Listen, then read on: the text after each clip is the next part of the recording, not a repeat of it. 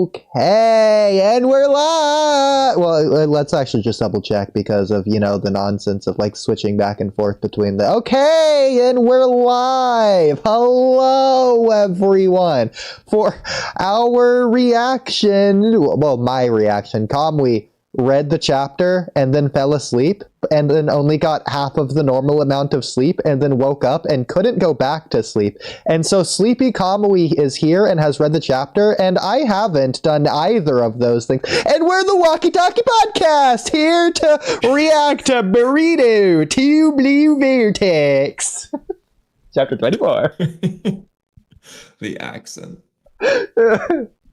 I love it. So, actually, you know what? That's probably how Jonathan Oliver would just say it.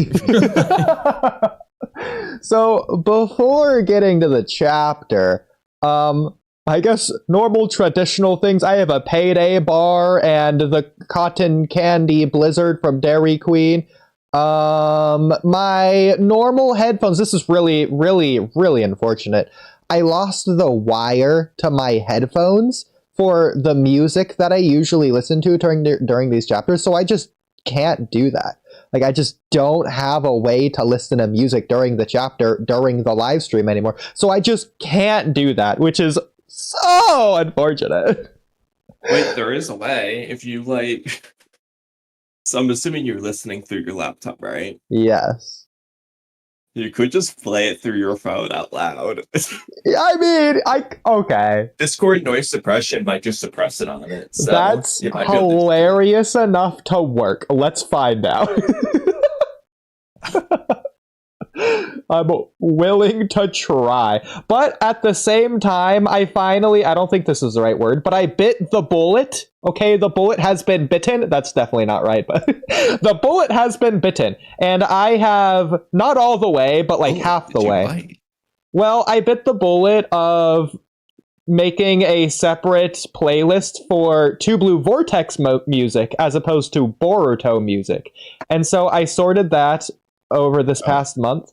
I haven't done that for Naruto yet. I just have one big playlist for Naruto music, including Part 1 and Shippuden. I'm probably going to do that between this month and next month. But the important part for tonight is I have a To Blue Vertex. Technically, no, I just will say it's a To Blue Vortex music playlist, of which I'm going to use while coincidentally reacting to the To Blue Vertex manga. Of course. And as I'm trying... Your To Blue Vertex music is either Boruto Part 1 music or just fan-made music? Yes. But I'm okay with that. So I like how you made a To Blue Vortex playlist before you made a Part 1 playlist that just happened.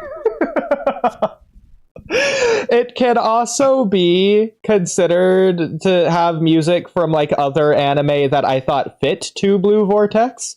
For example, some of the things I randomly sometimes send you, there was one from the one series where the dude lives forever because he's immortal. Funamushi was his name. What is the thing? No, never mind. That's the pirate arc. No.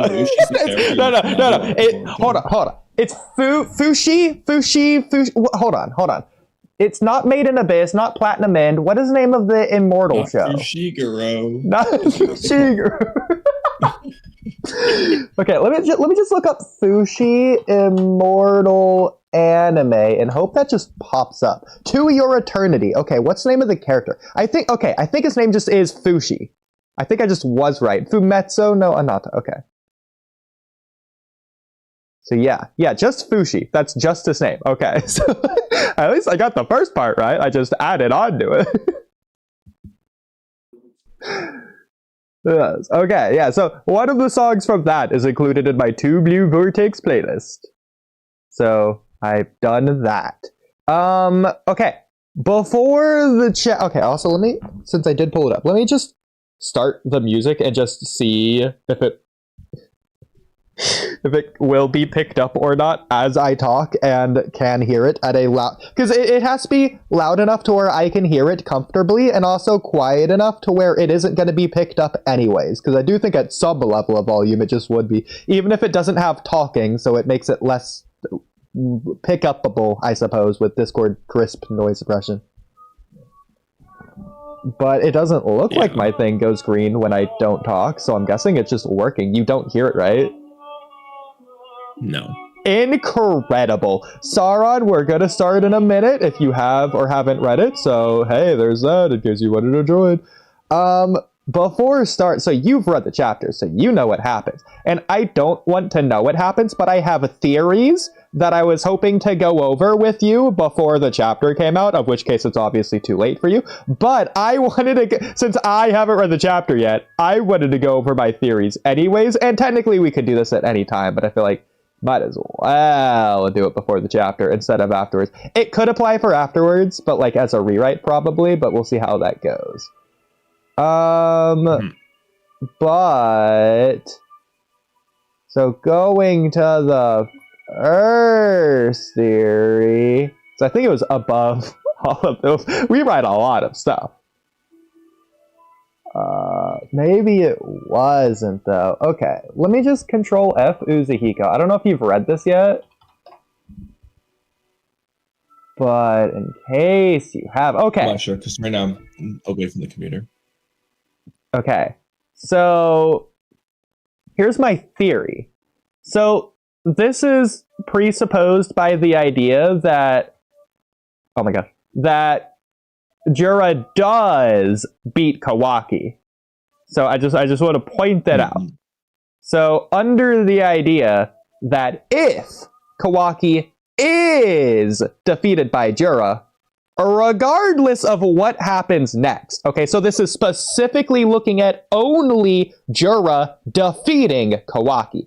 If that does happen, then how would we want it to happen? And this could apply to this chapter, it could apply to next chapter, because again, I haven't read it, you have. I don't know if the fight ends this chapter or is interrupted or whatever, but if Jura does defeat Kawaki, whenever that happens, regardless of what happens else, how do we want it to be? So I have multiple ways that I wrote down.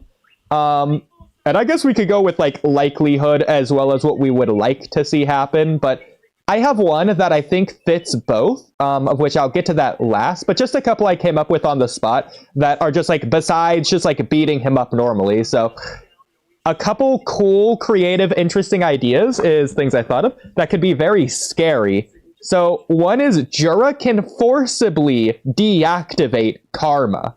I think that could be cool. Like Kawaki powers up into his V2 form, pulls out the horn, and Jura just like telepathically mind manipulates through his Otsutsuki Shinjutsu Tintel's Otsutsuki-ness. He can just reverse that process. Or like maybe like seal the karma, maybe hyper compress it more. I don't know, like Jiraiya versus Orochimaru, undoing and redoing and tightening and loosening Naruto's seal, something like that. That could be cool. It also feels similar to Vilgax undoing Ben 10 with the Omnitrix, but you talk. That would be really cool. I will say telepathically just turning off karmas, probably not the most likely. I agree. But if he were to like hypothetically just pull out the 5-prong seal and seal it that way, that would be still cool.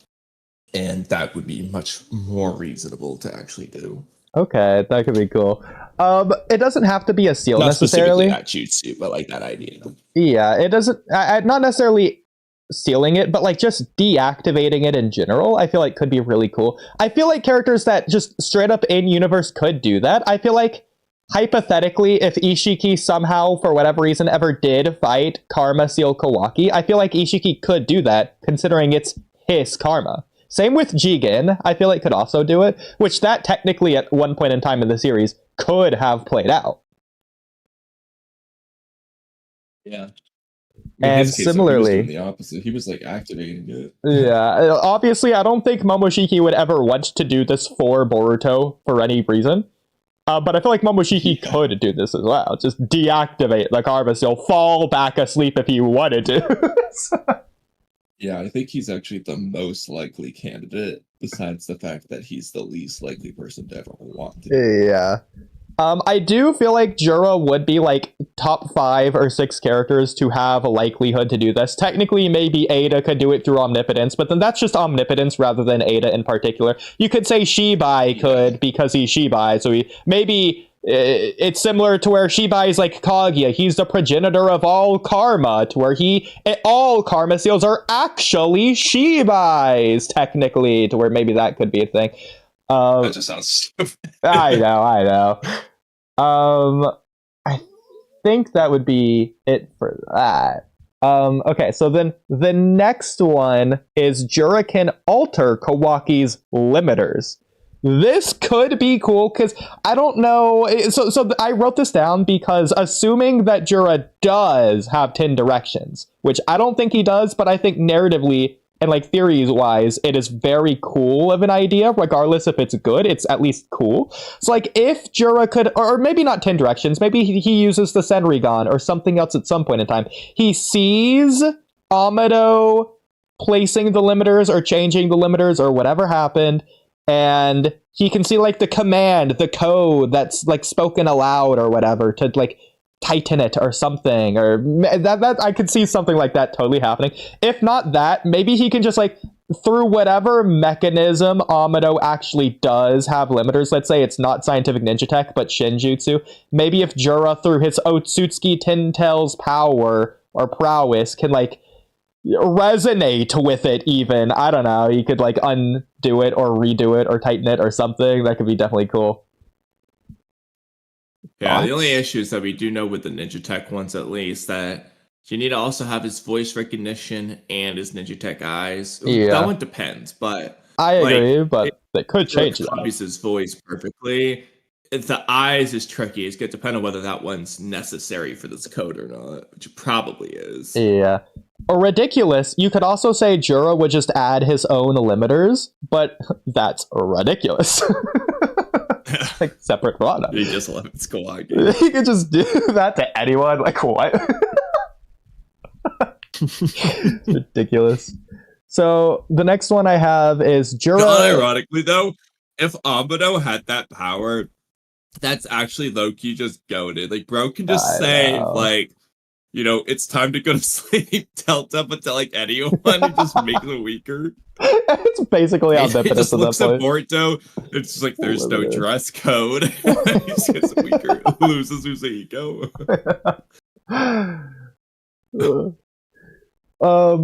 So similar. So obviously, like brain seed branching off of the previous one for obvious reasons. I wrote down Jura has 10 directions and uses that somehow. So rather than the Kawaki's limiter thing, just Jura in general looks to the future to see what Kawaki does in this fight.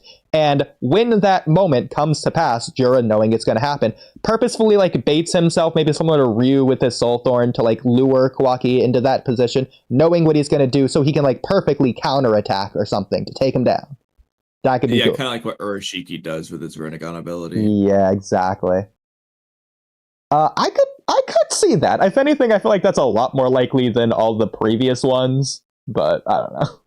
You know, screw 10 direction. Just give him Urashiki's ability and have him use it better. Yeah, just any future sight, which is honestly a lot more likely if Momoshiki's personal ability isn't even a Shinjutsu. At that point, any Otsutsuki can just have it, and if Jura is Otsutsuki-ish, kind of tangentially related, then there you go. I mean, he can fly. Well, so. especially if Shinjutsu come from Ten-Tails one way or another. You know? Yeah.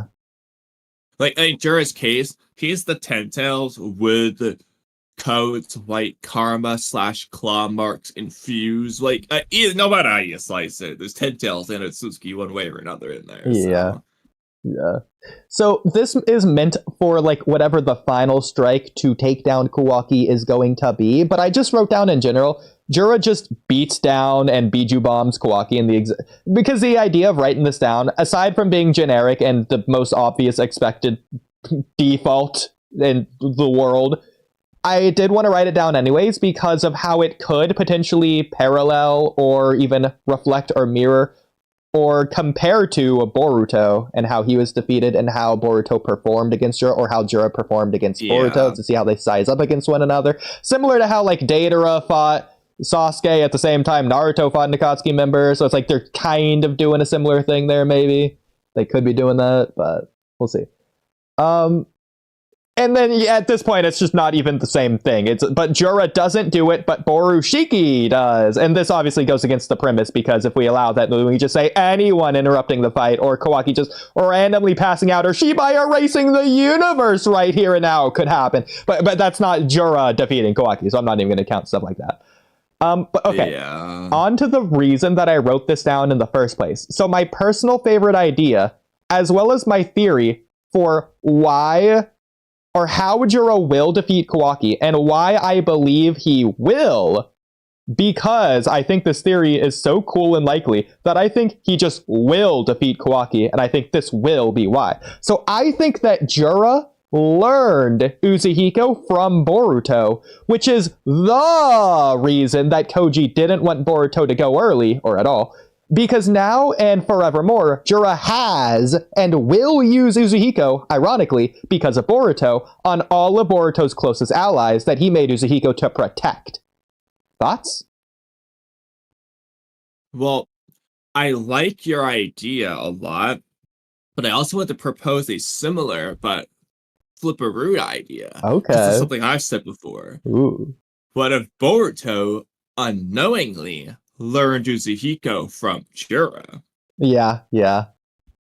So this is sort of like you said, that's the opposite. So yeah, this is the opposite of that idea. I think that's low-key where the idea came from in my mind. I was wondering about that, because I'm like, did he coincidentally come up with the opposite idea? Because I think it's at least subconsciously related to where that's how I thought of it. At the very least, I think I thought of it not because of that specifically, but because of the general conversation where we had that specific talk. I think the general conversation got my mind thinking about different possibilities as well. If that the part sense. I like here is he made uzuhiko to protect his allies, but now it's giving Jura the opportunity to hurt them. Because that feels like a much more direct idea of what Madara did, stealing the Nine Tails cloak in the War Arc against one of the random fodders that Naruto gave the cloak to. Because that happens, idea, but this is being a lot more... This would be more like literal, like the Madara case. Okay, that didn't matter either way, but exactly. Also, a lot more. I don't want to say intentional, but like in your face. I suppose like it's the point, whereas the Madara one, it just happened. Yeah, I'm trying to think of an example of one. I know there's something else that we're just forgetting in Boruto or Naruto, but like, regardless, possible combo idea though would be if in one of Koji's futures. So Jura just has whatever his tail beast bombs are. They're like special in some way, and that inspires uzuhiko. Like, so let's just hypothetical. It doesn't have to be this specifically, but hypothetically, Jura draws centrifugal forces from the planet and shoots it at you, but it doesn't make you dizzy. And Boruto takes it further by making you dizzy. Like, just hypothetical. So that's how Boruto learns it. But now that Boruto's used it on Jura, this is a singularity of fate move here. Now the future's going to change to where Jura is going to evolve his attack to being like actual uzuhiko or beyond that. Okay. So then it's both ways. I like that. Yeah, like he upgrades his Biju bombs because of this mechanic that he learned, or is now at least aware of. I think I like that even more than uzuhiko. Not really, but maybe. It's like as good almost. Yeah, it's just trying to take both ideas. It's like a back and forth. Yeah, that's fair. Because I think it's just a really cool concept in general, not because of like the idea I wrote down, because that's obviously a part of it, but because of specifically it's being used to defeat Kawaki, who's showing up to protect Boruto in this very same fight. So it's not the exact same thing. In fact, it'd be better than this, but like because of who Kawaki is to Boruto, the rivalry character, it's almost like if Naruto using the Rasengan on Deidara. Let's just say that, because like Kakashi was saying to Naruto, you're being too hot-headed, you shouldn't fight him, and then Naruto's doing it anyways. So like Naruto's emotions, showing Deidara the Rasengan. Let's just see with Deidara's eye, he was able to copy the Rasengan, and then he used it in his fight against Sasuke, and then Deidara defeated Sasuke using the Rasengan. It's something like that, I guess. See, I think this would be infinitely better if in Chapter 9, instead of just punching Kawaki, Boruto used uzuhiko on Kawaki, and now Jura uses it on Kawaki too. Okay. See, the problem with it is I don't know why Boruto wouldn't be able to just rescind it. Like, I guess maybe Boroshiki's going to be there, or Boruto passes out again, or Jura refuses to let Boruto near Kawaki. There's a lot of different possibilities. Maybe Kawaki even teleports Jura away, and Boruto can't track him or something. I don't know. But there's some kind of way to get that to be the case. I think could be really cool. I also wrote down, this is cool because Boruto also only went here, which led to Boruto using Uzuhiko and Jura, because he wanted to protect his friends, instead of, say, accepting omnipotence, lol. This is a stupid thing that they're doing, but... I mean... So because Boruto wanted to protect his friends, it's getting his friends hurt in the most direct way possible. Like, it's I thought Boruto's techniques, not just his actions. It gets a little bit of a gray area with that concept, because you have to really think deeply on like what you want the story to tell, or if you're Ikimoto, what you want to tell with the story. Because on one hand, it's a really good consequence situation if Boruto, hot-headedly goes there to save Konohamaru, and then in the end, his actions lead to Konohamaru dying, let's say. Or maybe two people dying, Konohamaru and Araya, let's say.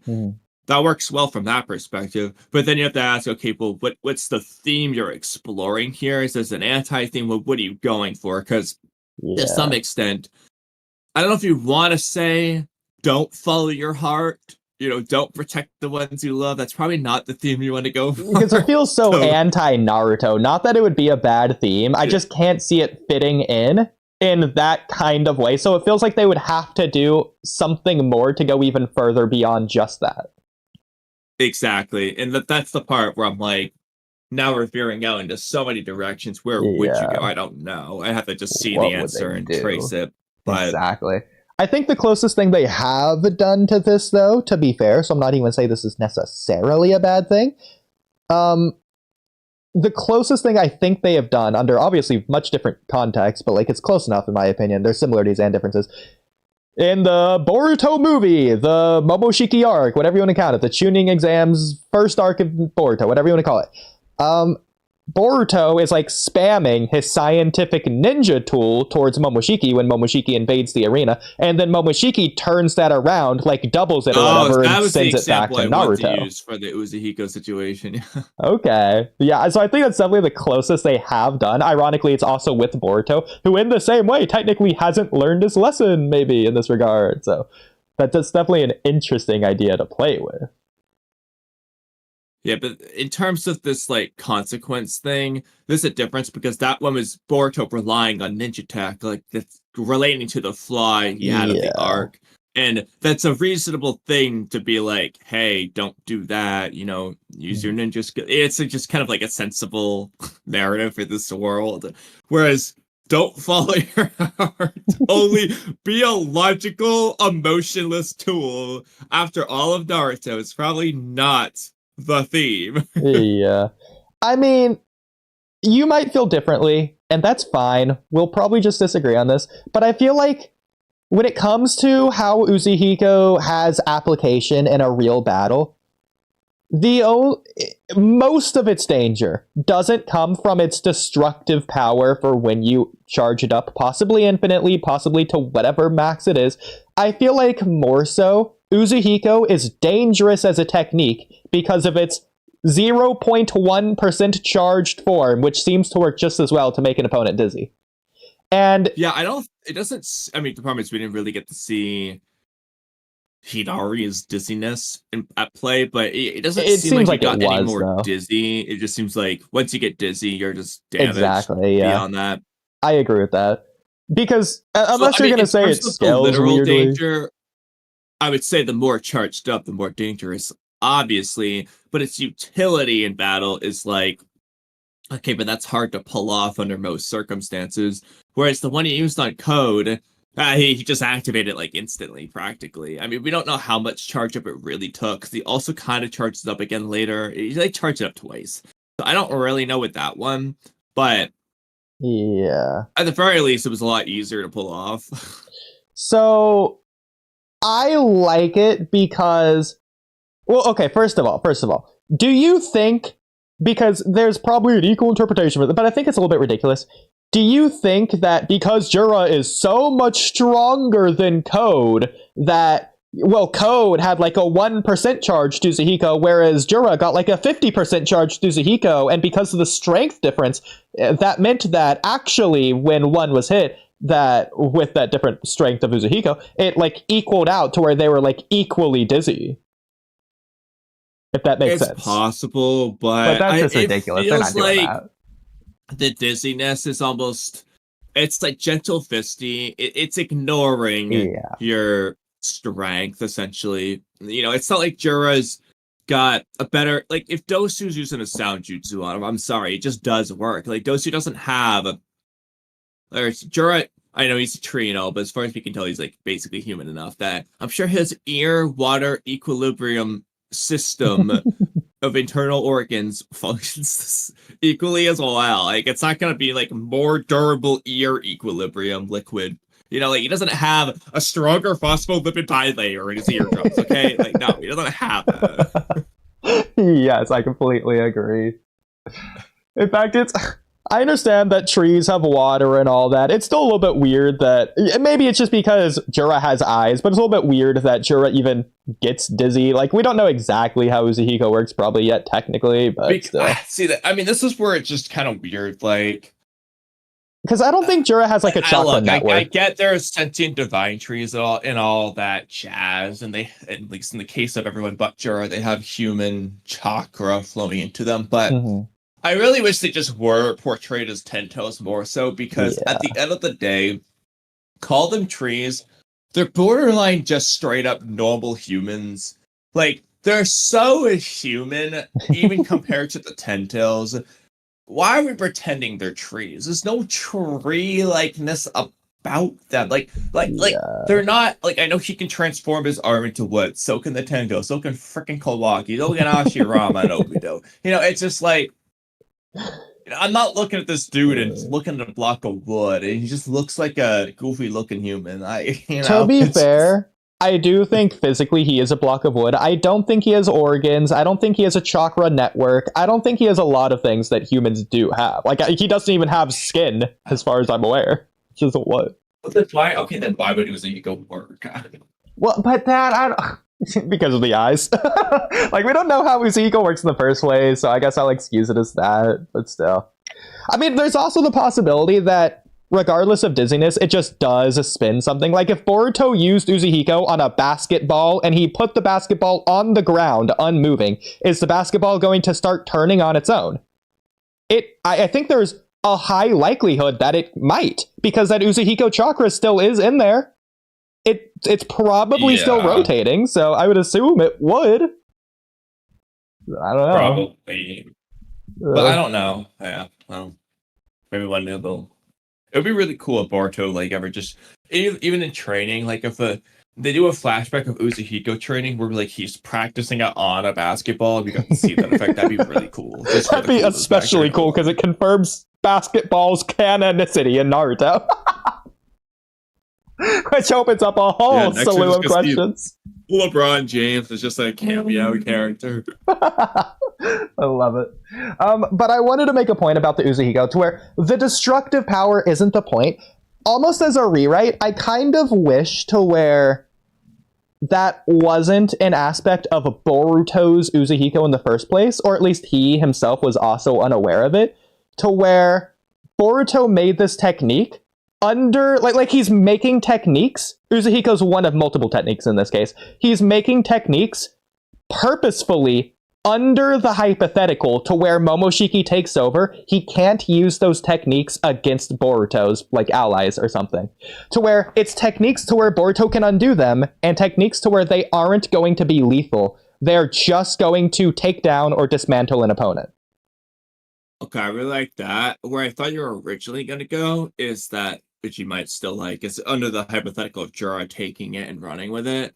Boruto's are like all specifically non-lethal but hacks, and the Jura would add the power aspect and make it more dangerous that way. I think you could do that, but what I was going to say is that Momoshiki evolves the Uzuhiko to do that because Boruto's unaware of it. Yeah, much to his surprise. I mean, the same way he evolved the Resendon. That's exactly what I was going to say. Exactly. Because he's already doing that. I still can't believe, though, bro, like, that jutsu's never been used since. Like, look, I get Boruto not wanting to use Moboshiki's techniques. I really do. But, like, let's just be real. If he's just firing vanishing Resendon bullets at people, just boom, boom, boom, boom, boom, boom, that's pretty OP. Just use it. If anything, I would say, rather than Momoshiki's techniques in particular, he wants to be ninja as opposed to Otsutsuki because of obviousness that we don't need to go over, as opposed to Kawaki, who's perfectly fine with using Jigen's techniques. But, like, come on. Like, Boruto, he's flying, he's teleporting, he's gonna refuse to use the chakra tools from Kinshiki? No, bro, he's gonna use Resendon, considering it's a ninja technique made by an Otsutsuki. Doesn't matter at that point. Exactly. That's what I was gonna say is, well, besides the fact that his flying Raishin's entirely using Otsutsuki teleportation, but ignoring that, like, this is the most ninja thing Moboshiki's ever done. Like, that was literally Moboshiki being a ninja, rather than, so at that point, it just is a ninja technique. Like, Moboshiki was being a ninja. Use ninjutsu there. It's just ridiculous, bro. So I also really, really loved the idea of the vanishing Rasengan, and I really wish, after the first Boruto movie onwards, I really wish that was Boruto's signature Rasengan, and I don't want to say that he never learns the normal Rasengan or other variants, but like that's like his default Rasengan, because I mean, like Momoshiki was saying, it doesn't pack a punch unless you hit it in the vitals, but it vanishes. That's so cool. And it was used to defeat Momoshiki by freeing the Kage, and they could do so infinitely many clever things like that for the Vanishing Rasengan to be the thing to win in the end. Like, they even use it against Delta in a cool way to where Delta can see it. So, oh my god, that's so threatening. Delta can even see a Vanishing Rasengan. What can't she see? Like, they're doing so much, bro. It's such a cool idea. And again, the Vanishing Rasengan, the whole idea, it doesn't pack a punch. So it can be one of those techniques that Boruto has or made to counter Momoshiki by not having it be lethal, but damaging enough to win a fight.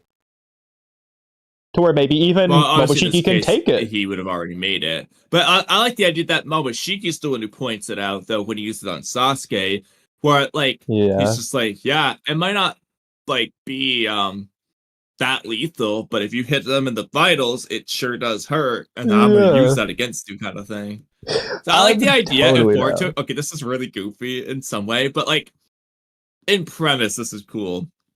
Boruto comes up. It doesn't have to be every arc, but every now and then he comes up with a new jutsu, like, hoping that. So, for these same reasons, like Uzuhiko or hypothetically, and each time Momoshiki takes over, he finds a way to use that jutsu in a way that Boruto was trying to avoid. So, like, he uses Uzuhiko, he makes it stronger. He uses Vanishing Rasengan, he hits him with the vitals. He makes the Rasengan turns into the Resendon. Like, he just keeps making new jutsu to, like, piss him off, basically. I'm totally on board. And especially, what do you think about this, to where Boruto's thinking about it only from the ninja aspect, and then Momoshiki only thinks about the technique from the Otsutsuki aspect, which is how do we get the difference? For example, for the Vanishing Rasengan, like we're saying, it hits you in the vitals. What if we're saying he's only doing that because Momoshiki's using his Otsutsuki Byakugan to target chakra points or something? That would be cool with the Vanishing Rasengan or Resendon. Yeah. Resendon's interesting if he makes it really small to, like, sound stupid, but, like, imagine an 8-trigram 64 Resendons to where he's just gonna shoot the chakra points from a distance. Yeah. But, like, even I don't know how we would make flying Raijin destructive. I guess maybe Momoshiki could teleport someone away into space so they suffocate to death, or like Daikokuten, he learns that technique or something. But like again, teleporting isn't into a Biju. Or no, even funnier, that's what Sarada's Mangekyo ability is. It's just not Sarada's, it's just Momoshiki uses Boruto's teleportation, and it just is the black hole or whatever. That's kind of cool. I think that's the coolest way to do that. But anyway, since everyone in chat, this is also goofy. Oh, yeah? If like Momoshiki, let's just say, make it more like Minato for the example, he throws a kunai at you, but rather than teleporting to that kunai, he teleports his jutsu to that kunai. Oh. So like he shot a Rasengan earlier, and then that Rasengan is like in the air, and it just poofs over there. I like that. Yeah. Okay. I did want to go over one more thing before stream. None of this. It's actually something I haven't written down. So, also, what is this really quick, just so I can see? Okay, never mind. That's not enough. That shouldn't be here. This should be in Naruto topics. So, actually, no, this should be here. Okay, so Kamui, I haven't wrote this down. I was thinking about this earlier, and I was just trying to give it the benefit of the doubt, just to see if I could. So, I was putting myself in Jonathan Oliver's shoes. This isn't an argument Jonathan Oliver's made, but maybe we aren't. But maybe I just want to get your thoughts on this, not from a biased perspective, but just try and hear me out. Maybe we're being too harsh on Mitsuki, memes aside, with his Sage Mode. Because he's using his Sage Mode to defeat the Claw Grimes, all 4 of them or whatever. So I'm going to compare it to something, which is why I'm doing this, because, okay, so Naruto, as we've seen, he uses KCM in Boruto on literally anything. He used it in the Parent-Child Day novel to take down that robber. In fact, Kurama tells him not to overly rely on it. That's fine or whatever, that's dandy. I'm not even pointing to that necessarily. The 2 scenes I want to point to are in Naruto.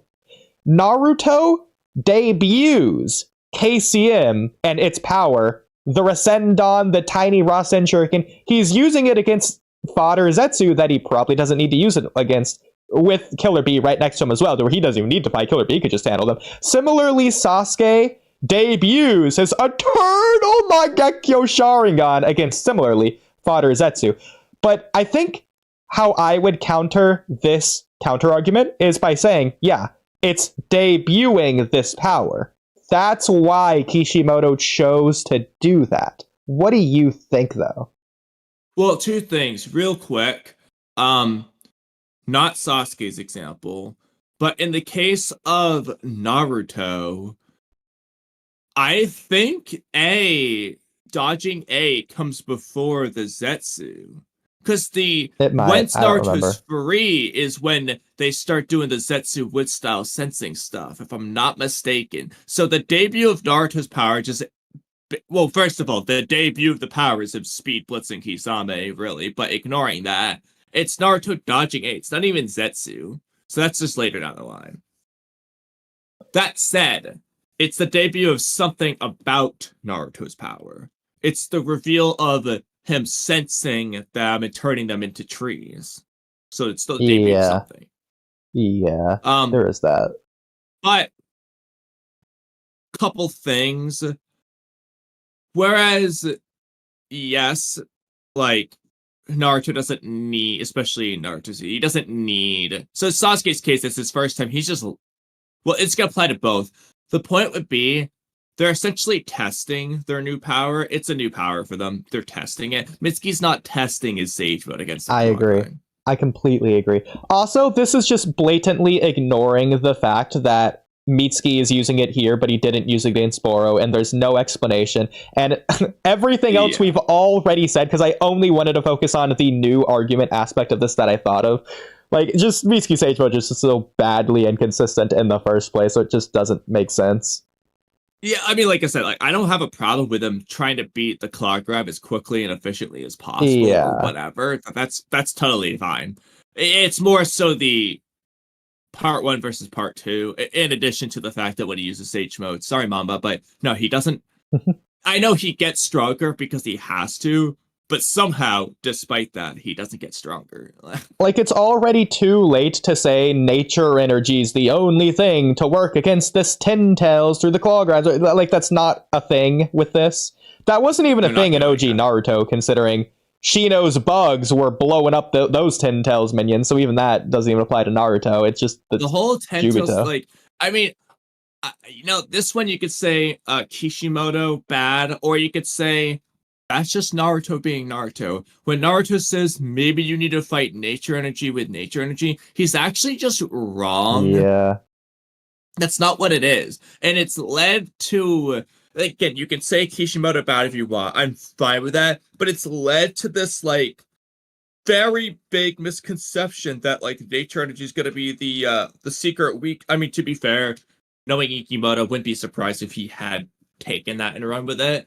But, like, this expectation that nature energy is going to be the weakness to every single Utsuki or Tento's character, they're clearly not doing that. They haven't done it. It was specifically the Truth Seeker orbs. That's what it was. It was the Truth Seeker orbs. Can the clone paper tags please make a return? Imagine Shikamaru and Ko using those to trap and defeat Jura. Bro, unironically, that is their best way they could defeat Jura. Or if I had to pick something even more extreme, Konan Serum paper bombs. They just Edo Tensei Konan and they bring him to the Rain Village. So stupid. Oh, the Team Guy clones? Oh. So just Jura fights Jura. Yeah, you're right. Yeah. I mean, at that point, just resurrect the third Mizukage as well and just have two Juras fighting Jura. Can't get stronger than both of them. Just have the clam. It's just Kenjutsu tricking Jura. Unironically, the second Mizukage versus Jura would be a really funny fight. I agree. Okay, with that, just have every reflection ability. With that being said, Kamui. Yes, we should move to the chapter. Okay, the chapter! So, Kamui, while I go get my water, tell us what you thought of the chapter. I'll be right back. Okay. Well, I was hoping for the audience to have you express your feelings. Okay, so whatever. I'll just say it now. I think this chapter, I think it's not confirmed. I think this chapter is simultaneously, I feel like I've said this before, but like this one has just surpassed it. The best and worst chapter. Because I really liked the good things they did. And overall, I would say I enjoyed this chapter more than I hate it. And the things that were bad are, I think, very bad. But I did like a lot of what they did do in this chapter. It did address a lot of things. It's like, oh, thank God they finally addressed that. Like Jura healing, for example. Like, I'm like, thank God they finally just fucking did it. Other narrative things I thought were really good. Like, I actually really like this chapter. But that being said, it's the best and worst because, okay, chapter 13, Jura leaving is really bad. I think this surpassed that because, okay, say what you want about Hidari rotting. What was his reason for leaving this chapter? Like, yeah, Kawaki praised them. Why does that mean you need to leave without killing Boruto? What, just, like, Boruto still knows about the Thorn Soul. So, if Jura never brings up wanting to kill Boruto again, I'll say, okay, he changed his mind. But if in the next stupid arc, he's like, we've got to kill Boruto, I'm coming back to this saying, why didn't you keep fighting Boruto? Because all three of you agreed you're stronger than Kawaki and Boruto together. So why didn't you just snipe him? Especially when Boruto and Kawaki turn away to flip him off. That's a great opportunity to snipe Boruto. He's not looking. He's tired. He can't. And then he wouldn't be able to escape because he needs time to escape. He just... Why did he leave? There's a couple other things as well. They did, basically, confirmed the plot hole. I'm sorry. Look, it is absolutely ridiculous. Not only in terms of Boruto's conversation, like he left and then stopped to tell Kawaki about the sand mission, but ignoring that, Ano was watching, bro. Like, it's so stupid that, like, to imagine the way they're playing. Are you okay? You back? Yeah, you're back.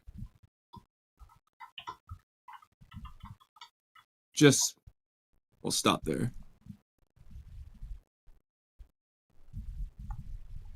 Okay. Okay. Okay. Hello. Hello. I mean, you stop because I mean, if you wanted to keep going, but I bet you don't. Because it'd be better if I don't have to repeat it. I mean, especially since at the end of the day, I mean, you're not going to want to stay up all night either. But I don't really know what my sleep schedule is right now in terms of today. Like, I'm very confused on whether this is either going to be the best thing possible or the worst thing possible. And I have no idea where this is going for me because I fell asleep at 6 p.m., woke up at midnight. And I don't know where this is going. So yeah. Anyway, let's just probably not overdo it. Probably not a movie after is what you're saying. Well, it depends. If you're wide awake, and I just feel like this is working towards me going to bed early, then we can. Okay. We'll see. So I got this. Okay, real quick, just to show off what I got. It's my Dairy Queen Blizzard and my Payday Bar. And that's all I got. Oh, I got peanut butter, so I'm going to count it. That's that. And again, I don't have extra headphones. When you said the peanut butter thing, chat, I was like, what the fuck is that? I have no idea. I really hope we get an answer. But here is my playlist for 2 Blue Vortex that I made. It has, let me just double check how many videos it has. I think it has like 50 something. Where is it? My Madara playlist says 156. 2 Blue Vortex, not TV, but TBV. So I hate going out of, okay, 53. You should call it Boruto TVB just to spite it. So 53 videos. It's an unlisted playlist, so I can even send this to you if you want for anyone listening along. Oh wait, no, I can't because I have to log into my other. Okay, I can't do that. I'll. Never mind. Well, that's okay. Wait, yes, I can send it on my phone. Okay, this is worth it. This is worth it. You don't have to listen to it if you don't want, but I'll put it in the Discord, which is a perfect opportunity to invite people to the Discord. Hey, go ahead and join the Discord if you want to listen without delay and off stream, before stream, and after stream. Sometimes we talk about some really interesting. The stream cuts out for 2 hours and we don't realize it, and you want to keep watching the stream, like that Daigo stream and Boruto stream, both of them actually. That was out for like 2.5 hours and we didn't know. So okay, it's a general chat. By the way, everyone's been dying for the next thing of that, so I guess we'll have to do that pretty soon. I mean, I'm down. Okay. For those listening, if you join the Discord, then I put it in general chat and you can listen along through your own playlist by going to it right there at 1:46 a.m. on 7/16 if you're listening to the VOD after the fact. Link the chapter we're reading in there, so if you don't want to see the filter effects, you can join the Discord. Which and there's the link. Back on. Okay, for Burrito to be vertex. All right, so let's see. We have surpassed your limits. Oh, okay. Well, that sort of tells us right there. Okay. Pierce the enemy. So Kamui. Forget the fact that you've read this already. Pretend you haven't. So, Kamui, surpass your limits, hey? What do you think about that? Considering my stance on this. My kawaki uzumaki. That Well, was funny. well, Kawaki is surpassing the limiters that he has on. Thoughts? Well, that's one interpretation. All right. Well, considering Kamui's read the chapter, let's keep going. Wait, hold on. Read the top of the arrow. Okay, you found it. Kawaki arrives when Boruto is in a pinch. Oh, wow. Okay, so the pincer maneuver. That's what he's doing this time. Okay. Can he He's counter gonna pinch. against Jura the strongest? That's such a weird way to word it. Counterattack the strongest. Counterattack against Jura, the strongest. So that's not right. It should have said David. Okay. And pierce the enemy. Interesting. Well, he's already done that, so very interesting cover page. Love the car missile design, and Kawaki looks very nice. I have seen the green pants. Has Okay. new shoes, I think. He's got like Gara style sandals. If you notice the difference, like he doesn't have the same Kawaki's foot. Yeah, his shoes aren't torn up in this version. That's for sure. So I have seen, I think, just one panel. I don't know if it's fan art or official. It's really cool if it's official, but I also have a complaint if it's official, which I will say now. So I've seen that, I definitely have seen fan art of it, but I think it's both fan art and official, to where it's Kawaki doing the middle finger, flicking off, I'm assuming Jura, with I think Boruto's in that panel as well. I've seen a lot of memes of this. And what I will only say is, I saw before the chapter, and I thought it was Photoshop. Yes. And I will leave it at that. Okay. Well, I know it has been Photoshopped because everyone's taken this and run with it for me. I've seen like the JJK, the strongest thing next to it with like removing boards. I've seen a bunch of different things people have done. That Paradox did fan art of it in the chat. I think that's the first place I saw it today. So yes, there's that. So, okay. We should add it to intro pictures. Yes. So as cool as it is, I like it. I have one complaint retroactively. It's fine considering different contexts, but like he's flicking off Jura, really, as opposed to like other people in the past he had the opportunity to flick off. Like Jigen, like Ishiki Momoshiki. at his death. Like Ishiki at his death, like that's the perfect one. Yeah, like Delta, whatever. Like especially like when he, like, okay, imagine how cool, okay? Jumps up, grabs Himawari, the beam's coming at him anyways, instead of like the scientific ninja art just flicking off the beam as it hits his hand. He knows he can't dodge it. At that point, just screw you. Yeah, I'm like, it's just one of those things to where Jura's the straw that breaks the camel's back for Jura, for Kawaki flipping people off. Really, like again, like not even Boruto. Like, I'm not saying it's Momoshiki. unreasonable for Kawaki of all people to flip Jura off. It's that given that he didn't do it for Momoshiki Koda or Ishiki or Jigen, you know, it also, or even Abado, like it feels like or David L. Yeah, literally. Yeah, that's hilarious. It feels like so much more of like the immature, prepubescent, especially like before all of the character development, Kawaki from part 1, the kid Kawaki. Yeah, like he'd be doing it to those little kids who bumped into him. Yeah. Why are we getting this from like 20-year-old Kawaki, who generally, from what we've seen, has more or less cooled off from when he was a kid? To some degree. Also, I don't know, reasonable. But in Japanese culture, is the middle finger even a thing? I don't know. I was wondering about Isn't it like Chinese? It's the pinky finger or something? Yeah, like, is that just like a lie? Is that like what do they do this? Because I was wondering about that, because if so that just is like the average Japanese reader would be like, I know Japanese readers probably understand the context. They probably know by now, but it's really funny to imagine. They're like, what is this symbol? Like, what is he doing? Is this a new jutsu? It's a hand sign. Oh my god, Kawaki's a ninja. See, like Axel was saying, in some places a thumbs up is a middle finger too. Now we know that's not the case in the Naruto universe because of the Rock Lee Naruto thumbs up promise conversation. But well, There could have just been a much different context. Us Western speakers saying Naruto was really mad at Sakura. And Lee was letting Sakura know. Oh, yeah, he's mad. Recontextualizes the whole series. Could never keep his promise. Especially Guy. Guy's like, don't worry, Rock Lee.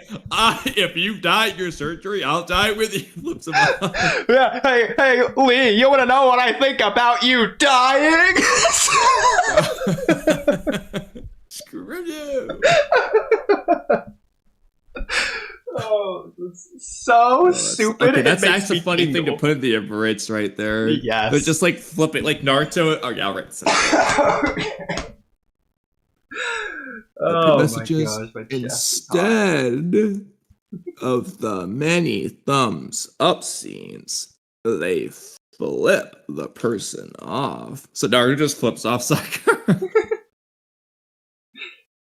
I love it.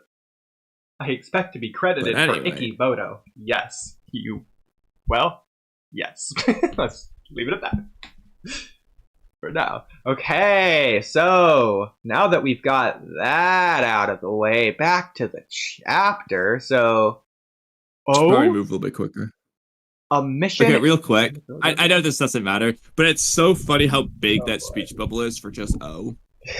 True, yeah. I mean, that's just the fan translator, because I'm sure the Japanese, like, you can even see the Japanese where they've like removed text. Yeah. There's even like ...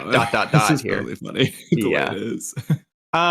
So before going any further, a mission in the sand. They're on top of the Hokage stone statue. So you're mad about this right off the bat, right? Yes, because it's like, again, ignoring the weirdness of Boruto, like being like, I'm leaving, and then mentioning the most important, like, he goes on to explain, this isn't an afterthought, like, this is the plan. Mm-hmm. It's just, that's weird, but ignoring that, again, I think it's complete. I understand that in theory it's possible for Ada to have stopped watching conveniently too early, but in character she just doesn't do that. She watches like to its completion. She saw this. It's just stupid. It's ridiculous. It's double ridiculous. Like, I'm not saying it's impossible. It's just double ridiculous. Boruto, it's not the and one more thing. It's and here's the actual thing I came here to tell you. And then it's Ada. Oh, let me stop watching now that I've heard that. It's double ridiculous. So this also, in a way, makes that scene worse for another reason. Because I'm pretty sure the last thing he, asks of Kawaki, that's, a new request, is, hey, you should, free Naruto and train with him.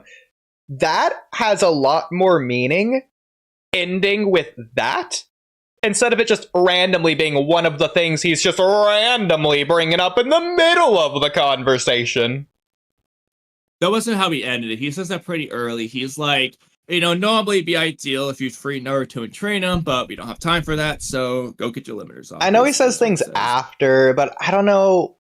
Maybe it is early. That was pretty early. He talks about Momoshiki, then he mentions that, you're weak, training would be great with Naruto, but get your limiters off. Sure. And then he explains that, and then they're like, all right, I'm leaving. And then Kawaki's like, hey, Boruto, I agree, we should take out Jura first, but I'm still going to kill you after, so let's team up for now. And then they're like, yeah, you better not get in my way, bro. You got it, shithead. And then imagine, you do that, and then it's just like, oh, by the way, can you come to the Sand Village? Here's my whole plan that we're gonna do. And it's just such a weird conversation. Why are you getting up and saying, why are you being like, go ask Gamado, I'm leaving? No, you're not. You started. So we got to the thing. So here's where we have a small conversation. Do you think this was Ikimoto's intended vision? Or do you think he's writing this on a chapter by chapter basis and he just didn't know this is the direction the story was going to go when he wrote that scene 5, 6, 7 chapters ago? Both are possible. What I want to say, though, is that is very possible. Mm-hmm.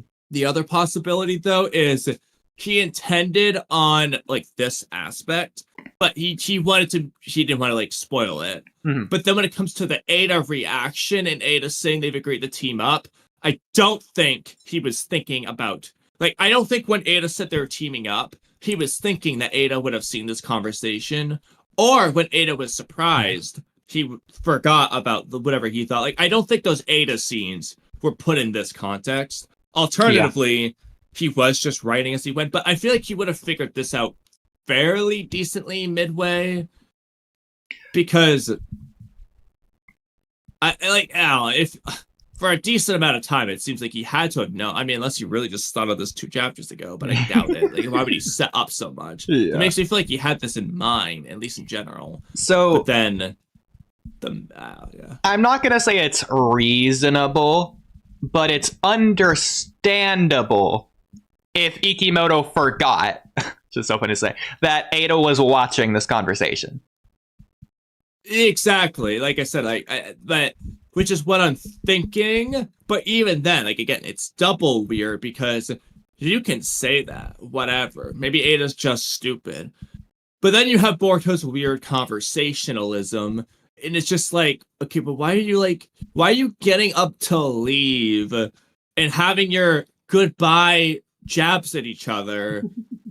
And then, I forgot the whole reason I came here, Kawaki, actually. Like, why are you doing that? It's the combination of the two. You can't just have both. Yeah.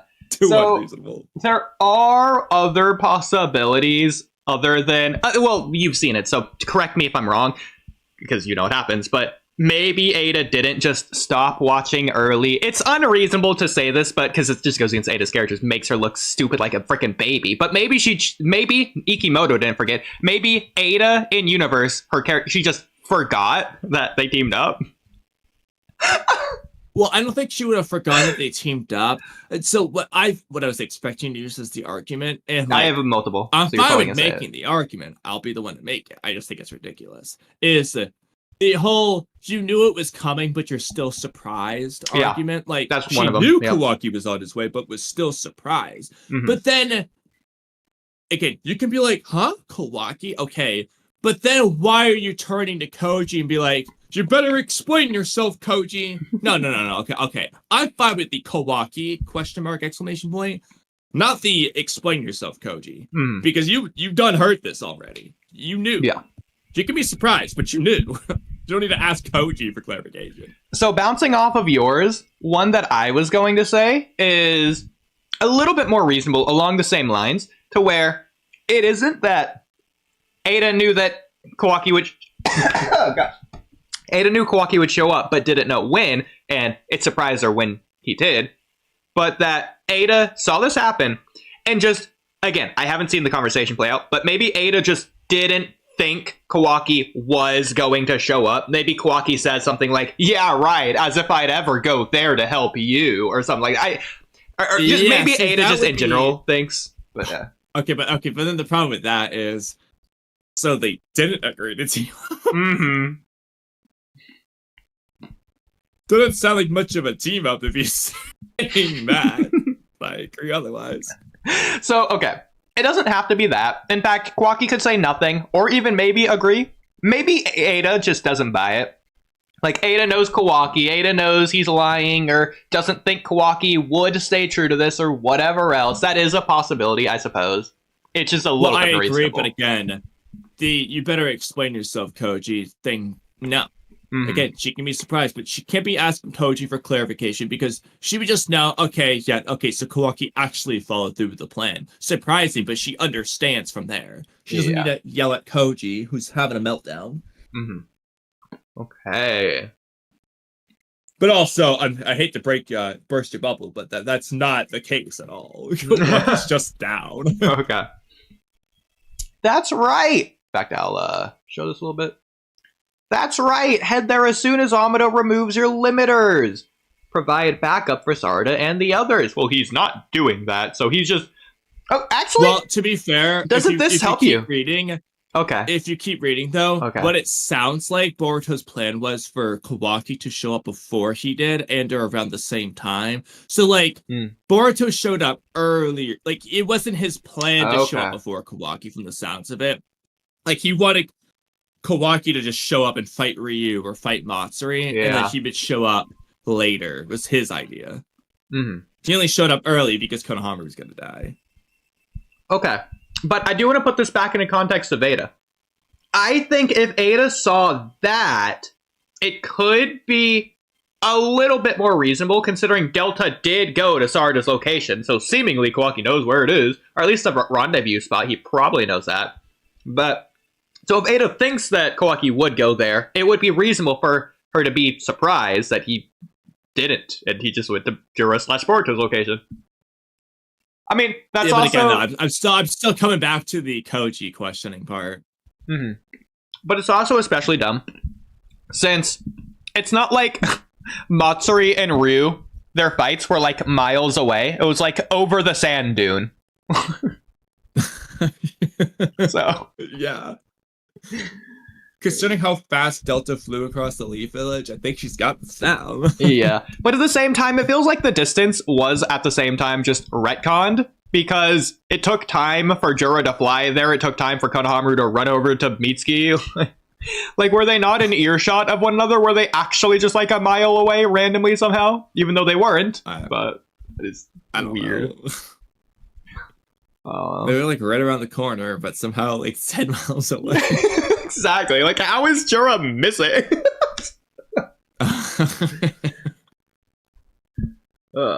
But I'll align my appearance with your arrival. Okay, interesting. If we do that, we won't be able to prevent Jura's intervention, but if your power is added to the mix, then there's hope.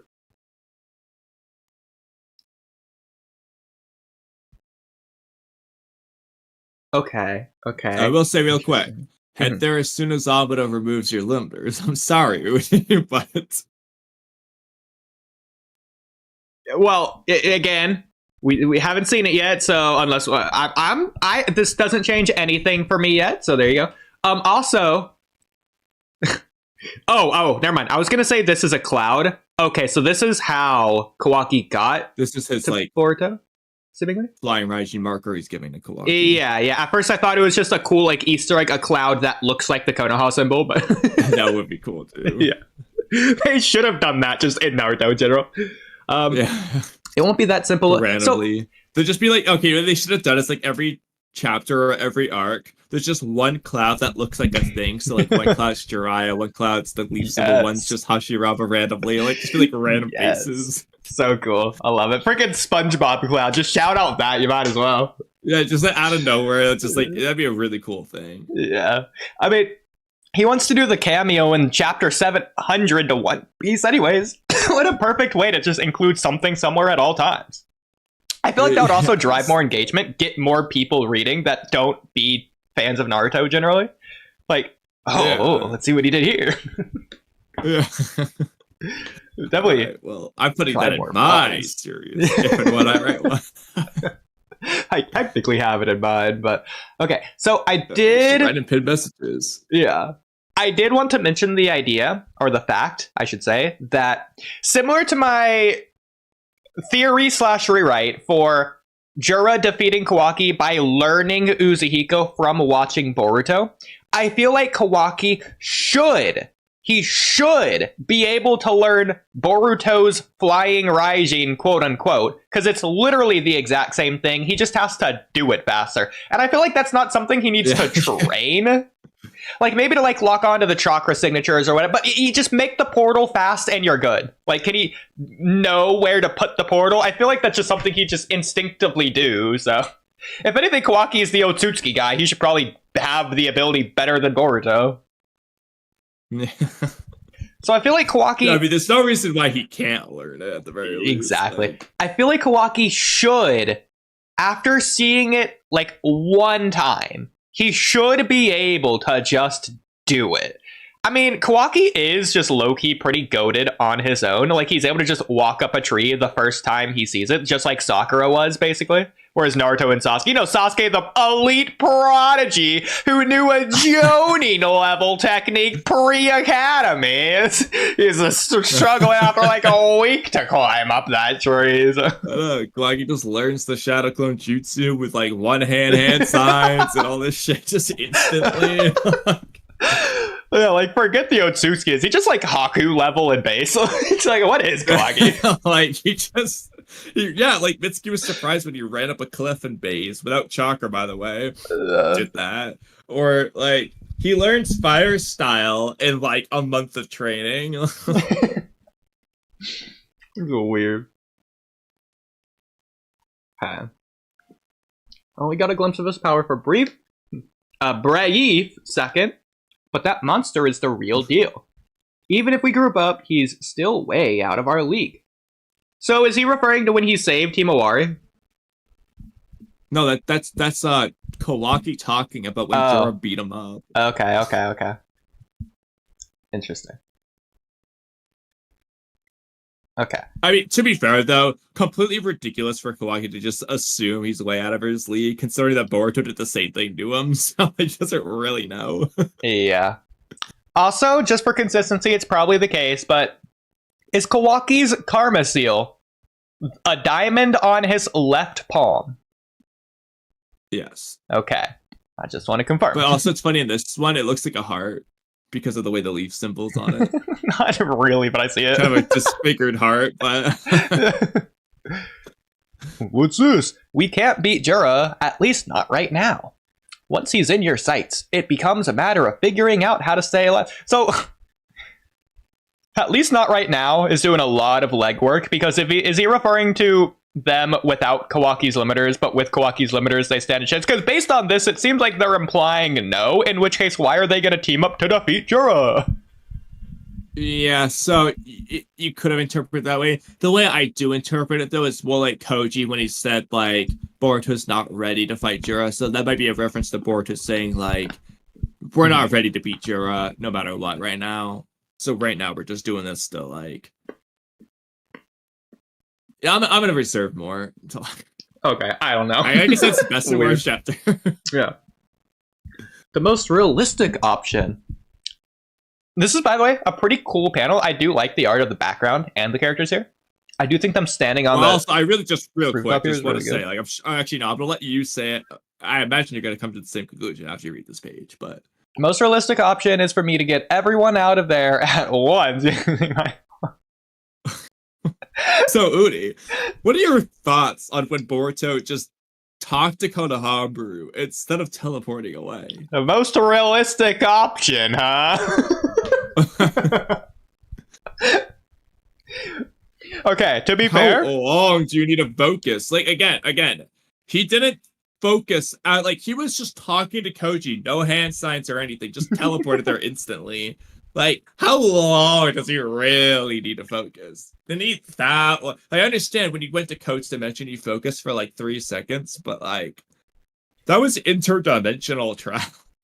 Well, to be fair, Kamui, he didn't want to teleport just Konohamaru. He wanted to teleport everyone.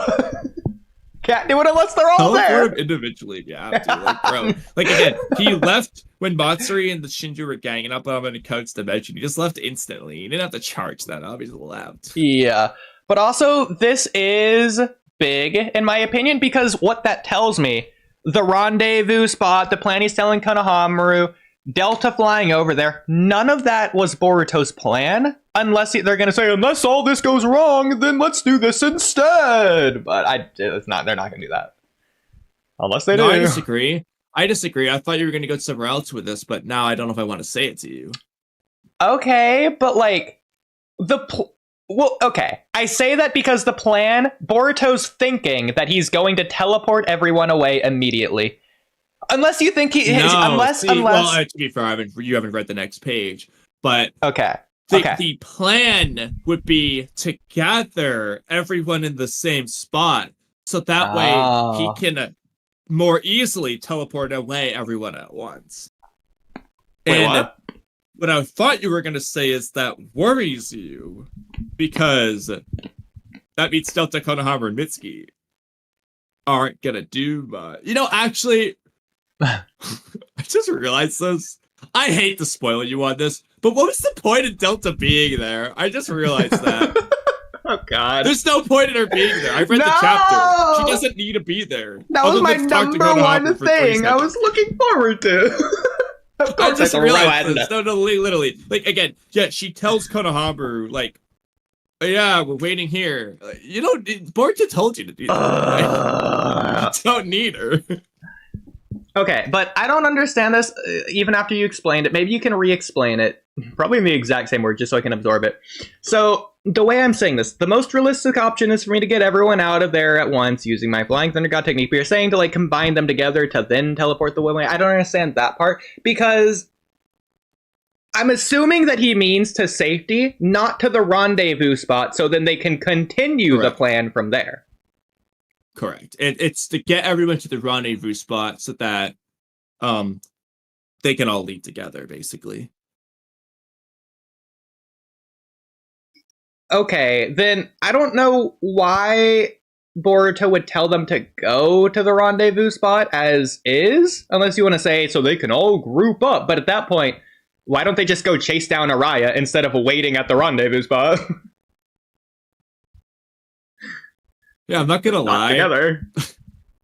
This is gonna sound funny because I'm just gonna say it's not addressed. So this is just my theory too.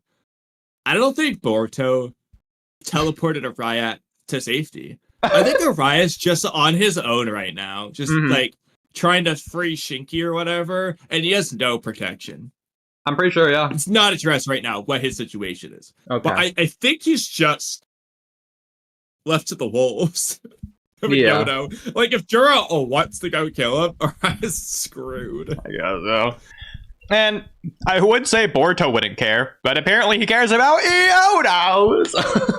Exactly. Not Yodo. Yeah, so I don't understand, because to me, this is telling me he wasn't planning for the rendezvous spot, but I'll, I guess, update my thoughts when I read the chapter. To me, that was the plan. We'll see what you think after the full chapter. Okay. In order to teleport long distances, there are a few conditions I've got to clear first. I've got to be able to sense the marked piece of metal with my chakra. Okay. Put that back on. Oh, by the way, this isn't a problem. But recap. Well, facing off against that monster, that's not possible for me. So, Kamui, do you remember when that was indeed, in fact, actually possible for Boruto at multiple points during their fight? Yeah. The flying Raijin. I mean, unless you want to say he wasn't sensing his chakra in the marked piece of metal, he was just getting extremely lucky every time he teleported to the exact correct spot. You could say it's a long distance thing rather than close distance thing, but that's beside the point. I don't think that's how that should work, but either way. Because that would be Dragon Ball as opposed to the explanation that they did give, which isn't Dragon Ball. But besides that, you could say, and I think the best interpretation, at least the one that makes the story the best, I think the best interpretation is he's waiting for Kawaki. So if he teleports away, that's like betraying his brother, because then Kawaki's gonna show up alone and die? Like, no, he wants to stay there until Kawaki gets there. But like he said at the end of the chapter, at the end of the last chapter, you really took your time getting here, or whatever he said. Like, oh, you're late. Like, so he's wanting to wait for Kawaki rather than leave the fight, even though he could. Yeah. So you're saying it's also fine, as long as I buy you I'm not gonna say what it is yet, but I'm gonna write it down real quick. So just don't look at Boruto topics. Just give me a second. You can keep reading while I do this. Sure. So, by the way, I just want to say, I love when stories do this. This, how it's used here, makes no sense. They're going from the flashback to Boruto saying he can't use Flying Raijin to Kawaki in real time saying aloud, so you're saying it's fine as long as I buy you that time. Unless he's responding to something that Boruto said at the end of last chapter, but I don't think he is. I don't think he's responding to Jura. No, I think that's he's just like responding finishing to the flashback, and you're right. It doesn't make any sense whatsoever, but it's just cool anyway. Yeah. Okay. But also, this is also a problem because Boruto's not going to do this. Let's be like, this doesn't make sense for the plan anyways. That's not what Boruto was implying. Well, okay, I haven't read the full chapter because he was saying some weird thing earlier. Oh, we're not ready to kill Jura yet. So then why are you teaming up to fight him? It's like, oh, so the plan, okay. So I think I understand the plan now based on what you're saying. So the plan is the moment Boruto shows up, Jura's gonna show up. Boruto can't use Flying Raijin to teleport everyone to safety because he can't focus on long distances, blah, blah, blah. So he needs Kawaki there to fight Jura to buy Boruto the time to teleport everyone to safety. Yes. Kawaki would never agree. One thing, but right? Ignoring that. Okay. But scroll back up to when he says he's going to time up, like with his Kawaki's arrival or whatever.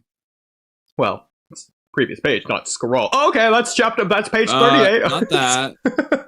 Okay, so it turns out there's pages here instead of the previous page one. There's a page here, but whatever.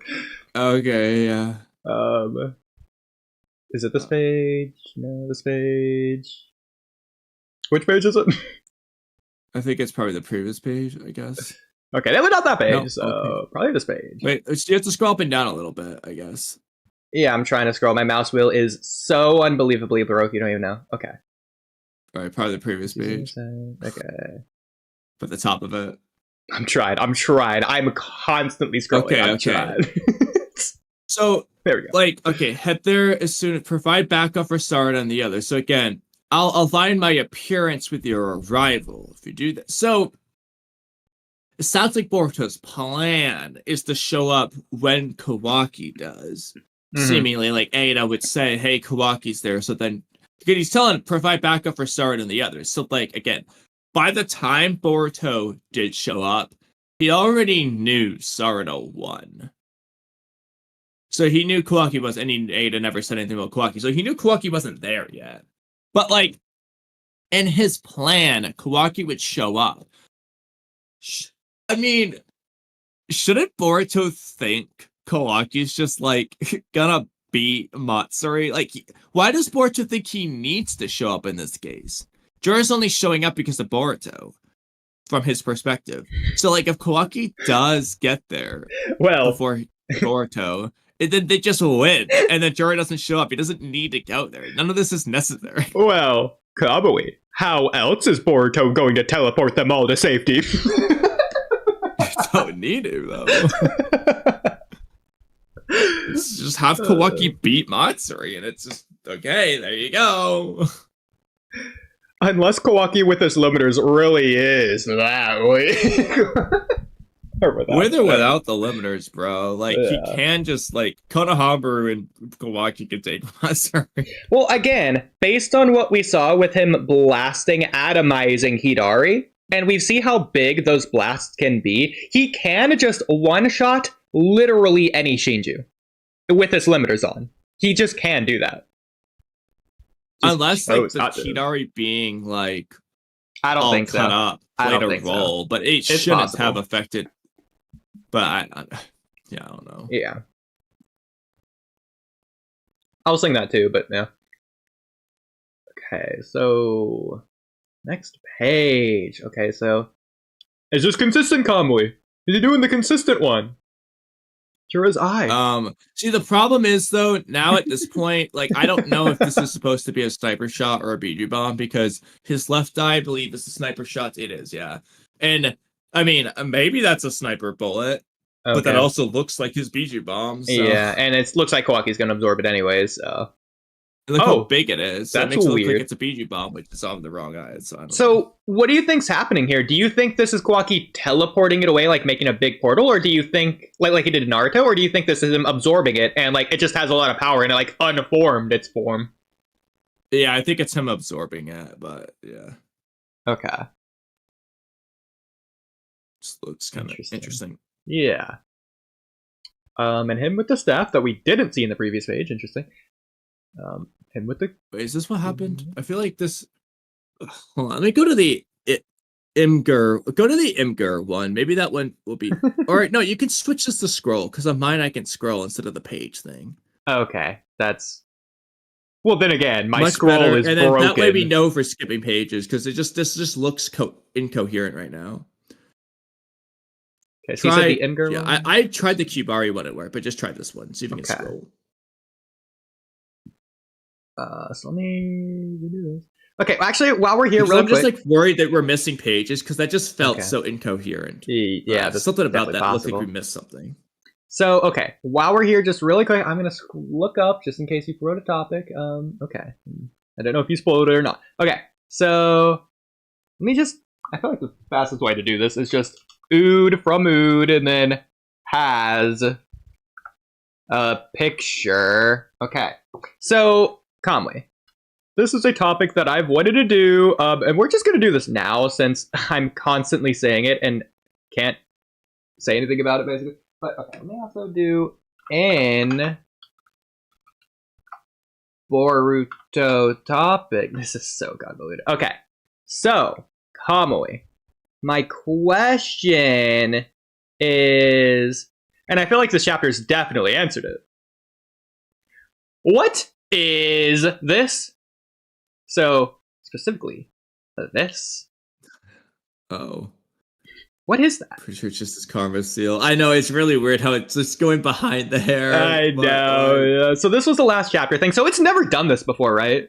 Like, this is new. I thought I recall, but yeah, but it's doing it like every let me page just go to here. like early. Like, it was doing. Let me just go check a few different Kawaki chapters. Like, where he uses karma and like see. I was purposefully staying silent on this, but now I'm saying the loud part. Yeah, I remember checking it when you posted it, and I kind of forgot about it. It's funny. Like, yeah, so I write. Oh my god! This? Wait, maybe it is consistent, bro. I don't know. So is it hair? Yeah, is it no, karma? it is consistent. Is it a Dharmagon spoke? Is it Sarada's floating triangle remnant or something else? Maybe Shibai came. This is Shibai shrunken down. It is absolutely his karma because in chapter 25 he did it. Even I'm looking at his horn. Okay, this one is a little bit different the way it's drawn slightly. Okay, this one might be. Okay, hold on. I'm gonna go back to the other chapter in a sec, but take a picture. This horn one here might be throwing this off a little bit. Yeah. I'll also add that, these guys don't even read Boruto. They can't even remember the smallest detail in the world that nobody in the world could ever remember. Oh yeah, that's just not the same, really. So, to be fair, that's like with the horn and like all this other stuff in the way. So I don't know if that would count. Yeah, so like I've checked multiple pages. So I can confirm to you that it's throughout this chapter here. It is just doing it. This next image. Oh, okay. I'll send in a sec. Sure. This is his introduction. It's doing the thing. Okay. Us forgetting this, though, is not a big deal. Yeah, it is doing that. Okay. Yeah, it absolutely is doing that. It's not a big deal. Unlike Jonathan Oliver saying the Rasengan Shuriken as opposed to the Rasen Shuriken. Like, he cannot critique the the Naruto story without remembering major plot things. Like, okay, we can critique Boruto because we understand it. We're not calling the Uzuhiko the Flazzy Biko. Like, come on. Like, at least we're getting the most basic minor details right. Or major, I guess I should say in this case. Like, how do you forget that or not know that? It's just among other things. I know. Yeah, but like, just wanted to make that point real quick. I mean, as he said, he apparently hated it as a kid, skipped some arcs, and never watched it again. But as he said on stream, he really likes Naruto. He loves it. He just likes Boruto more. That's all. Yeah, of course. Okay. I love how so go back up for a second. Yeah. So I think this is the same order. It was just that. Okay, it was that. That was the movie. Didn't miss anything. Okay. He absorbs it. Boruto looks. It just felt like we missed something for a second. He looks, and I'm guessing Jura's Oh yeah, so Jura's behind him. Okay. Oh, I was gonna say, is Jura cut in half? But no, his leg's just over here. That's fine. But man, his really raggedy pants that I mentioned every chapter really threw me off here. It is really funny though that his cloak is so neat and that his pants are so ragged. I know. I'm just now realizing. So Jura's cloak, you don't understand this. Well, you probably do because you've at least seen it probably. It has the exact same design as Perfect Cell from Dragon Ball's like wings or whatever. Yeah, I don't understand. Yeah, but I can see. Oh, also it has Cell's like weird head thing if you count that. Oh, that's kind of cool. If this is like meant to be Cell. See, I've been waiting for Jura to absorb someone since I feel like they're gonna do that, and if he does that, he just is Cell. Like he's just Cell. He's also Cell was also technically a newborn if you count it. Oh, also a newborn with a lot of different people's stuff in him. That sounds weird. That would be more like Meruem. Well, to be fair, we don't know with Jura, but according to what Boruto says, Jura has no one in him rather than like everyone in him. But we don't know if he's just wrong. Yeah, so it is different in that regard. But we'll find out. Shout out Kawaki's ninja headband that he's wearing. Yeah. And so Jura goes for the kill. You know, on the vessel that, like, he didn't want to kill. And Kawaki shrinks. Jura hooks. Aya is still damaged, by the way. And the cubes! I've been waiting for you, lovely, lovely cubes. Welcome back into the series. I have missed you. Thank you, Kawaki, for doing what you've been able to do all along. Exactly. Okay, shooting the eye again. It's also possible, if it's inconsistent here, if he's doing the sniper and the Biju bomb, it's possible that he has to, because one of his eyes is literally missing, so he has to use... Oh, yeah, that's true. So but then again, he should just not be able to use the Biju bombs with that eye. But, yeah. That's just a choice thing. I don't know.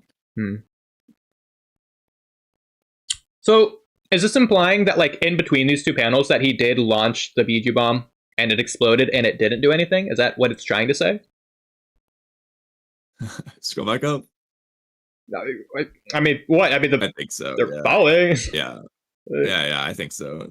Because otherwise, what? Did Boruto launch a fire-style jutsu? No, I think Boruto jumps away, then Jura shoots and it hits a cube and doesn't seem to do anything. Okay. I mean, those cubes are pretty durable from what we've seen.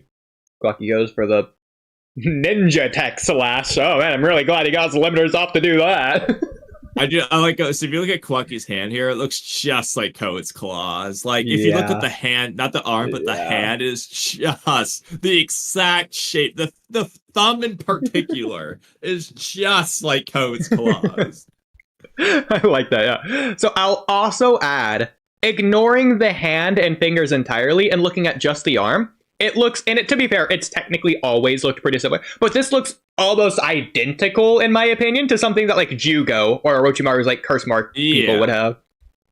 Specifically here, it does. Specifically here. Yeah. I like that. I agree. Okay. Go back to that. Sure, it really got knocked out. Freaking knocked away. The cubes land. The claw hand too. It's also kind of interesting. So this is like literally the inverse of a chapter 8 panel where Jura does that same punch. Obviously not the claw hand, but he punches in that same swipey arc thing, and Kawaki looks just like Jura flying away. That's kind of cool. Okay. Correct me if I'm wrong, but in that one, Jura was on the left and Kawaki was on the right as well. So it's like flipping the shot angle as well.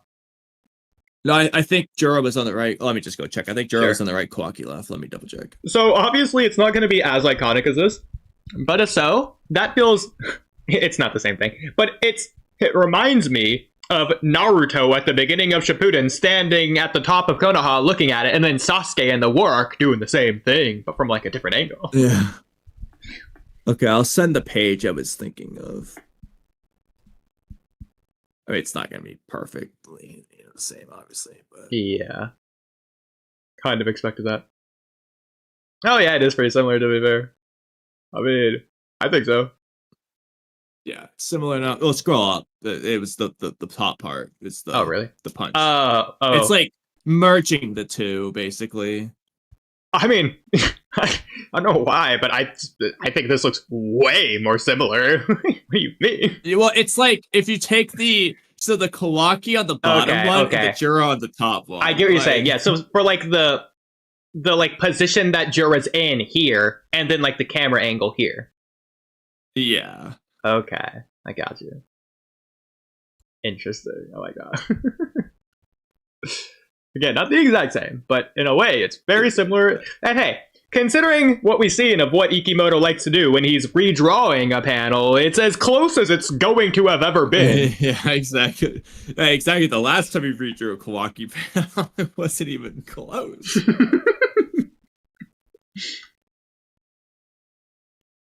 I also like how they're depicting the cubes fall after that. It's very similar to what they did when Jiraiya first goes into Sage mode.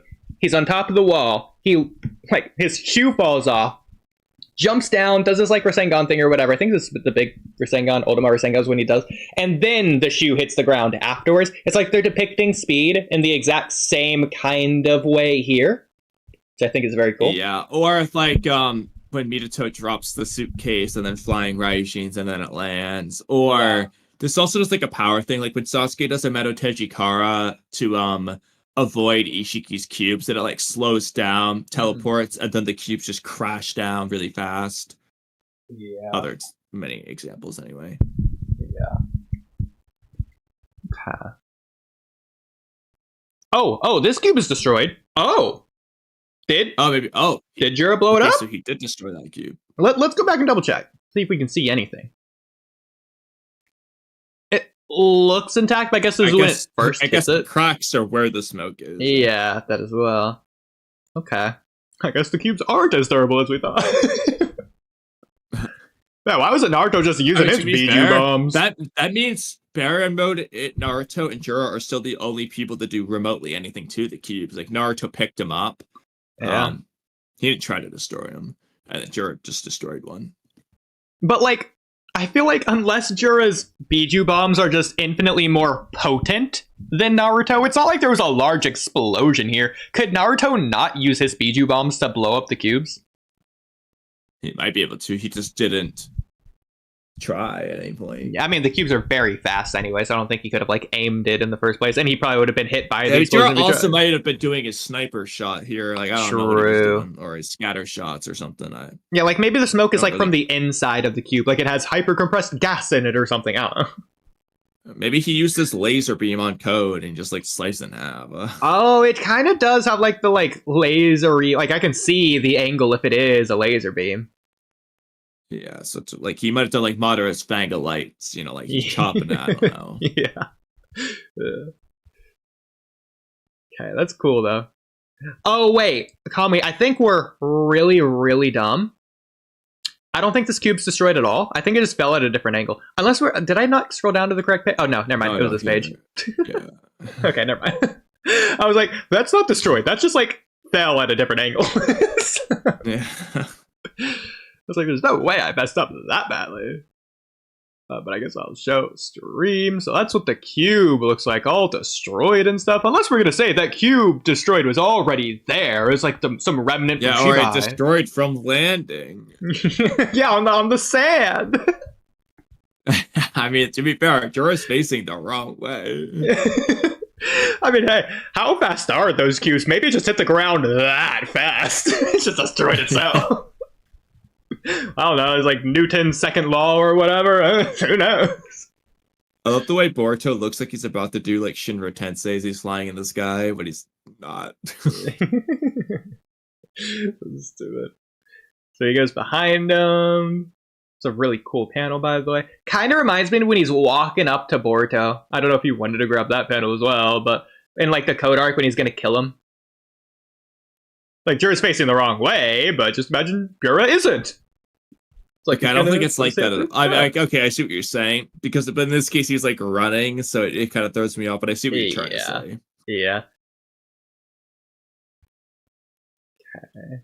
If you wanted to find that panel, feel free. But no, not really. Okay. This. Okay, I was waiting for this. I'm just gonna call it canon. This is Kawaki's pinch. Yes. I mean, he's pinching around the neck. It's also kind of funny.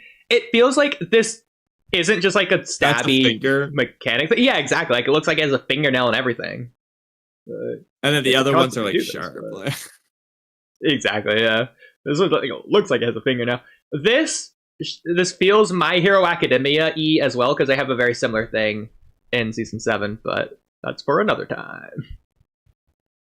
Meanwhile, Space is losing his mind. Yeah, I said don't get Space too excited. I also did want to mention. Okay, so this is just the Tomoe on his stomach. It looks like it just has like a hole in Keegan's belly. Like Kawaki stabbed him or like shot a Jira's like sniper bullet through him or something. Maybe he's like even bleeding a little. But, okay. Real quick, I saw a comment. It said, hate when it gets spoiled because it ruins the moment when the real chapter comes out. So, totally understand you finesses, but like, to be fair, this is the real chapter. Like, if anything, this is more real chapter than this because it's the paper form. This is as real as it gets. So, finesse? Not to mention that the translations are probably more accurate too. No, literally. Vanessa, you know it's not spoilers because I'm reading it. I'm the last guy who would ever read spoilers. Kamui can attest to that. Yeah. So. It always... Even I usually don't read the spoilers till the chapter's out too. Minus the sneak peek, I usually just look at that. But... Yeah, I don't even look at the sneak peek, so you already know. So, it always amuses me when I watch the when I watch the Cloud Ninja podcast and Bara. When you watch the Walky Talkers podcast. Hey, everyone else should do that too. And if you're watching, you should like their podcast. Yeah, you should like and subscribe and watch every video. Even if you don't watch it, just put it on the background. Yeah. Help the channel grow. On loop. So when I watch the Cloud Ninja podcast, it always amuses me when Bara is commenting on the full spoilers. The full chapter is out through spoilers. And it's like, oh, well, I give this rating based on the spoilers like a 10 out of 10, but we'll have to wait till the real chapter comes out for me to truly assess it. Like, he's probably just being, like, safe or whatever because, like, oh, it's spoilers. It's not the full chapter. But the difference... It's the full chapter. Yeah, the difference between this and the full chapter is the full chapter is going to have a white background on the side. Yeah. It's the same thing, line for line. It's just slightly pixelated. Yeah. Like, what do you It's mean? not going to change your interpretation of it. Exactly. Now, how I think it could be cool to do spoilers, I'm not saying I would necessarily read these, but if the spoiler people weren't allowed to post the spoilers, as they aren't, but if they didn't post the spoilers, but they do more than, like, say, post emojis or the other things that we said in the past, post, like, the word for word what happens in the chapter through, like, their text or whatever, I think what would be really cool is if someone like me, who just had the chapter early, and I'm like, okay, I want to draw this page right here. So what am I going to do? I'm going to spend 5 minutes and paint, and I'm going to draw it. So here's Kawaki, and he's angry, and this is the page, and what's he doing? He's grabbing Jura with his hand here, and there's Kawaki, yeah, look at him go, and then here's Jura with his cell hair, eyes, and there's Jura with the cell wings, and Jura's raggedy pants, and Jura's like, whoa, and this can give you a different interpretation, because not only can it give you a different interpretation through obvious ways, but like you can literally, not knowing the context, think this is just something that it just completely otherwise isn't. Like, instead of Kawaki's hand here, you could just think it's something else entirely. Like, I don't know, off the top of my head, maybe you think it's Kawaki. Okay, I'll just do an exaggerated example. Kawaki summoned Ishiki back, and this isn't Kawaki's hand, this is Ishiki speed blitzing Jura. And like, conversations like that could be so fun, deciphering chicken scratches of what the chapter looks like. That would be fun for spoilers. I agree. Like, just really bad sketches, or Yes. they just do, like, for example, if you go to the actual image,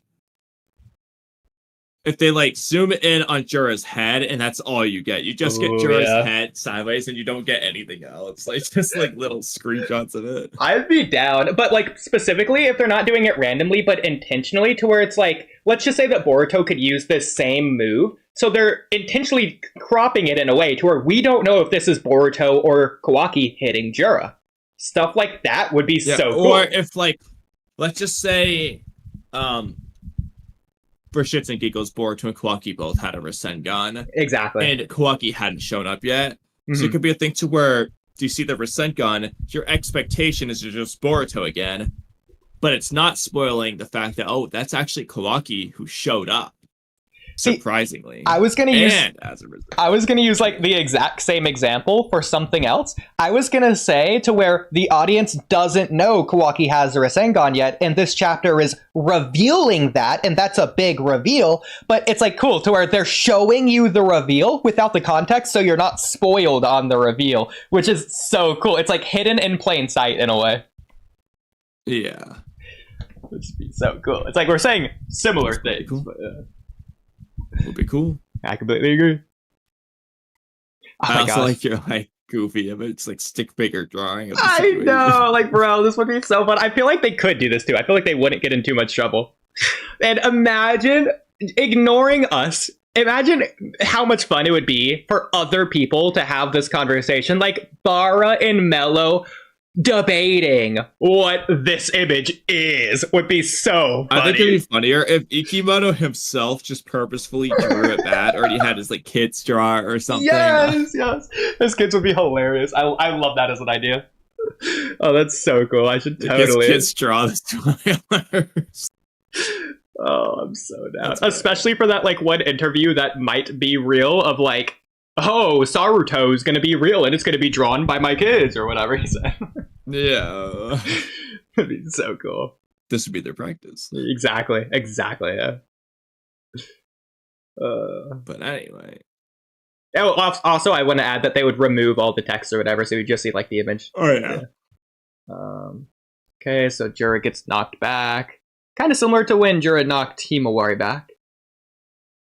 And Jura flies up. I don't think he got hit all the way back. I think he just stopped his momentum. Yeah, I think through he just, flight. it's kind of like Meruem versus Netero. Like, I think he just sprung back up. Yeah.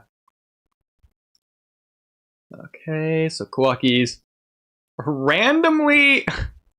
What? So Kawaki was facing him, and he turned to Jura's side to swing. So weird. I guess Kawaki really is Sasuke's student. Okay. The chat thinks they just are on the same page. I understand what you meant by that. I think you're the only one who understands what I'm referring to. Especially better considering, like, the potential Jura Jigen connection that may or may not be there. If it is there, it's even more cool. So, okay. I'm sure you know what I'm going to say about this page, because it'd be hilarious if they did this. Not that they would ever do this in a million years. To mirror Boruto, they should have Jura chip Kawaki's staff, and Kawaki should freak out about it. I'm glad that you're bringing that up, because if memory serves me right, the staff doesn't chip, which means the staff just is stronger than Sasuke's sword, which is just cutting through everything, apparently. Except for I was thinking about that. Well, I'm not surprised by that, to be fair, because I expected the Jigen's rods to be stronger than the sword anyways, but still. Yeah. I mean, you could argue it's massively stronger, depending on how much you think Jura was trying compared to Boruto versus here with Kawaki. Yeah, I'd say he probably is trying harder. But, ching. Okay, Jura ducks and attacks again, and Kawaki blocks it. Okay, some relativity. Oh, they're doing the same thing. Jura doesn't have 3 arms here, but they're doing the same thing that Boruto did. Okay. Cool. Man, Kawaki has... I will say, now that I think about it, so someone in my Discord was, like, talking about this with me. I disagree with his hope, but I don't think Kawaki uses his eye at all in this chapter, despite using the abilities, and... The debate debating was whether or not he's just not using it, or can he not use it? So his argument was that I thought this was absolutely ridiculous, but I'm going to share it, which is that basically, okay, actually, let me just go pull it up. Okay. It's possible that it has like some Sharingan related mechanics or whatever. It could just give him a power boost in general without using the abilities. It might have like the Eye of Insight or some other way to track or the chakra points or whatever else, like the Byakugan. Who knows what it has? But it might just do something without him using the eye, just passively. Yeah, well, this is what he said. She thinks they're trying to retcon the part in the first episode for why Kawaki didn't use his dojutsu, because he can't anymore. And we could go back and forth for a little bit, but like basically what he's trying to say is, do you know how in episode 1 he's not using the eye? Yeah, you mean in the 20-second flash forward scene we saw when he's not using the eye? Yes. Mm-hmm. Yes. Yeah, that 20-second flash forward scene, yeah, I remember. Yes, so he's saying he thinks that they're talking. Basically making it so that he can't use the eye anymore, so that it is consistent with that episode / chapter. And I was like, well, that doesn't make any sense, because first of all, they said they were going to change the designs, so why not just have the eye be one of those, you know? Yeah. And so why not just add the eye instead of writing it so that he powered up and using the eye abilities but can't use the eye? Like, what are they changing? The color of his jackets? Okay, then why not do that to the eye? And I said, unless what you mean is, which is what you would probably argue, he just hasn't used the eye yet by that point of the scene. Like, he's just going to use it maybe 10 seconds later or one episode later. He just slowly ramps up his power, in which case he just activated the Karma Seal at the end, so... Exactly, you could just activate the eye afterwards. Yeah, you know, the flash forward scene where really 90% of it is talking, and, like, we don't really see any clashing at all in the first place. But I was like, I don't see why they would remove the dojutsu instead of either redrawing the flash forward scene so that he has the dojutsu, one of the design changes they said they make, or just have him activate it later in the fight because he's slowly ramping up. And then he says they'd rather not do all that again. They want to make it consistent instead of redrawing everything. And I said, not only does that not make sense, because Ikimoto always redraws the scenes instead of copying and pasting them whenever he does do flashbacks to things that have already happened. But he literally said they're going to change the design, so why wouldn't he do that? I said, look at it from Ikimoto's perspective. He's aware that things are going to change, and he has a new eye for Kawaki that can be narratively and symbolically meaningful. Why would he remove that just to make it consistent when he plans to change it? Why would he do that? Especially when he doesn't even have to change anything. He just have Kawaki activate the eye 3 seconds after that flash forward scene ends, so I removed the eye. And then he said, whatever he decides to do, hopefully I'm right and he wants to retcon it for Boruto and Kawaki final fight. And I was like, why do you want that? Why do you want Kawaki to lose this dojutsu? And then he said, because he didn't earn it, and he goes on and on. Then we start kind of talking about whether or not he earned it and blah, blah, blah. But, I mean... I thought it was funny. It was like, why do you want that? If anything, at this point, they're going to keep the design they have for Kawaki's eye now, considering how late in it is. They're not going to change it. Or if they were going to change it, they're going to change it to something else. They're not going to retcon remove the eye outright, where he's not, like, it's his base eyes. They're not doing that. So. Like, why would they do that after? It would look less cool. Yeah, I know. Now, granted, he doesn't use it in this fight, which is weird, but I don't know. So he doesn't use something else in this fight, so we'll get to that. So, okay, let me just go back and double check his eyes. Okay, so he's not using it. But, like, that's weird, because to an extent, I get what that guy is saying, because he is using not just the rods, but the cubes as well. Which, like, that seemingly just they didn't show us his eyes when he used the cubes, I don't think. So it's possible he used it there. Yeah, that's weird. Like, he's activating Ikimoto, why would he show us that? Considering he always does. Yeah. Like, it's not just that when Ishiki uses it, like, it, like, shows his eye. When he uses it, he does the same thing as, like, Sharingan users do. To where, when Ishiki uses it, he goes like this. He goes like... He's like,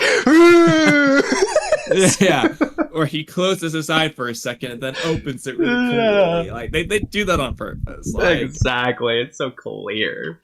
and every time Kawaki uses the rods or the cubes, like Ikimoto's always emphasized the opening his eyes really wide panel. Yeah. Like, so why isn't he doing it now? I too totally get that. I just don't. So like, I understand it from the observation perspective, but I don't understand it from a writing decision perspective. Why would you just remove it? If anything, he should be unlocking. He should be going from the 6th spoke to the 8th spoke. But you know, he already had 8. But Yeah. So as of now, You're gonna hate me, but I'm just gonna say it anyways. Feel free to not address it. As of now, they have not said Kawaki's got his limiters off. It's possible he still has his limiters on, and that's why he can't use the eye. okay, but the problem is he could use the eye with the limiters on, at as least we've not already always, seen. folks. At least not always, folks. So there's that. But okay.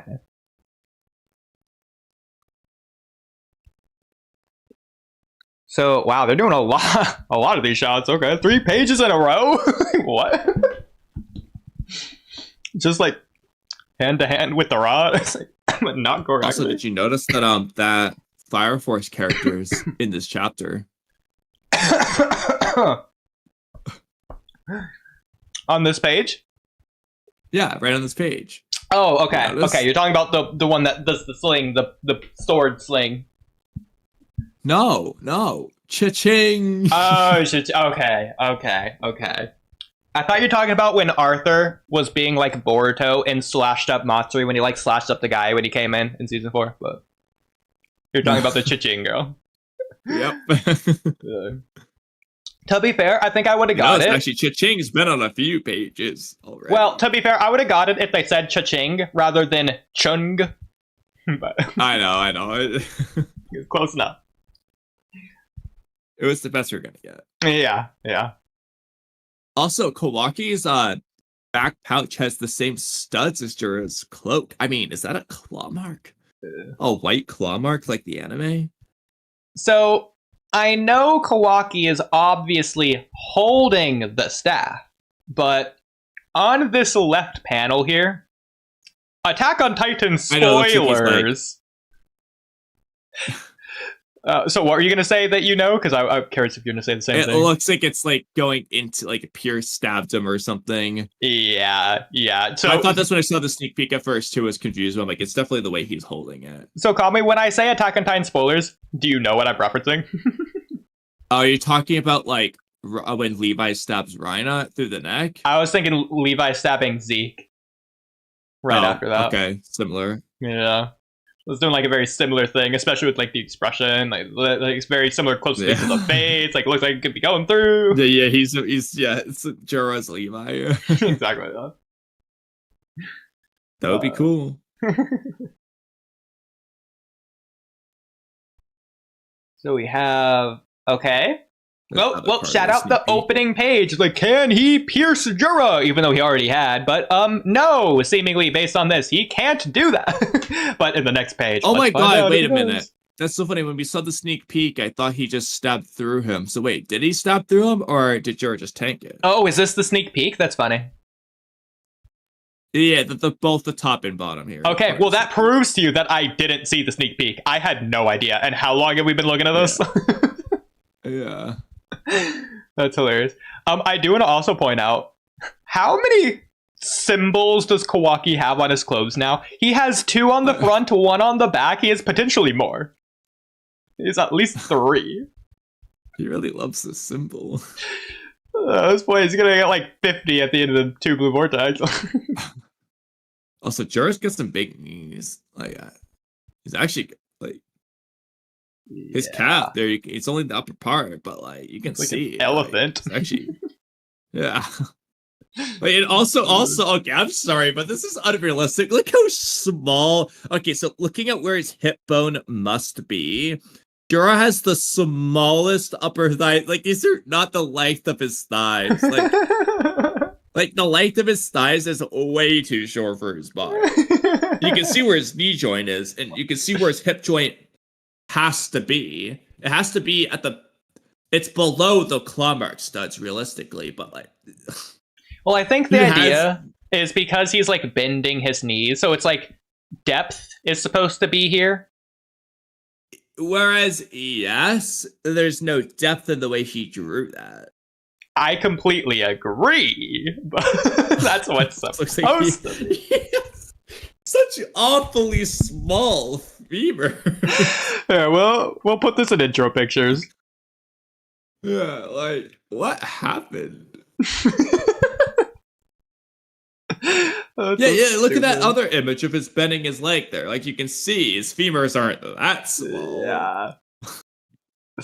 Oh my gosh. Okay. It just again, it's so funny. It's like Bara's like, yeah, we'll have to wait for the official to see what really happens, as if he can't see the spoilers what happened. It's like, what are you talking about? Like, yeah, it looks better. It's the exact same thing.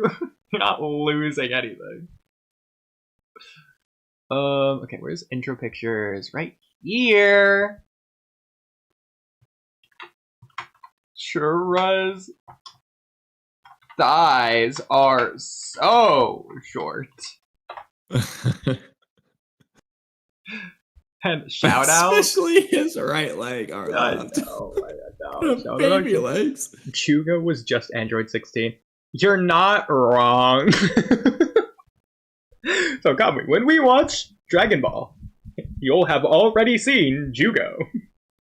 To be fair, Android 16 was, in concept, by default, far more interesting than Jugo ever could have been. As a character. But channeling Uzuhiko into his sword would be cool, Axel. True. Yeah, he doesn't Not have that to it like makes slice any through. sense in application, like lightning style in the sword makes sense, but Uzuhiko. So he's gonna chop you in half and make you dizzy? You already chopped in half.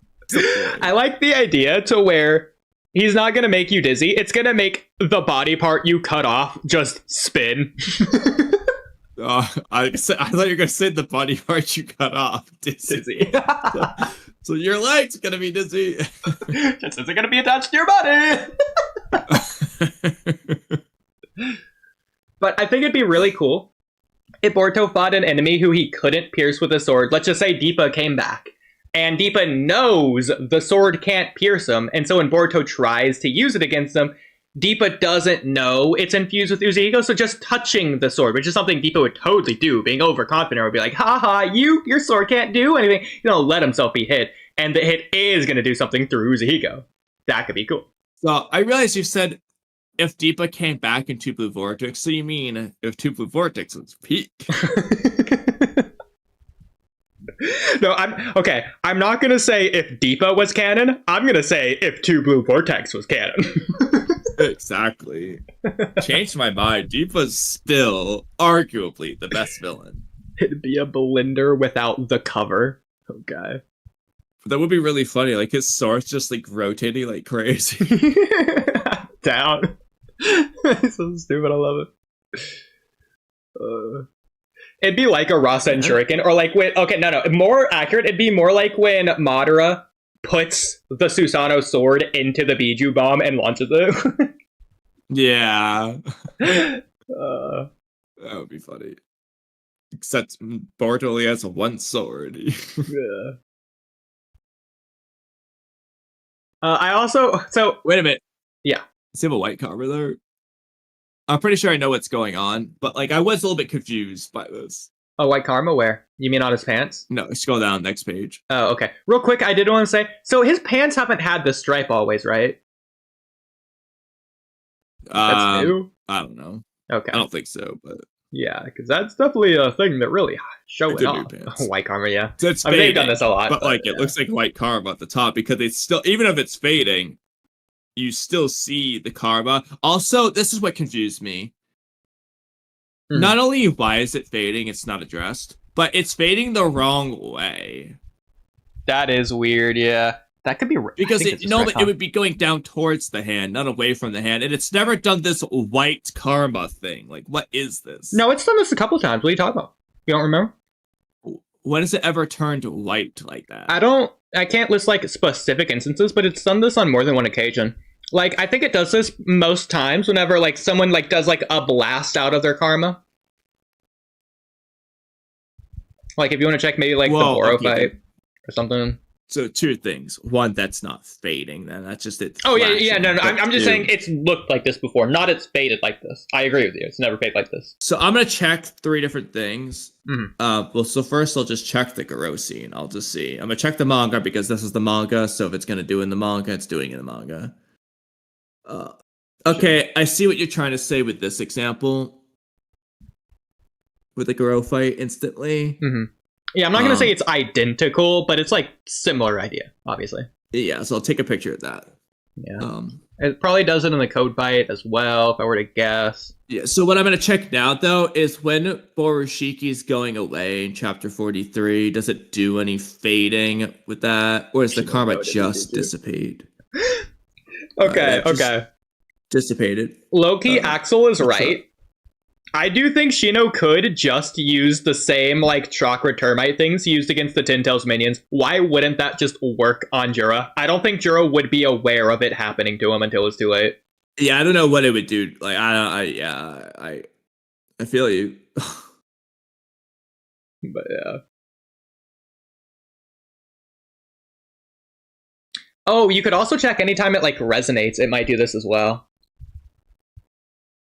Okay, when it goes away in chapter 54, I'm not going to count this because it's just the upper part fading. It's just all of karma going away at that point. It's not the same thing. What's really weird about the Boruto quote unquote dies in chapter 66. What's really weird about the Garo instance, as opposed to, well, maybe this instance is the one that's weird, but in this instance, it's like it's white here, but the knuckles, the diamonds on the knuckles are still completely blacked out, whereas in chapter 24, it's whited out. So it is just the gradient. As opposed to here, I guess it is like meant to be like an explosion from this part, so maybe that's exactly. Like one of them's flashing, so it's not really the same. Yeah. Still though.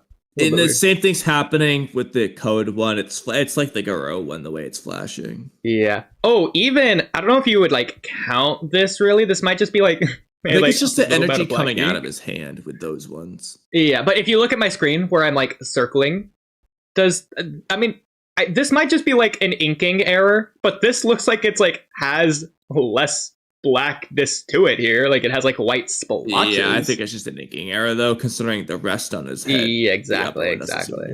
Yeah. And it seems like it's just the energy coming out of his hand. Like if you look at the center of his circle, I think that's just the blast coming out. Like that's just it starting. Yeah. But then again, on the right panel, you can see that. So I mean, it's definitely done this a couple times for sure, though. But, the only thing is, I don't think that's what's happening here. Because it does something. Well, you want me to keep reading and find out? Weird. Maybe I'll have my own interpretation. Oh, well, actually, you know what? Well, okay, maybe Faye just...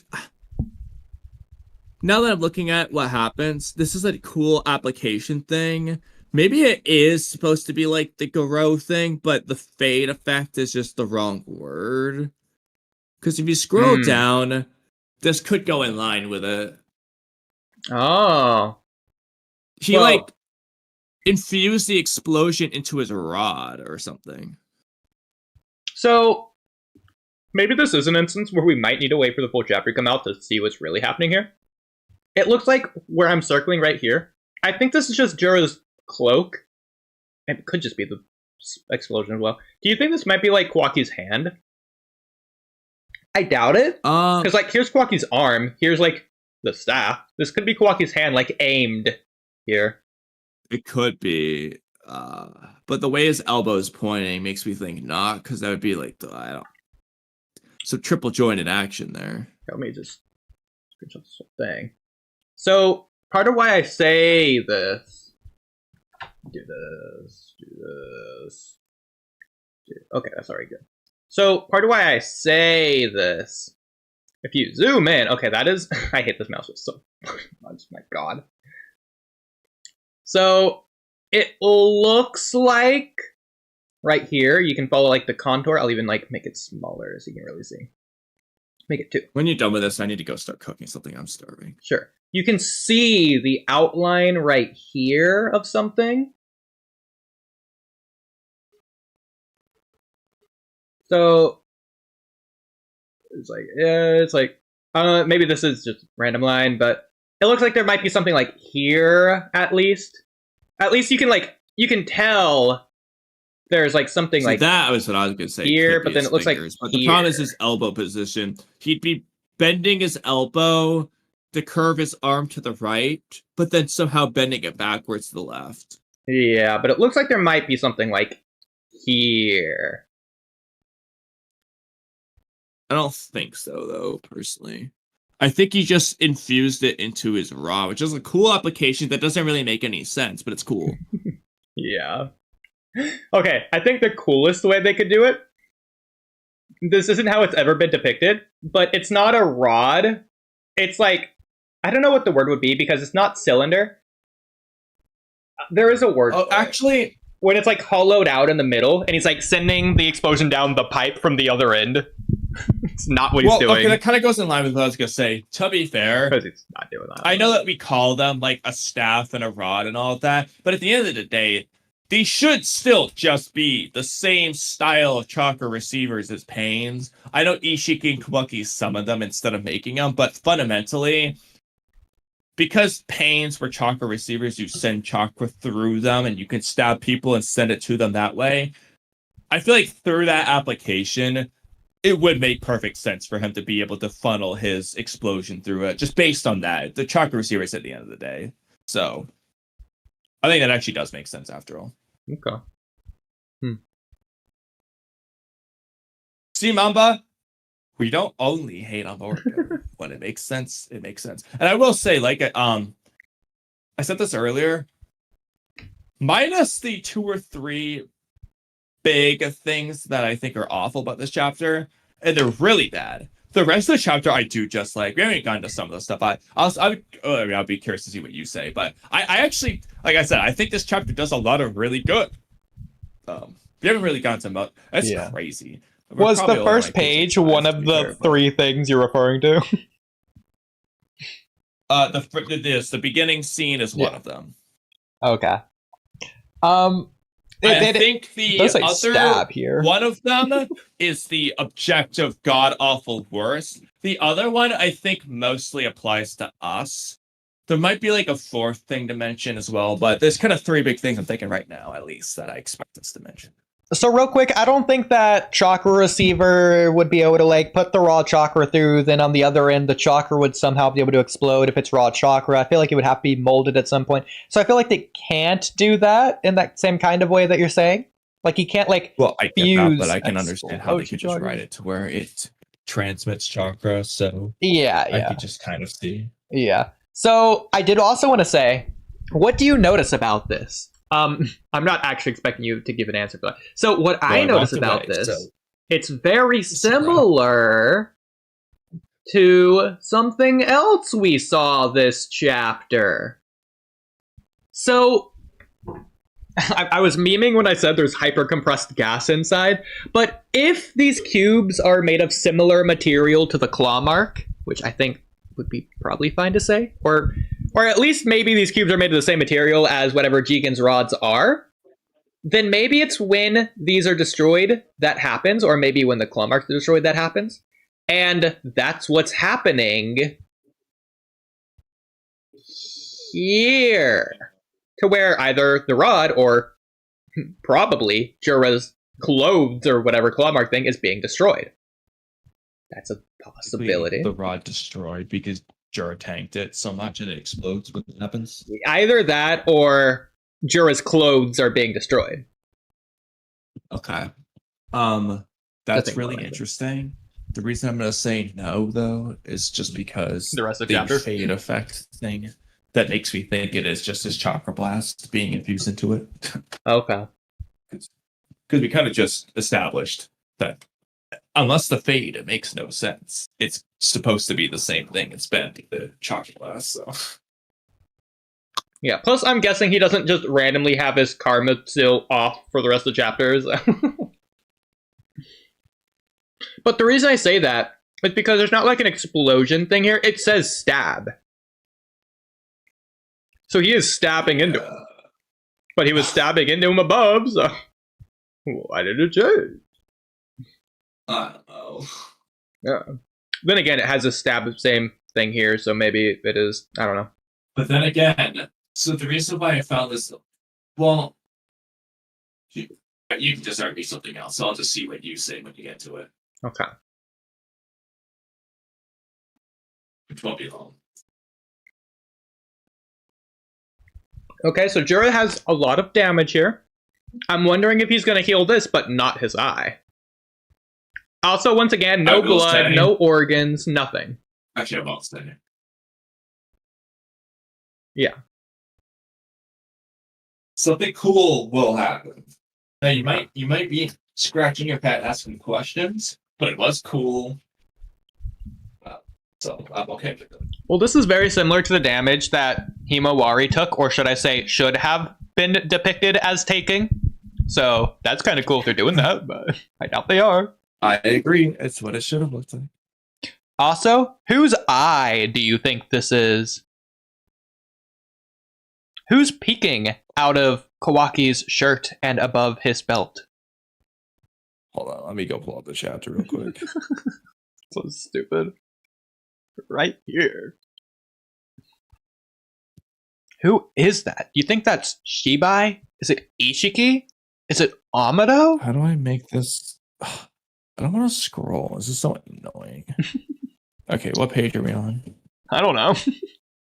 Oh, wait, I know what you're talking about. Yeah. It's who you think it is. Wait. You might not be knowing what I'm talking. Look at my share screen, okay? It's the easiest way to do this. Oh my god, let me just go downstairs. I'm sorry, this is such a dumb joke. This isn't an actual thing. Because, well, I was realizing if it was what I thought, that means things are out of order. So yeah, it's not what you thought. I promise you, it's a stupid meme. Okay, what are you talking about? This right here. Oh my god, it's okay, you know what this looks like? What? It either looks like the Jogon from the Shibai panel, or the God that's what panel, I was thinking as well. or it looks like, because of the stripe, like Moboshiki's karma form, like it's Momoshiki like out of his face. Okay, I got a crazy one for you, and I'm gonna have to like outline this so that you can like really see it.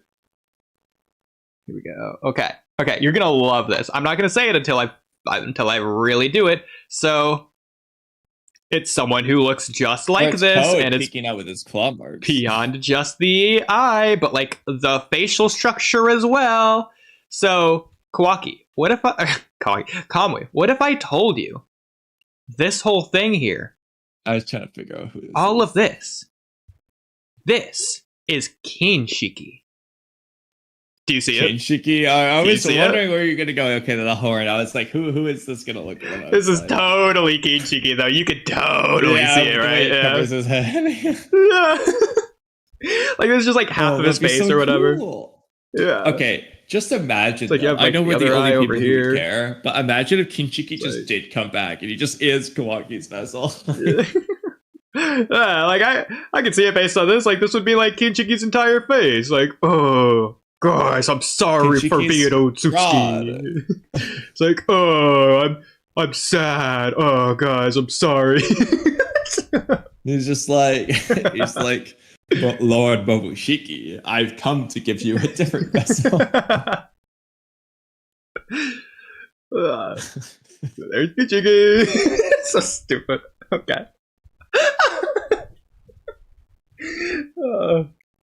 Okay, I'm gonna walk away. Okay. Now I know where we're at least. All right, it's going down to see whatever eye thing you were probably thinking of. Okay, so it'll be the Karmasil's still the there. page after. Karmasil is a little bit different design pattern here from normal, in my opinion, but maybe it is the same. A little bit weird. Either way. So he's exploding Jura multiple times, is what it looks like. which means Jura is going to have to heal. Which also means in 10 directions, when we see him in the Ten Tails realm or whatever that is, he has already healed. But possibly not his eye or his other damage through his bloody lip or whatever.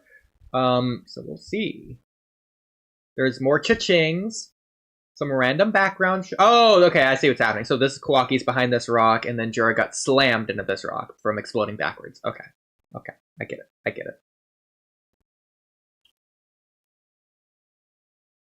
It's okay, it's fine, just calm down. Okay, so he's talking to himself in reference to Momoshiki. And the Boruto's Karma Seal is fading away, seemingly. Fade. Confused about it first because this was right after Kawaki's faded. But I'm like, okay, it must just be because he got far enough away. Well, yeah, but then Kawaki's isn't even fading away, so I guess you could say that. Maybe Boruto's flying away, but it's not. It's definitely he's not doing that. I mean, I already know. So this is also weird, though, based on Boruto's plan. So why is Boruto here if he's not going to stay to help Kawaki by fighting Jura? Why is he not flying over to the rendezvous spot to teleport everyone to safety like the plan? He's flying, so he can fly. He flew away from the cubes. He's pretty fast. I think he's just charging up his next flying Raijin, but he shouldn't need to do that as the thing. Kamui, how fast is flying Raijin supposed to be? Alright, it's the Dania! Also, I know, this isn't that far of a distance, so he should be able to do it quickly without much charge up time. And I know it's the long distance thing, but the whole point is that he needs to focus on it, not that he needs to charge it up. That's what I meant. Yeah. But if he can't focus on it at this point because of karma or whatever, just keep flying. Man, if only he could fly away from Kawaki like he did last time. But whatever. Oh, this is a really cool panel of Kawaki. I really like this one. He's just walking towards Jura. That's cool. Kawaki does a cool walk. Yeah. This is the walk he should have had before he gave Boruto a scar. Yes, well, he kind of did, actually. Yeah, a little bit, but not quite the same. This just looks cool. Okay, so they go immediately back to Kawaki having some pretty bad eyes. But yeah, so Jura is just all torn up. His leg was blown off, his arm was blown off, his cloak was destroyed. So besides Jura's skin, which is sword level, Kawaki's rod explosion is able to destroy Jura's claw mark that the sword was not seemingly able to destroy, as well as Uzuhiko wasn't able to destroy. Okay. Interesting. To be fair, Boruto never sliced the Jura's cloak with his claw, with his sword. Only his finger. I know. And so I'm just having to make an assumption, but yeah. That said, Jura is pretty beat up here. He can still fly, and that means he's, considering I probably think he can't feel pain anyways, he's probably, realistically, 99% strength level as normal here. I don't think him being destroyed like this really matters. But I still think he's gonna heal anyways. The question is he gonna go back to the Ten Tails realm or just heal? And I'm about to find out. Since you already know he has to heal, well, I can say that he does. Well, he has to at some point. Oh, yeah, we know he will, based on the fact that in 10 directions he already has. Also, Jura looks really evil here. Oh, that's so cool. I think that's the most evil and angry Jura's ever looked. Honestly, that might just be because of, the spoilers as well. I think the spoilers is unironically making Jura look better here than whatever the official is. Well, yeah, this is the official when you think about it. Yeah. I also think it's hilarious how Amado and Surya are just chilling, just watching on a computer screen. I know. In here, I thought that Amado might be doing some high-tech glasses thing watching or whatever. He's just watching like some laptop. I know, they're like watching like a movie. Like Sumire is just on the computer too. Also, this confirms that Sumire knows about this. Did she already know, or did Amino just be like, "Hey, you want to watch something?" Like, I'm surprised Amino would show her this. Because, like, does Kawaki know about this now? Let's just say he doesn't. Is Sumire going to tell Kawaki that Amino can watch him at all times? Yeah, exactly. Like, no. Big ramifications that they're just glossing over so far, but maybe they say something about it. Incredible to think that he would be able to pressure Jura this much. At this rate, he might just... No. And Jura pulling out his book. Okay, Kakashi. I will say, I do love the Jura book memes because again, like this is just silly. Like, what is he about to do? It is very silly, but it's his character, and I do like it. So. I'm assuming he's gonna write down something about, oh, Kawaki came and through love, it seems he was able to actually be strong. He's gonna do that mid-fight, or he's gonna do the same thing Kakashi's doing, where he's reading mid-fight. Both of those aren't too far off the mark. Flip. Oh, okay, so maybe he's going to read something out to Kawaki or referencing something from his book for himself to be like, huh, this is just like in my book where this happens. Huh, isn't that weird, Kawaki? How cool. Uzumaki Kawaki, your battle prowess. Okay, is he going to read something about Kawaki in his book? Your battle prowess. He's gonna do a few different things. That's why I said like all of the above is really pretty close. Okay, so I think he's reading a book from Pre-Omnipotence about Kawaki, but it's not. So he's reading about Kawaki. So yeah, because that's the thing, because their names aren't swapped, and so regardless of Omnipotence, he's talking to Kawaki about Kawaki, regardless of Omnipotence, if that's what this book is written about or for or whatever, is my guess. Let's keep reading. Okay, anyways, in what manner did you acquire this power in this short period of time? So obviously that he could just be referencing Kawaki in general and not reading something out of the book of, oh, this is what the book says your power level was. As of right now, I would say this is just in reference to like chapter 8 when he beat Kawaki. That's fine.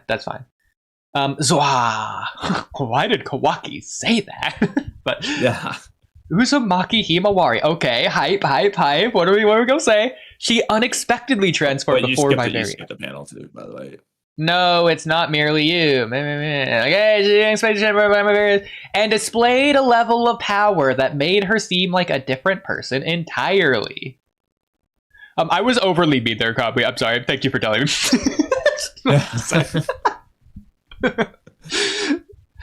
I will also say it's funny that he's consulting his notes for this. He's already closing the book. It looks like actually is this book open or closed there? I can't tell. It's kind of hard to say. Because I was like, if he's closing the book, he really didn't need to reference anything. Like he just knows. He doesn't need to reference. Why did he pull the book out? Exactly. Just for the meme. Like he's back to reading. Yeah. Thinking back on it now, it's almost as if Yamanaka Inojin functioned as some sort of trigger. Okay, so I did read in the chat. Still thinks Inoji's dead. Yeah, I know. You did technically spoil me on something to where you said I didn't read because as soon as I realized it was a spoiler, I stopped reading. But you said something in the chat about Jura said something about love being positive in some kind of way this chapter. So, I was talking to Jonathan Oliver. Yeah, so I know that happens. I think you also spoiled Jonathan because he said he was waiting. The context of what that's about pretty soon. Anyway. Okay. I also think it's hilarious how Sumire is using a normal looking keyboard, whereas Naruto just has a hexagonal keyboard in his Hokage office. Like, what is technology in this universe? Also, interestingly, if you look at the very next speech bubble, Uchiha Sarada as well. She too awakened a new power. Sarada. He was watching. Oh yeah, okay. He was watching. That does confirm that. That is okay. So she too awakened a new power quite suddenly and buried my brethren with E. Yeah. Yeah, Jura, thank you for not helping for you. Yeah, you know your brother. Yeah, you should let it happen. So if Jura reads the Naruto and Sasuke story, he's like, "Oh, Sasuke, you're my brother." Jura's gonna be like, "So?" He doesn't get it. So. Yeah. So also, I didn't want to scroll back up. Okay, so Kawaki did deactivate his karma. Yeah. Yes. He's had his karma seal Which deactivated. you could argue is related to the fading of Boruto's. Yeah. Okay. So I'm guessing Kawaki. That's what the problem is. There's like Oh, I three just different thought he things. won. Like, is his karma fading? Is he just shooting laser blasts? Because here it is normal again. Yeah. Is Boruto too far away? Is it going away because Kawaki deactivated it? Like, what's going on? Like, Yeah. So I think this is just when Kawaki deactivated it, and they just want to throw us through Boruto's perspective, so we have both. Because Kawaki's walking. Yeah, he's cool walked is why, but the she with the eyes watching.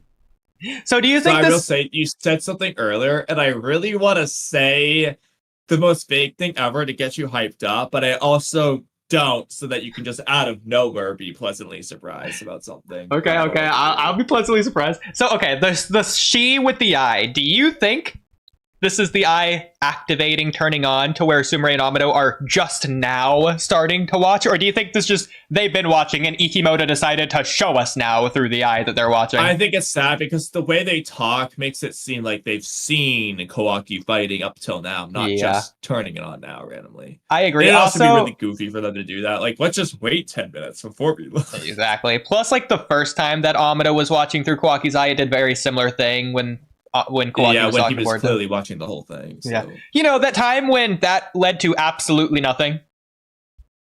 Did it matter? As of right now, yeah.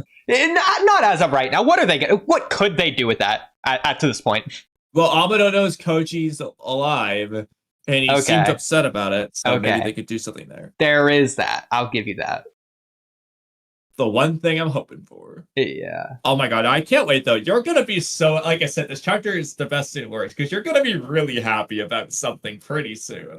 That's like one of the best parts of the chapter. You're gonna be really happy. Remind me, because I do agree, Amado knows Koji's alive. What did Boruto say to let Amado know that? So Amado saw, when Kawaki saw Koji's toad in chapter 12 and he poofed it away. Amado saw that and then later when Boruto starts mentioning the limiters, he's like, how did Boruto know about the limiters? Okay. And then he's thinking back to the toad, he's like, he's like, that must have been the real thing. Even so, it's hard to believe Koji's alive, but he's basically putting the two together saying, Koji has to be alive. That has to be how he knows, which that to me, because Amado thinks Koji told Boruto, seemingly without assuming 10 directions. I'm assuming that because he didn't have it before. So even if Amado hypothetically knew that if Koji does awaken a Shinjutsu, it will be 10 directions. Okay, he doesn't know that he awakened it. So that tells me this is all the more reason why Amado had to have put the limiters on in part 1. Because Koji wouldn't know without 10 directions. And Amado wouldn't know that he knows. So that tells me, from Amado's perspective, like, Koji went over the plan. Yeah, I'm going to put limiters on Kawaki, so we will survive and all this jazz. He had to have just told him. Which means Koji knew from the get-go. Okay. So also, you can say this is unreasonable, but I think based on that, Kawaki, even as of right now, doesn't know Koji's alive. Do you agree? No, because anyway, because he doesn't know. So he saw the toad just like Amado, but I think Amado's not only smarter, but knew Koji more. We'll just say they knew him equally, because I feel like that's fine enough to say. Even though I do think Amado knew him more, but I don't think that really matters. Either way, Amado's smarter than Kawaki.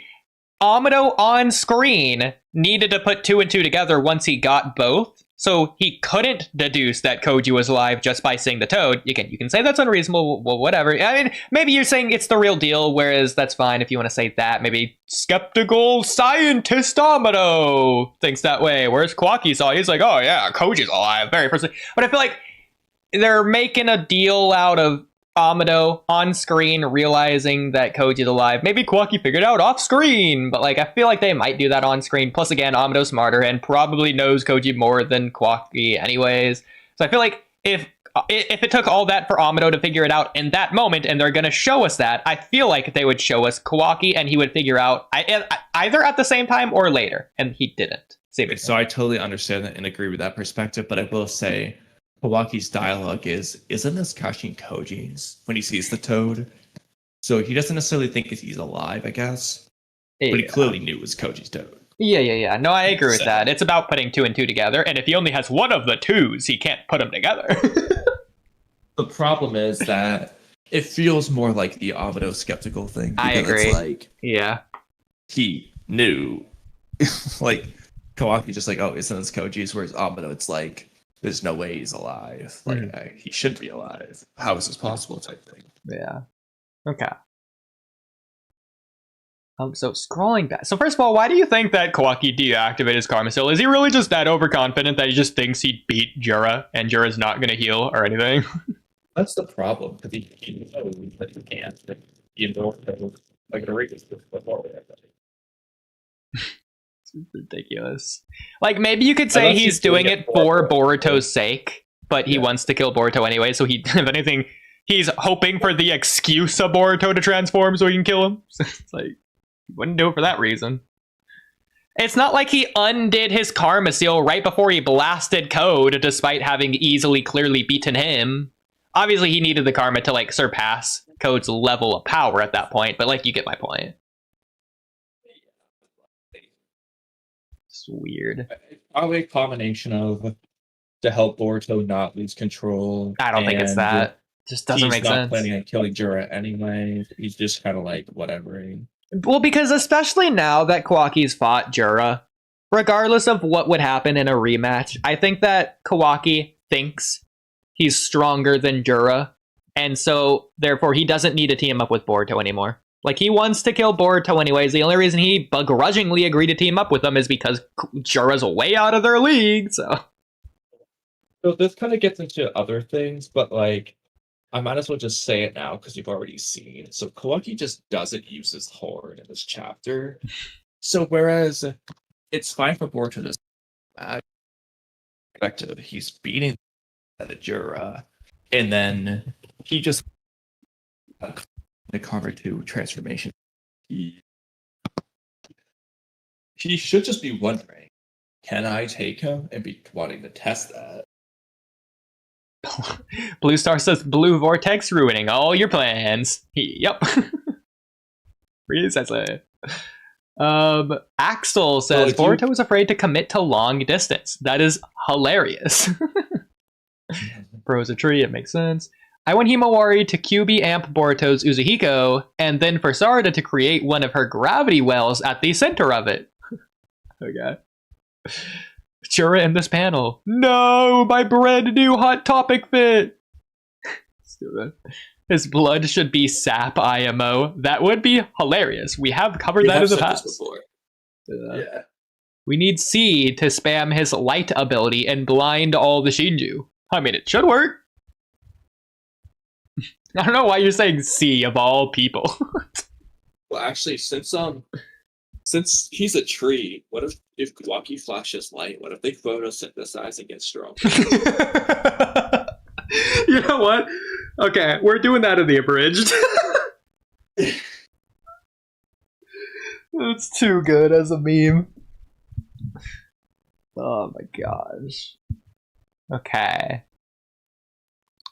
Back to the chapter. Yeah. Oh, okay, interesting. So also, by the way, I did want to point out as well, when Jura's talking about Uchiha Sarada also awaken a new power, we see Sumare's reaction to that, which is obviously important for Sarada Sumare reasons. Yeah. So, glad I thought about that. Sarada did what? I hope we get more thoughts about it than that, but okay, Sumare, maybe next chapter. Both cases presented unthinkable circumstances that were completely out of the ordinary. Wow. Us and Jura are on the same page about that. I couldn't believe Ikimoto did that. But this is nothing more than a personal opinion. Oh, another one of Jura's personal. Actually, I don't think Jura said his personal opinion last chapter. I think Jura is mimicking Boruto, right? Yeah, you did say it differently. It was just his current theory, is what. Yeah. But Boruto had a personal opinion.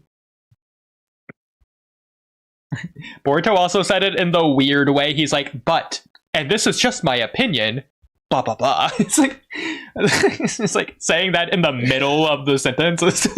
Don't insert that there. You're just being overly dramatic. Just trying to look cool. I can't help but feel like these problematic cases share a common link. It's the love thing, Kamui, the love thing. That which is currently the hottest topic in my personal research. Okay, so real quick. Yeah, so that's why he pulled the book out. It's also funny that the theme of love, like again, because this. So love is not a theme in and of itself. Mm-hmm. It's Jura's theme. Do you like the hottest topic in my personal research? With this space it is. I know. It's so ridiculous. I really hope we get to see what Jura has written down in his book about love. Obviously, aside from his thoughts that he's already currently given us. Like, I would see. Problem. That's what I think all it is. It's just going to be like Idojin, themselves. It's just going to be a recap. Yeah. No, even better. It's going to be what Jura is doing, what I said that I was going to do for the spoiler. He's just like chicken scratching what he remembers of like Idojin like being stabbed. Like, that would be so funny. The picture book. Just doing a little morality face on Idojin with like a spear in him. The theme of love, that is. Okay, as soon as you read the next panel, I'm going to direct you to a Boruto topic that you can now read. It is uncertain and peculiar characteristic that is unique to you humans. Well, ignoring the grammar there, but whatever. So go, it's in between your picture of a Japanese thing and let's translate the limiters thing. It's in spoiler text. Okay, well, that's definitely not what I was expecting to do now, but we can do that. I feel like this is going to be related somehow, but where's the spoiler text, by the way? I haven't been in here in months. Above, let's translate the limiters thing in Boruto topics. Oh. Okay.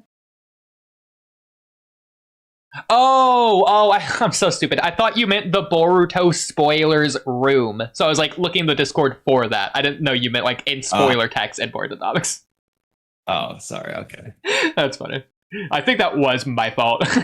Like, duh. Okay, so this one. Yeah, let's translate the limiters thing.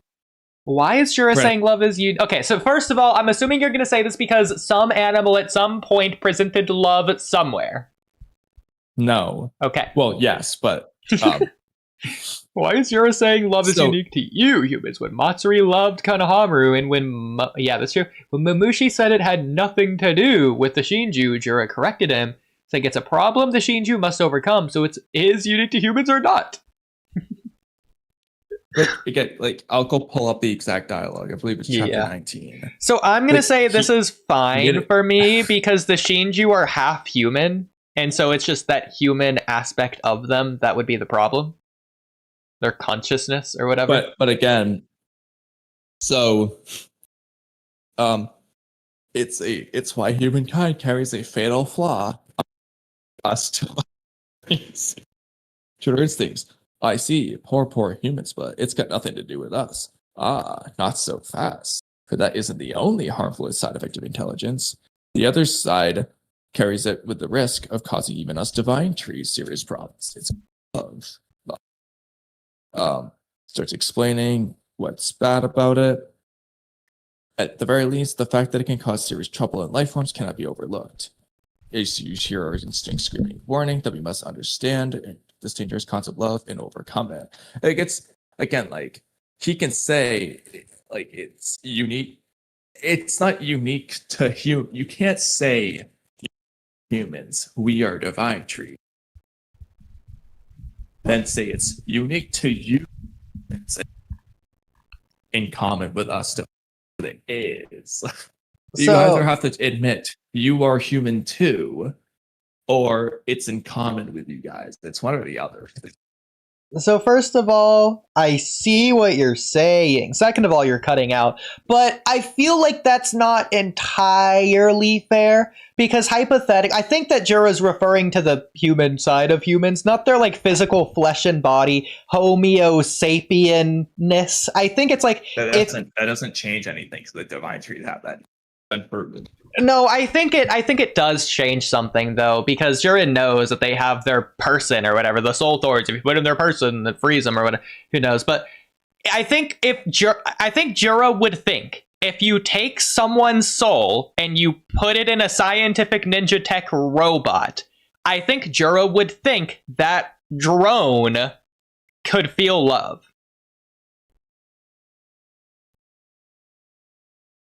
Maybe, but that doesn't really have anything to do with what I'm saying.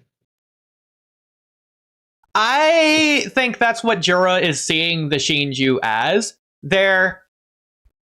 This might be going a little bit far, but Jura is probably not right. Jura might be seeing the Shinju as humans in a Tin Tail's body. See, that would be fine. The problem is he makes it clear that they're just divine trees who evolve in many other statements. I mean, he can say that too. Like, Kamui, if you were in a robot, would you say, "This is cool, bro, I'm a robot, I can turn my hand into a fork, look at this"? I'd be saying that. But you wouldn't say you evolve. That's just... I mean, if I was a robot that could upgrade myself, I would. Because I'm just talking about my body, you know? It's like, hey, cool, I'm a robot. But, I mean, the problem is, again, like, he's just said, we are divine trees a billion times. It's not for humans in a divine tree body. It's just, we are divine trees, and we have a new state of consciousness that's new, blah, blah, blah. It's like, he's not saying that. So it's like, well, I'm fine with him saying the stuff he says on its own. So, the two okay. together is just weird. Okay. I do think it's going there's... back to that chapter. Well, I mean, to be fair, though, this just goes back to chapter 19 in the first verse. He's saying that humans have this human reasoning flaw and blah, blah, blah. But then he's saying love's dangerous. It's like, what are the other those? I mean, regardless of this chapter, Jura's already contradicted himself. He's said both things, so at this point, it doesn't matter which one he says. So he's already said one of them in the past. Exactly. But it's just like I just want to know what his stance is. So, okay, Kamui, this is important. Do you think that Jura considers himself... Obviously, it's both, but like, do you think Jura leans more towards Jura is the same as or different from the other Shinju? Outside of like their individuals. Like, do you think Jura thinks he's different from all of the other Shinju? His dialogue would lead me to say no. Yeah, because he's saying stuff like we or whatever. Yeah, continuously. He's always making it seem like they're all the same.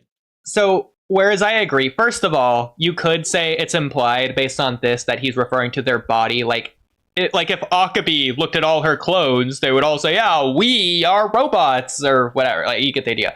But like, at the same time, besides the body thing, I think a counter argument would be something they brought up in this chapter. Jura is seeing them as like very close to him, despite the fact that he doesn't save them. But like, whatever it means to Jura, he's seeing the Shinju as brothers to him. So it could be we, as in like just that kind of meaning, if that makes sense. I know, but he literally said like so many times, like, we are all divine trees, blah blah blah. He just made it clear, like, we all of us are this. Yeah. But like he knows, seemingly, I think he knows that he doesn't have a true person. Like when he's talking to Himawari, he's saying, "Oh, us Biju." So he's even right there. Himawari is a human. He's not. So yeah, I don't. So there's stuff both ways. Thought processes on a bunch of places. But I do think that is important, which one it is. Because that does decide a lot of things, including this current conversation. And just Jura's character in general. I think, but then we get into the, like I said, which is it? Pentels or the divine? Which is it? Yeah. Well, I mean, it's just something to keep in our mind, not to answer right now. We can have an answer or a theory of what we think the answer is, but not something to answer now, but it's something to keep in mind. He sees himself as a human divine trait and Biju all at the same time. So he'll just refer to, like, if he's going to say, oh, us Biju to Himawari, us divine trees to the Shinju, us humans. You know, he specifies it's not human, but you get the idea. Yeah, well, if you remember, I know that Ikimoto and Shikamaru in the Japanese have referred to them as Hito Shinju, that translates to human divine tree. I don't know if Jura himself has done it yet. Do you know? Yeah, I don't know, but I mean, there is at least that in the Japanese, which I don't think has carried over to any of the English translations yet for whatever reason. It hasn't. Yes, that's already weird, but so maybe it just is both in that regard. In which case, he can like separate both, and both are true at the same time, to where he's referring to himself as a human when talking to humans, and referring to himself as a divine tree when talking to divine trees, because he's both. So I think that's could be. But the problem is he doesn't refer to himself as a human when talking to a human. He refers to himself as different. Well, again, like when he's talking to Himawari, he's like us. But that's in reference to Biju. Yeah, I know. But he's talking to Himawari. He's not talking to the Ninedales. Well, to him, he is talking to the Ninedales because they're both the same. Okay. I don't know. I mean, it is weird because do you think Jura knows he's unique though? Because again, that's why I was bringing up the Himawari conversation. Or do you do you think he knows he doesn't have a tree person, or do you think he does, and like Hidari, he just doesn't know the person?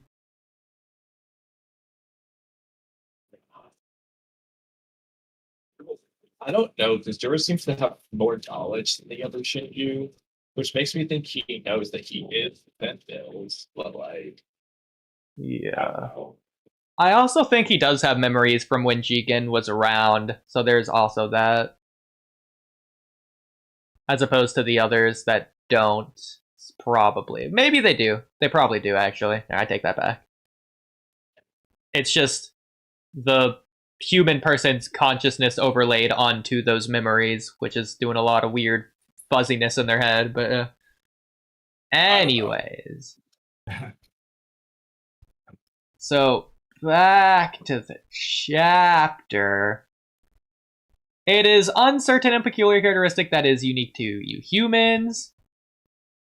So, that is interesting because he's saying you humans as opposed to us humans here. So that's what I was saying. Yeah. He's saying you humans, like we don't have it. Yeah. It's the same way that Kawaki says you shinobi to Sarada, even though now he's randomly wearing his headband out of nowhere, but if anything, okay, this is just a rewrite in general. Rather than saying us humans or you humans, he should have just said that is unique to humans. Yes, I agree. Leave it because then it doesn't specify one way or another. To be fair, this might just be something added in English, especially considering the Japanese. Usually just Japanese language leaves out a lot of context, so that is a word that they would likely leave off in the Japanese, but I'd have to see it. That is possible, but this isn't this, so the chances become less likely. Sure. I'm not saying it's impossible. Yeah.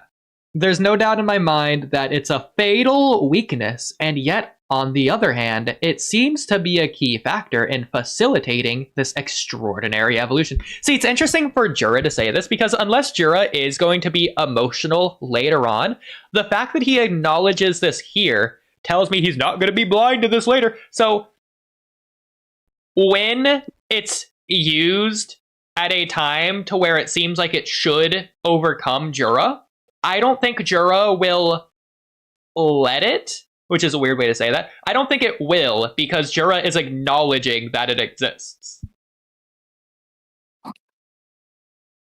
Yeah, kind of tricky there. But it's also funny saying the same thing he said to Boruto to Kawaki. Now, Kawaki of all people, you know, the Otsutsuki slang Otsutsuki guys. Now, I want to hear his opinion on love. He does love Naruto, though, so I am curious if he's going to give an actual, like, his honest opinion, as Jura is saying, which is honestly kind of cool that he's saying that to Kawaki, even, like, after all that Kawaki just did to him. Like, I will say this much. It's not going to be exactly what you just thought, but relate it to it. And I do think you will like some of what's coming. Okay. Up. So I think this is part of why you said this is the best chapter in all of Two Blue Vortex. Best and worst, but okay, now I'm really excited to see what and especially what's going to happen soon is going to be related to where like the good parts come in. Okay, so Kawaki's just charging it up. I'm not your buddy, you obnoxious pest. Skill. I like that. I like that. Oh, that's so funny. That is like Jordan didn't even call him a buddy. He's just saying that, just be like, don't be buddy, man. I'm just gonna blow you up like you did Gara. That's cool.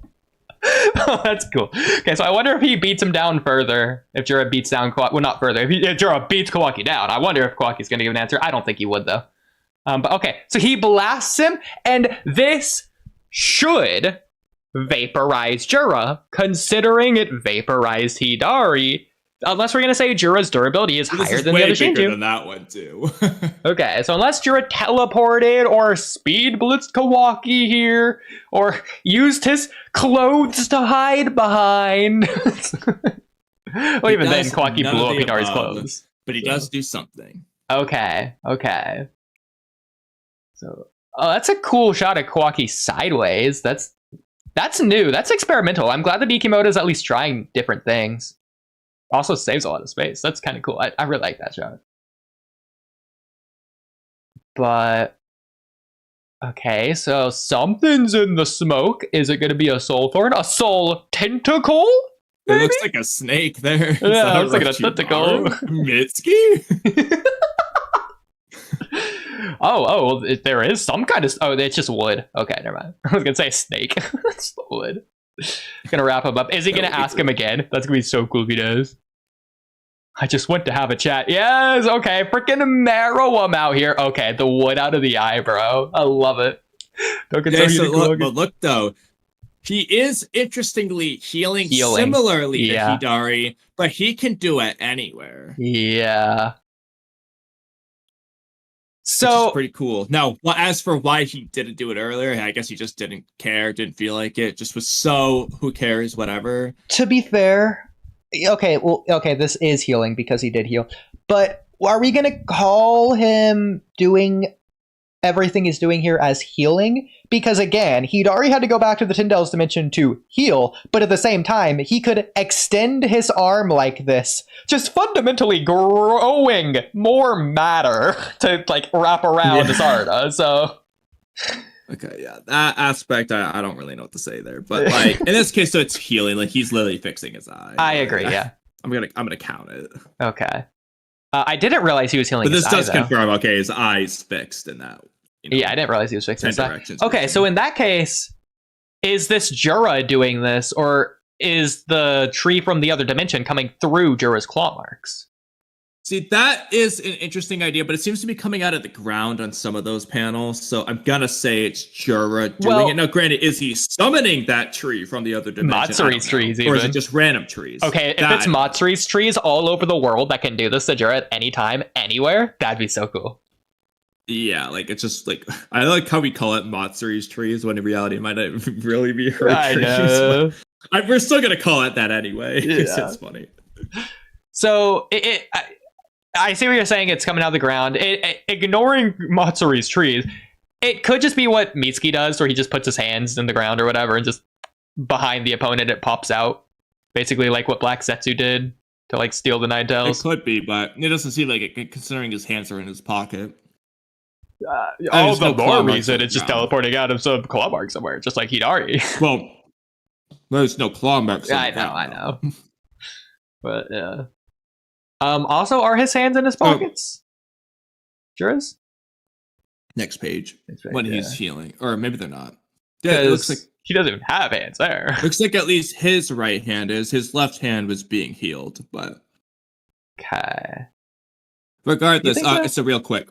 Obviously, this isn't the best part of the chapter aspect, but I just thought I was really happy. I was like, okay, they're finally addressing it. Yeah. Be happy. But I'm getting huge Meruem vibes. I'm sure you did too. Mhm. Yeah. Yeah, I just want to talk. Yeah. Except, obviously, Kawaki is very different from Netero. In some regards. Okay. Cool. He looks cool sitting down on it too. Okay, so real quick, yeah. I love So his this pose. pose, the only thing I could think of was Momoshiki sitting on that ledge. Yeah, at the Are there beginning. I was gonna say, is there anything else that I'm missing for this seating position? Does Jigen sit on his throne like this? He might, but I was gonna say because the sitting position was very familiar. Maybe even Code sits like this at some point, or like maybe I don't Ada. think so. Well, Ada does, but like it's not this Yeah. type of sit. Yeah. Okay.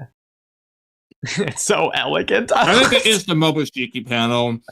Also, I'm chapter sorry. 10, It just looks probably the one. especially goofy with Jura's high heels. He looks so feminine. Yeah. And like his legs aren't even like that muscular. Yeah, even, so this it like works in better. particular.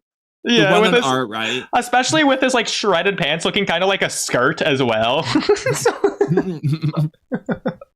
And the fact there's like no hair on his legs. It's like, ooh, Jura. Redbeard would be real happy right about that. But that's Cam what she thinks. Okay. Yeah, you know what? I will send this to Cam because I think this is funny enough to do.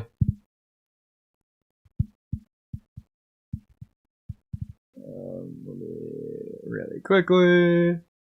I'll even go to Basecamp for this. Put in the group chat and just say Cam thoughts. Don't worry, I already know. I was gonna send this, and then I was gonna send a GIF of. Oh no, he's hot.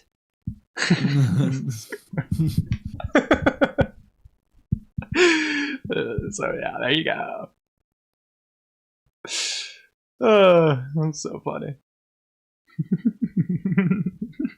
I can't wait for Cam's reactions. If you want to do Cam thoughts, please do. After my hands aren't greasy, I'm eating, but Okay. I never thought you would rush to Boruto's rescue. As far as I know, there is only one thing you wish to protect in this world. So is he going to think it's because Kawaki loves Boruto? In which case, it's going to be really interesting to see Kawaki's reaction. I would love to see that more than anything. you're gonna like this part of the chapter, I think. That one thing should be Uzumaki Naruto. Okay. Kawaki's reaction. Because that should still be... Okay. At the very least, regardless of what you think about whether he switched his target to Hema Warriors, if he just has both targets, I'm sure you agree. In this moment, it would be better and more interesting if Jura's target is Naruto. I agree. Okay. And I did say I was happy about something. Okay. A bunch of things, actually. Well, considering what you've argued in the past, previously I traveled to Konoha in search of him. Imagine my surprise when he was pronounced dead. So also, it's kind of cool, kind of really cool. I like this. The panels are like slanted, and they're doing the text like that as well. Mm-hmm. Well, That's really cool. unless the person just took the picture bad, but I really doubt that, because I really doubt that. It's possible. Actually, okay, never mind. I think that is what happened. I'd say that just took that. Oh my god. But that's so much cooler. Like, yeah, okay, you know what? Again, this is the official version. So Previously, I traveled to Konoha in search of him. Imagine my surprise when he was pronounced dead. Yeah, so he doesn't know, which is interesting, considering if he has the Ten Tails memories that... Well, again, he would be surprised because the Ten Tails thought he was alive, seemingly. Maybe he didn't even know about Naruto, but you get the idea. But now, seeing your straightforward gaze has confirmed it. That he's alive. He's alive, isn't he? Uzumaki Naruto, that is. Ooh. Oh, and Simray's reaction as well. Finally happened. Finally. Yeah. Okay. So Sumaray... That's not all. But that's not all. It's got to get better. Right on the mark. What a simpleton you are. That's hilarious. Much like you, I am bad at telling lies. This will provoke antipathy. I suppose I'll say it regardless. Okay. Real quick. Yeah, Jura's bad at telling lies, but he sure is good at just mixing up his story. Inoji dead. I mean, he told a good lie there. Yeah. He lied to Ino. So just so we're all on the same page, antipathy, a deep-seated feeling of dislike. Aversion. Yeah, he's saying that like this might cause you to hate me, basically. Yeah, I know. Yeah. It's just but real quick. Word. So he's bad at telling lies. Assuming that's true, he wasn't lying when he said it. We can't let Hidari rot. Yeah, our foe and when he is said formidable. the foe is formidable, he meant that. And when he says something later in this chapter that makes no sense, he meant it. Yeah. Okay. I want to try devouring him. Ooh. Okay. So yes, he is still after Naruto. Thank heavens. I know that, like, obviously we wanted that to be the case, but because he hadn't mentioned it in like 30 chapters, starting to get a little bit worried. I mean, that's not how I remember that conversation going. No, I never said. Okay, if you're trying to say that I said he was after the Nine Tails, not Naruto, I never said that. I said he might be, but he shouldn't be. Rewatch the streams. I was on your side of what should be the case. Okay, I'm just saying, okay. I did argue he should be. I'm just saying he might not be because of the things that they've done.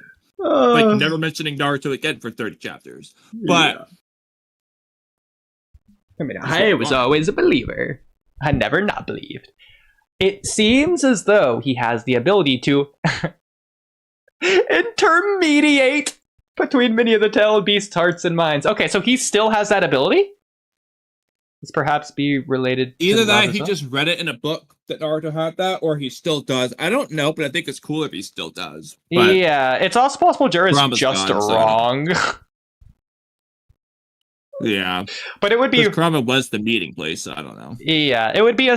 Well, no, Kurama was not the meeting place. Kurama was overseeing the meeting place, which was Hagoroma's excuse to get him back inside Naruto. Yeah. So that he could go back without having to feel guilty about it. Yeah, so... or feel... That said... This isn't happening, but something that could be really, really cool is if Naruto could communicate with the tailed beasts in real time in Daikokuten, which could possibly include the Shinju, including Jura. Like, imagine he's talking to Himawari through Kurama, or he's just like talking to like Shukaku, be like, "Oh no, Gaara got captured. That's what you're telling me. Oh, you gotta go tell Kankuro to go tell Shikamaru." That'd be so cool. Yeah, Naruto's behind the pictures. He can't talk to anyone but the tail beast directly, so he can talk to Shikamaru through Shukaku. Yeah, he's just like on Boruto's side about not leaking omnipotence or whatever. He just knows. It's like, yeah, we gotta protect that stupid son of mine, Kawaki's. They're very sparse with the information he tells. Either way, cool. If he got unsealed, it would be really cool if he could communicate to Juro telepathically. Yeah, just like the overseer, still like, he's technically from the shadows, guiding the world as Hokage still, even 3 years later. Shikamaru's gonna be real happy to hear that. This perhaps be related to love as well. I cannot help but feel that way. Well, so do you think Jura's wrong, or do you think this is canonically saying that Ninshu is directly connected to love itself? Not emotions or feelings, but specifically love. Well, if you even think it is. I mean, we never do. Well, okay, I'm going to say no, because I would consider Orochimaru just like appearing in Naruto's sewer Nine-Tails dimension with the Nine-Tails roar to him as technically Ninshu. Like, he just did get in his mind space without any. The only explanation is Ninshu. Like, how else could he have done that? They just chakra flexed into okay, I had a different interpretation. And that was not because of love. I had a different interpretation. I know. It's Orochimaru in the sewer mind space, but I always imagined that more like Kurama doing that in the same way that Kurama scared Haku or Neji or Sasuke or a billion other people. I imagine that's what he was doing. He's just doing his weird genjutsu chakra fear hacks scare thing that he can do to people. He does it not like that in any other situation. I know. This one could just be that. The other Ninshu examples wouldn't have been hatred. I was trying to think of something that just can't be love. Like, Naruto Sasuke just argues love. Well, Naruto loves Sasuke. Is it okay if it goes one way? You can argue that Sasuke loved Naruto, but at the same time, he also hated Naruto. So I will say, though, Hakurama talking to Naruto and Sasuke when they, like, died, I'm not going to call that love. I'm calling that necessity. I don't even know if Hagoromo would count as Ninshu in that moment. Probably, but, like, feels like that was like a completely separate thing altogether, since it was Hagoromo's weird spirit essence. Like, are we gonna get like it's similar? It's not the same thing, but it's similar to like Minato talking to Naruto when the Nine-Tails deal comes undone. That's just Minato's chakra undoing itself. Yeah, but it's still Ninshu. It's the chakras linked together. They know each other's feelings and blah blah because of it. But regardless, looking at what Jura specifically says, though, it's intermediating between the Tilby's hearts and minds. So obviously, Ninshu is like the way they communicate, but he could not be referring to that and instead just be referring to the fact that, but Naruto is able to like win their hearts over and like, you know, sway them and talk to tail beasts, you know, things like that could have been because of love connecting them. He could be referring to it that way rather than the Ninshu aspect. Yeah. I really hope Jura can convince Kawaki to say anything at all, because I feel like it's been so long that since we've got Kawaki's perspective on anything. Like, we know he wants to kill Otsutsuki and all that, but like, we technically know why, but we haven't heard Kawaki say why or anything. Like, we technically have a little bit, but I feel like we need to get an updated thoughts on Kawaki, so I'm really I don't think they're going to do it this chapter, but I want to hear something from Kawaki in relation to Naruto, love, Boruto, Otsutsuki, why he's doing what he's doing, omnipotence, everything. Just update our thoughts on Kawaki for all of it. Why not? Sure. Or just realistically give it to us in the first place. But that's what I'm hoping for. What is love? Baby, don't hurt me. If I devour him, I may be able to deepen my understanding. You bastard! Well, that's not the answer that Jura was looking for. See, because I also think that I wish that Jura did this before Kawaki got his limiters off. Unless Jura's just going to dog walk Kawaki now, I feel like Kawaki would talk to Jura if he thought, even selfishly, it meant the possibility of manipulating him into not going after Naruto. Or just like he did for Code, he purposely at the beginning of the Code arc, he went to Code and knowing he couldn't beat him to plead with him to leave Konoha alone. He'll even offer his own life. I don't think Kawaki's going to do that because obviously it's different context. Jura's not interested in Kawaki in that same kind of way. He is in terms of devouring it, but like you get the same idea. It's not something he would like trade for. I mean, he maybe Kawaki would offer it, but I don't think he would. But I want to like see Kawaki give thoughts, which I feel like he can't do unless Jura forces it out of him, just like Pain forced it out of Naruto. Let's go. So you really did not want me to scroll down. Yeah. Okay. Really tells me what's on that next page, though. for the most part, there are going to be some things you will like. For the most part, this is where everything just goes bad. Oh no! And you're gonna get you will get some kawaki things, but not because of what you just said about Jura forcing it out of them. You're just gonna get again. Okay. I think like the last page, for example, what's gonna end is there's gonna be some good things, some things you'll be excited about, something you're gonna be mixed about. But for the most part, this is where it gets bad. So like basically the intro is just bad. But if you just move past it, then it's been pretty good for the last 25 chapters. And after the last 10, this is where you get to the not chapters. This is where you start to get to the. So as of right now, what would you say so far has been the worst thing To Blue Vortex has done, in your opinion? Okay. Still. Also, just confirming, we're on page 25 because that's interesting. I had no idea how far into the chapter, so we're about halfway done, maybe a little bit further. Okay, I thought we were like page 30. Okay, so I guess less than half the chapter is as good as I thought. Oh no, okay, so we're like page 30, yeah. Page 29. I think my guesses are pretty good. Okay, so far though, what do you think the worst thing To Blue Vortex has done is so far? We've said this in the past, but now I want to give like a new answer. It's probably the shallowness of Kawaki's character. Okay. I wasn't sure if you were going to say Jura's reason for leaving in chapter 13 or not. I was trying to give not a moment, but like, because you're asking for all of To Blue Vortex, what is the thing that's held it back the most? I would say it's that, as opposed to one in particular moment. Okay. That's a good answer. So now let's look at moments, though. Okay, chapter 13, Jura leaving. Okay. So, I'm almost hyping you up here. I think that we have surpassed it in this chapter. I think we have had a worse moment. So let's specify what it's about, because that would give it away. But I think we argue. I mean, you might be able to argue it's not as bad, but I think I'm curious what you're going to say, but I think we've surpassed it and done even worse. Because we'll leave it at that for now. I mean, if it's anything like Boruto's sword chip scene, I'm sure I can argue against it. You were saying this was the worst and best chapter of all of To Blue Vortex. You've said that as well. You said Jura said something nonsensical later in the chapter. You said that earlier.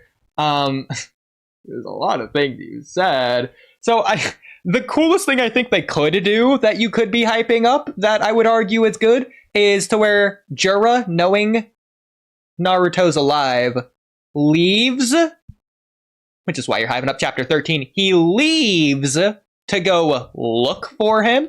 And I hope that he either knows where he is immediately, aka he knows he's in Daikokuten and either can't get there or he can like unseal Naruto maybe, or he doesn't know where Naruto is, but he leaves in order to go back to the Tendo's Mansion to do research or something. So he, in the future, will be able to find out where Naruto is. That's my guess as to where Jura's going to leave for that reason, which means we're not getting Sage Mode Mitsuki versus Jura. We're not getting Damon versus Jura. We're not getting Mangekyo Sharingan Sarada versus Jura. It's just going to be over. It's just going to end. Well, that's my guess. So that would be amazing.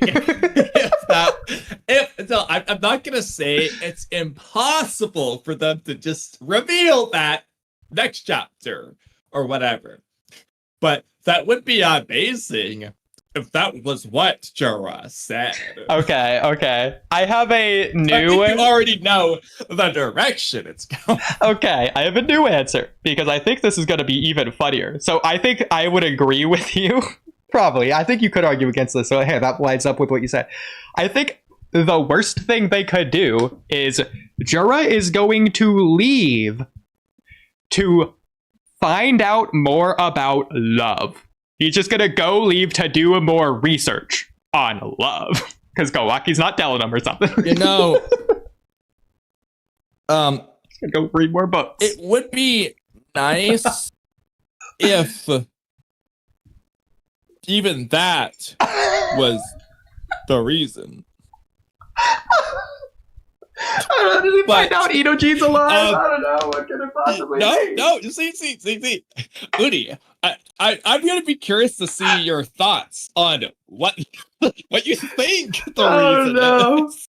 It sounds like it has to be something unthinkable, aka I cannot think about it right now because I'm in a rational state of mind. It's like it's impossible for me to think about it. No, it's even worse than that. You cannot think about it, and that's the end of it. Is that foreshadowing? Oh no, maybe he just doesn't say anything. He just leaves randomly. It's fine now. Well, you're not too far off the mark. It's fine now. I may be able to deepen my understanding. Okay. So Boruto gets back up. Oh, he's fighting alongside Kawaki, who doesn't have his Karma Seal, so he can do that now. Oh, look at that. They're teaming up together. Even though Boruto should be critically injured, ignoring Otsutsuki healing because Himawari had to heal him that one time. He got the slightest injury of all time and passed out because of it. But ignoring that. Okay. Sorry for the wait, Kawaki. I didn't finish teleporting everyone away, but I'm here now to help you in this plan that we made that isn't this. I've got the symbol now. Flying right. Okay, so that's interesting. So it's like he has to. Okay, that's why you're saying that. So that is what he was doing earlier. Okay, so that's just weird. So he has to focus to lock onto it, but once he's locked onto it, he doesn't need to like focus on it anymore. He's just like got it locked. Yeah, it's weird. So it's just Dragon Ball. It is just Dragon Ball. It's just weird. Flying right, you know. Yeah, that really didn't stop him from teleporting Himawari to Sarada that one time, because it's like, oh, teleport to the star. Okay, gotcha. And he just did it immediately, despite it being pretty far away. So I think the charge up thing was kind of like just retconned. Yeah. I am reluctant to part ways. Oh, but it cannot be helped. It looks like we'll have to end here for now. Let's go, Kawaki.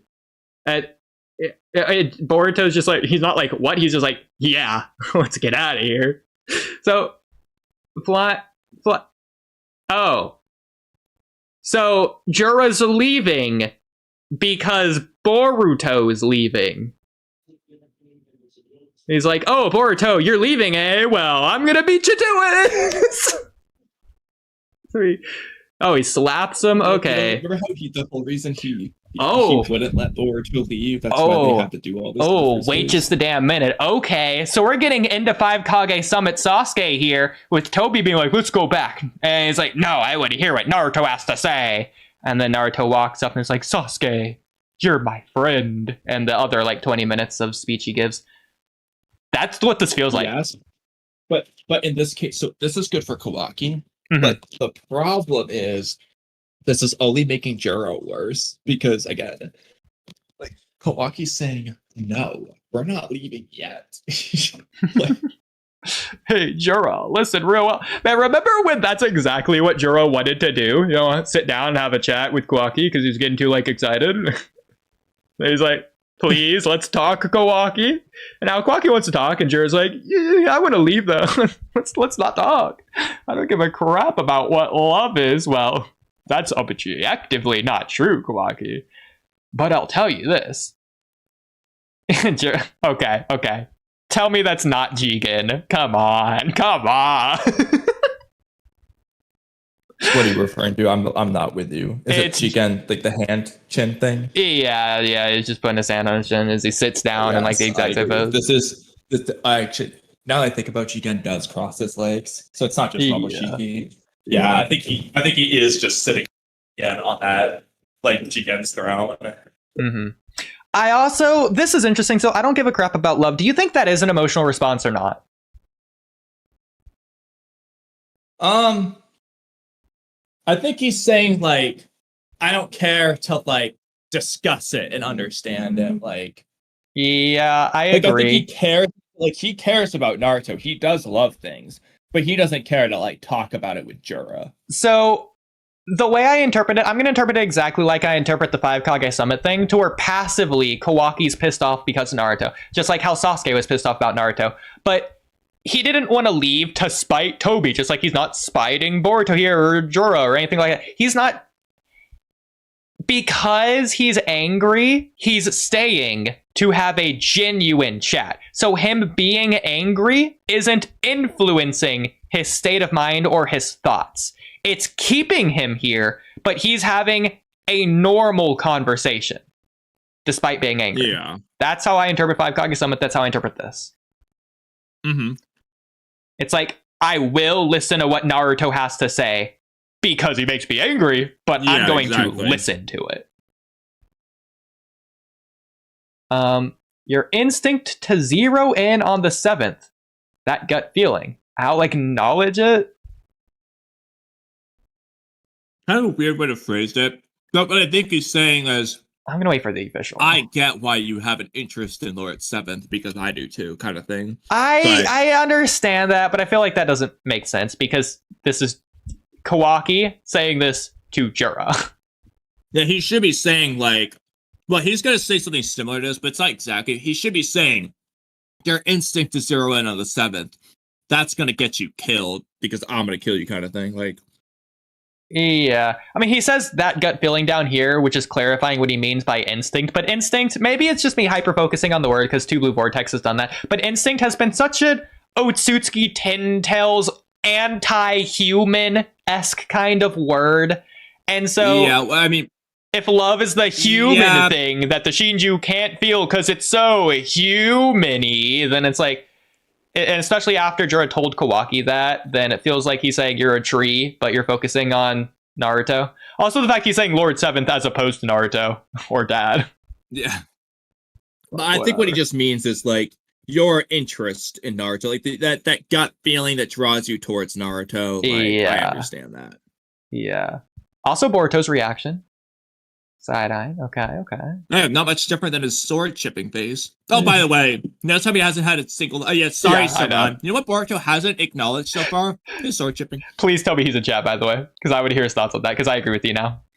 Now that they haven't done it. Now that they didn't do it. He wasn't there earlier. He was there earlier. Yeah, I don't think he's there now, though. No, he's not. Okay. No. Yeah. So, again, they could do it whenever, but, like, there's a certain extent of, like, yeah, you do it later, but the moment's died down.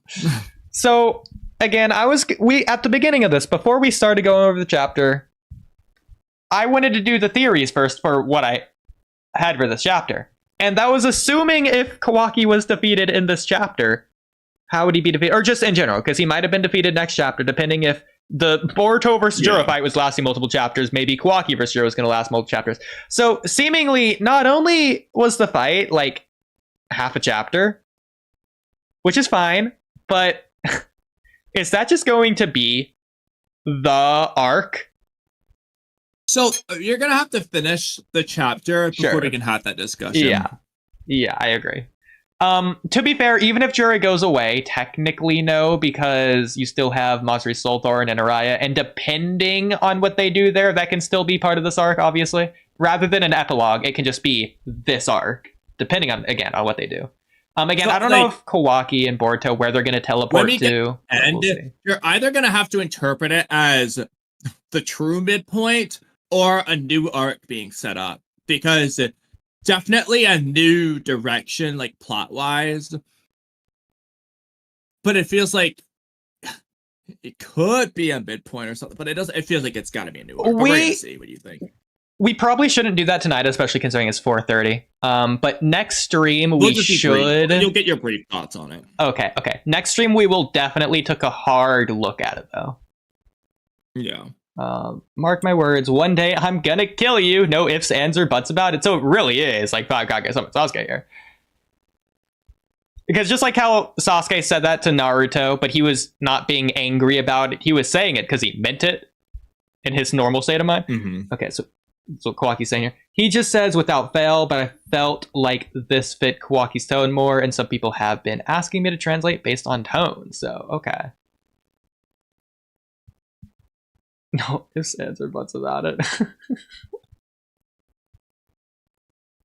Maybe this is just me. I think without fail fits better here. It's like such a roundabout, almost fruity way for Kawaki to say this. But whatever. Because Kawaki's such a blunt and apathetic character, he wouldn't talk like that. But whatever. Apparently that was his tone. It was not. Directly goes against what you're saying. How interesting. Thank you for stating your honest opinion. Okay, so when I was reading, stating okay, I thought he was saying for stating the obvious. It's like, thanks, Captain Obvious. That would be really funny. I want Jura to say that at some point now. Oh my god, I'm done now. Let's go, bro. So that's all he had to say. That's it. He'll acknowledge Jura's feelings, but he'll kill him. That's it. That's all he had to say. That was the big thing that he stopped Boruto so he could say to Jura. Oh, but don't worry. That actually meant a lot. I'll leave it at that. Okay.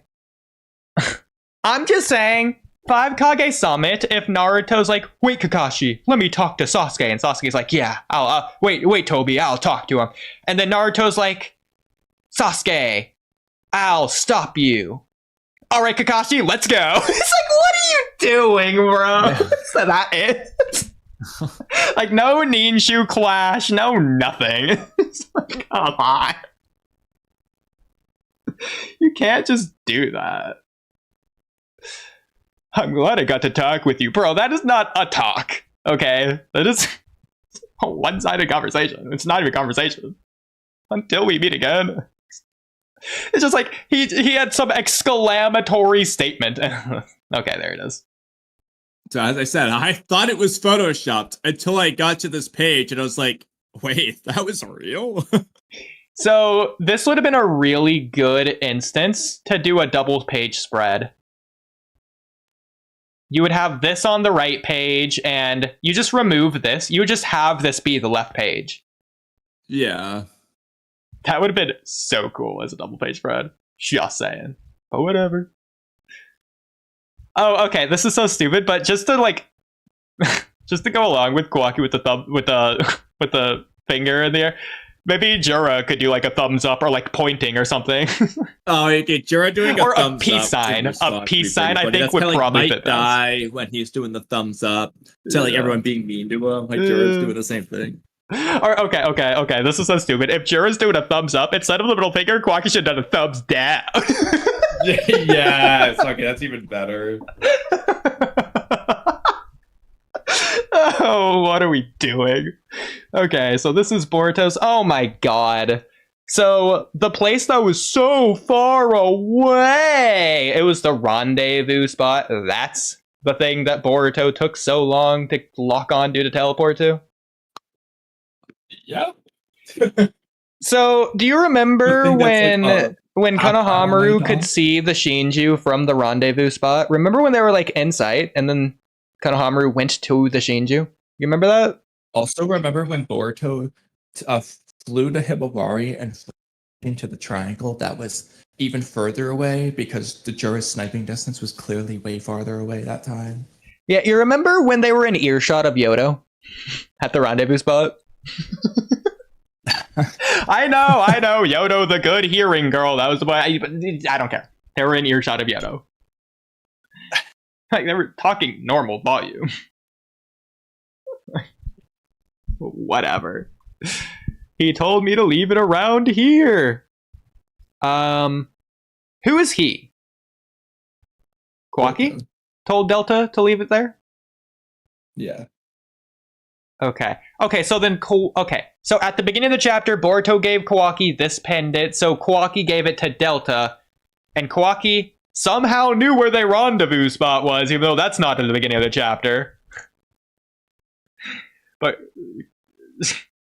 I don't know how Delta knew where they were. Delta's only... Boruto must have just flew to her and told it off screen, or told Kawaki off screen. about the rendezvous location or something. I don't know. But, God. regardless, well, actually, If it's in my hands, it'll be harder to sense out. if Kawaki, Weird. What's that? is that the same pendant that he gave to Kawaki? Because Kawaki might have given it to Delta. Yeah, it is. Because you can see, remember I was commenting, it was like, it looked like a cloud that was like in the Leaf Village symbol. So yeah, it's the same symbol. But again, though, I'm kind of just like, so Delta's only purpose is to just bring this pendant to the rendezvous location. Why didn't Boruto just like put one there in the first place so that he wouldn't? Like, Delta doesn't need to be there. What happened to the pendant that Mitsuki picked up? Doesn't he still have it on him? Since apparently he didn't throw it for Boruto to teleport to in midair. See, that's the thing. Like, so, like, why was that one in midair? And exactly, you should just have that. And besides that, regardless of things not going to plan, shouldn't Boruto just have a pendant on him just in case at all times anyways? Like he did when he gave it to Kawaki. What, did he sneak a pendant to put on him in that moment? Or does he just not have a pendant? Because he could have gave one to Konohamaru and be like, go to the rendezvous spot. And then he could have teleported that through Konohamaru. Yeah, actually, that's a good point. Like he say, well, I guess his original plan was to not show up until Kawaki already did. In which case, because Kawaki's supposed to get there first, they would need to have the pendant first because of that. But like, he could just have two. Yeah. Okay. He told me to leave it here. So if it's in my hands, it'll be harder to sense out. What do you make of that? Why? I mean, it makes sense from the perspective of mixed chakras. Like, he's trying to sense his chakra, but Delta's is interfering. But that implies he can sense Delta's chakra in the first place, which he can't. So he should only be able to sense his own chakra, because that's all he can sense in the first place, which is why he needs the markers instead of just teleporting to Delta at any time, because he can sense your chakra. So it shouldn't matter, especially considering that it's not like when Koji's Toad, which has chakra, is holding the pendant and messes it up for him. So It feels like it's weird though. It's because like he told me to leave it around here. It feels like Delta's purposefully leaving it out in the open, unsurrounded by everything else. Like it feels like if Delta put like an umbrella over top of it, it would be harder to teleport to. If anybody had it in their pocket, their jeans, or like if Delta just had a Ziploc bag and she put it in there, could Boruto just not teleport to it? yeah, that's what they're kind of hinting at. It's like if you cover it, I don't know. It's weird. I don't know. It's weird. You should probably, yeah, exactly. You should probably stand back for a bit. So either that's like, oh, careful, Boruto's going to quantum teleport inside of you, and you're going to be like the SpongeBob Squidward fusion from that one episode, or it's like, okay, it's harder for Boruto to teleport because there's people around. Is that what it is? Because it's a crowded area, he needs an open area to sense it. Like, what are they going for? I don't know. They do something funny with this, I will, man. This chapter does have a couple funny moments, and two of them are at the end. Okay. So, yeah, okay, that is what she meant. It'd be pretty painful if you were suddenly stepped on. So, do you think Boruto even meant to step on Code in Chapter 1? That's what I don't know, because I think that is a reference. I do think that it doesn't technically confirm, but I think it pretty much confirms, nah, he flying Raijin stepped on Code there. Like, I completely agree. I think that's definitely a reference to that. Yeah. The only time that's ever happened. And now it's the second time. Oh my god. Okay, of course it's Kawaki, bro. That's so stupid. It still has a soul form, by the way, and Jura doesn't care. That hurt, damn it. Yep. What were you doing, idiot? That's so stupid. So, by the way, I thought that was interesting. Kawaki's just outing himself for being like a not good person, just calling Konohamaru an idiot randomly. Okay. No, I think that's fair. That's not random. Kawaki hasn't seemingly called him an idiot as of right now. He calls him like sensei, and he's Master Konohamaru, not just idiot. Okay. Maybe you can say it's Kawaki being mean. I feel like if the Naruto anime did this with like Naruto and Yamato randomly, you wouldn't be saying that because the music would be blasting with the funny volume and be clearly a lighthearted Okay, that scene. would probably influence it too, but there's also just like Kawaki's personality. Because again, like we haven't seen Kawaki be mean to Konohamaru yet in TBV, so like we don't know what he's been acting like with them. But based off Kamui, it does seem like he's just been normal. So. Also, Boruto's reaction is killing me. he's He looks so good. Yeah, he looks like oops. Ooh. I like that. That's funny. I didn't even notice that the first time. That's the kid Boruto still in there. Oh, that's so funny, bro. Oh my god. Okay. Okay, what would be crazy is if randomly Mitsuki says Kawaki and they just activate Sage Mode and attacks him. That's my line, Gora. Okay, yeah, no, they're doing a thing. Like, so then Konohamaru was going to call Kawaki an idiot. So it's meant to be a lighthearted thing, not a Kawaki thing, I feel like. Yeah, exactly. You lot are such a handful. It's right here. I mean, I get why he's saying that, but I feel like unconnected to everything else. It's like, nobody else. Just, here you go. No, actually, hold on. Scroll up. Just give me a break. Yeah, sorry. Okay, do you have the Soul Thorn? Well, I scrolled down. Yeah. I mean, I was the gonna say, like, we're screen missing a scrolled panel. up. I read that. Oh, God. Also, again, Sensei.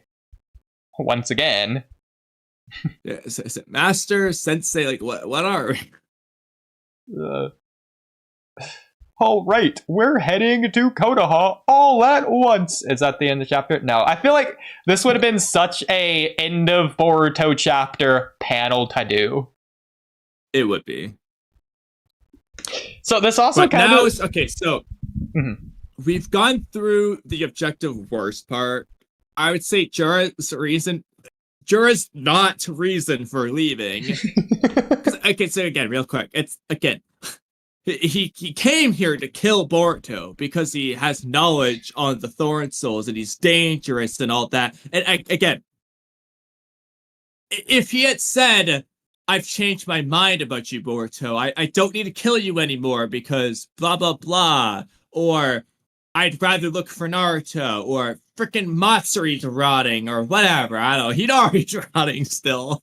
Like, again, at least they gave us our foe is formidable. Let's retreat. And Hidari's rotting in chapter 13. At least they tried. Like, this one is just, I have no choice but to leave.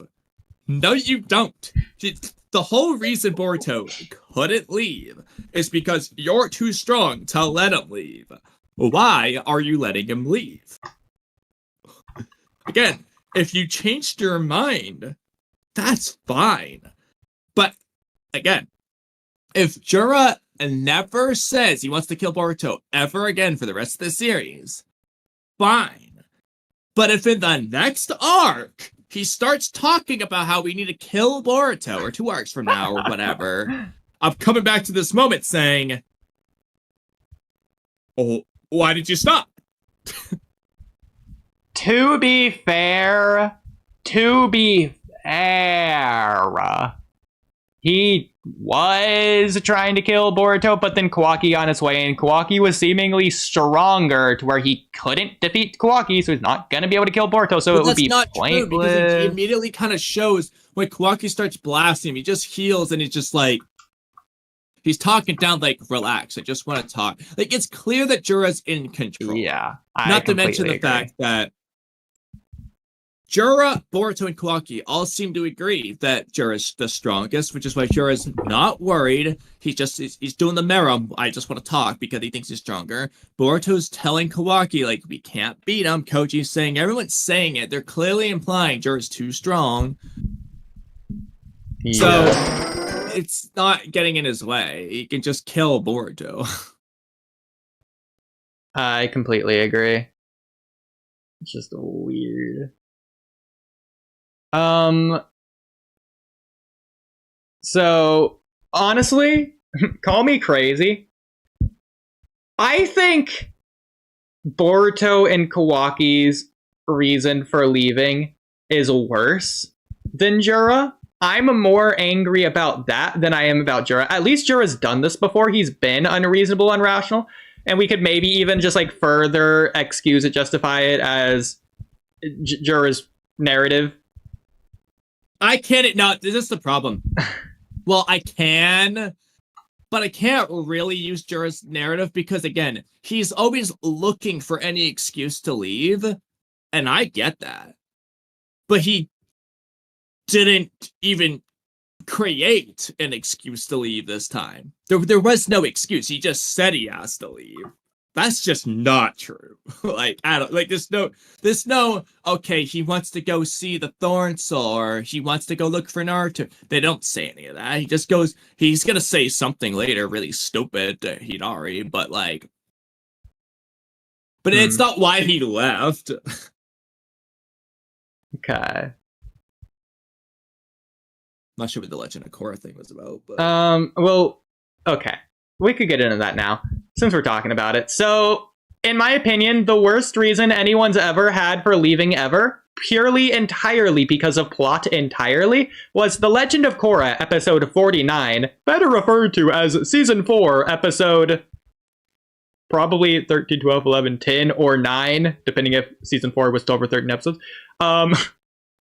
So this is after a long fight, after like 10 episodes or whatever, to where this is the bad guy, Kuvira, right? And they finally got her on the ropes. They're confronting her directly because they finally got through her. Wow, look, they're fighting Kuvira, the ultimate big bad guy of the season, and they're doing so good.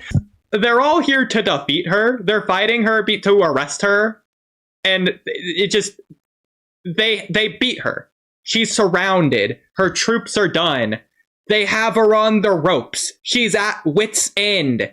Can't do anything. And they just leave because there's 3 more episodes. Like, I can't overstate enough how bad this is. Because they leave, there is 3 more episodes for Kuvira to regroup, recuperate, build up her army, build a robot bigger than she's ever built before to become a climactic final villain of badness that destroys the city and the world-threatening threat that she becomes when they just had her defeated here. Not that they could have. They did defeat her, and then they just left. For no reason. So, thoughts?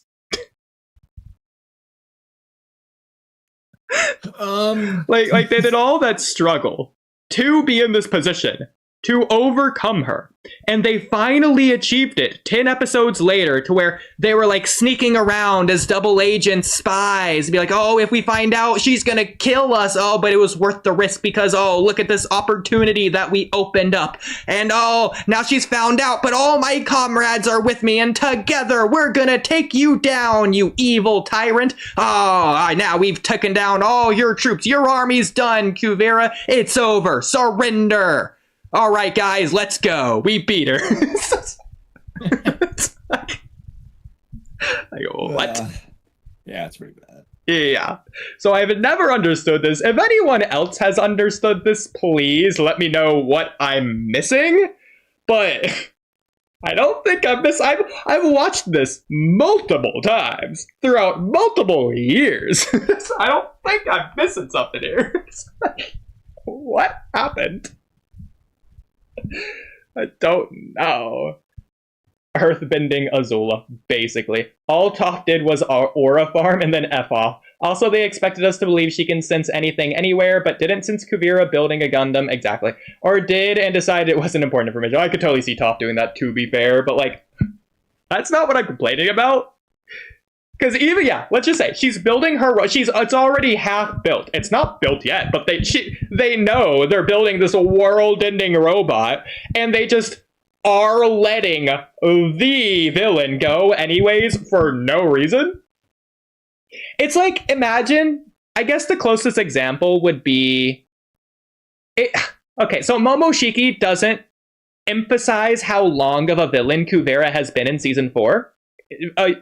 Technically, only like 10 episodes, but like in the timeline for years. So imagine like Momoshiki was there for years fighting Naruto and Sasuke. And then instead of like the father-son Rasengan at the end, they just beat Momoshiki. No, I got an exact one for you. So they just beat Momoshiki. And instead of Katasuke coming and firing the ninja tech chakra blasts for Momoshiki to absorb, so he like gets whatever, they just leave. And Momoshiki's just like floating there. And then he just like recovers and comes back and takes Naruto and wins. Like, what are you doing?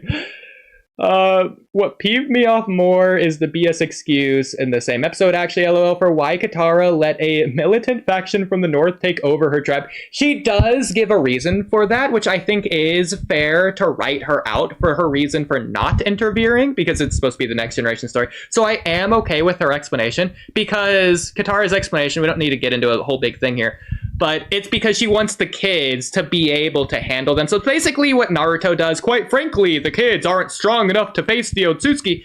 Okay, well, they're strong enough to face this. Let's let them face this so that they can get stronger. That's basically what Katara is doing here. Because if she needed to intervene, she would. She doesn't need to, at least not yet. Yes, it's her home, her family, or whatever, but like, she's there. She doesn't need to intervene yet, though, so it's fine. Basically what's happening. Think that makes sense? But Kamui, I've said a lot. What do you think?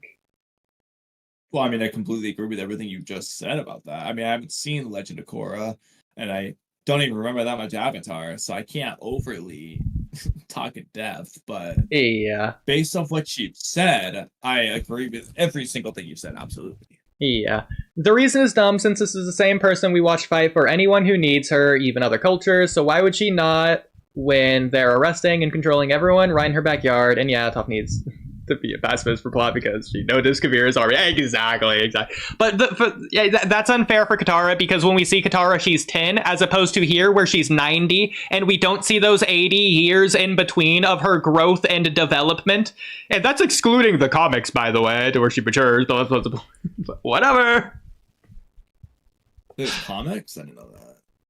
Yeah, but like even Naruto, are you going to say it's against Naruto's character to let the next generation get stronger because in his generation he wasn't letting the next generation get stronger? No. Yeah.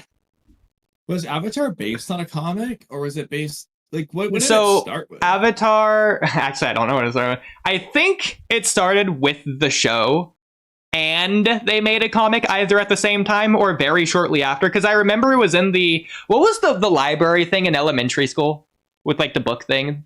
It's like had a lexicon. What was it? There was like a day, like a book day. What was it called? You just do it. Everyone had it. I know you had it. You just don't remember it. What was the name of it? It's like Super Underpants Man was one of the books you could get there. Is the Goosebumps books. Yeah, it's like there's a bunch of books you could get.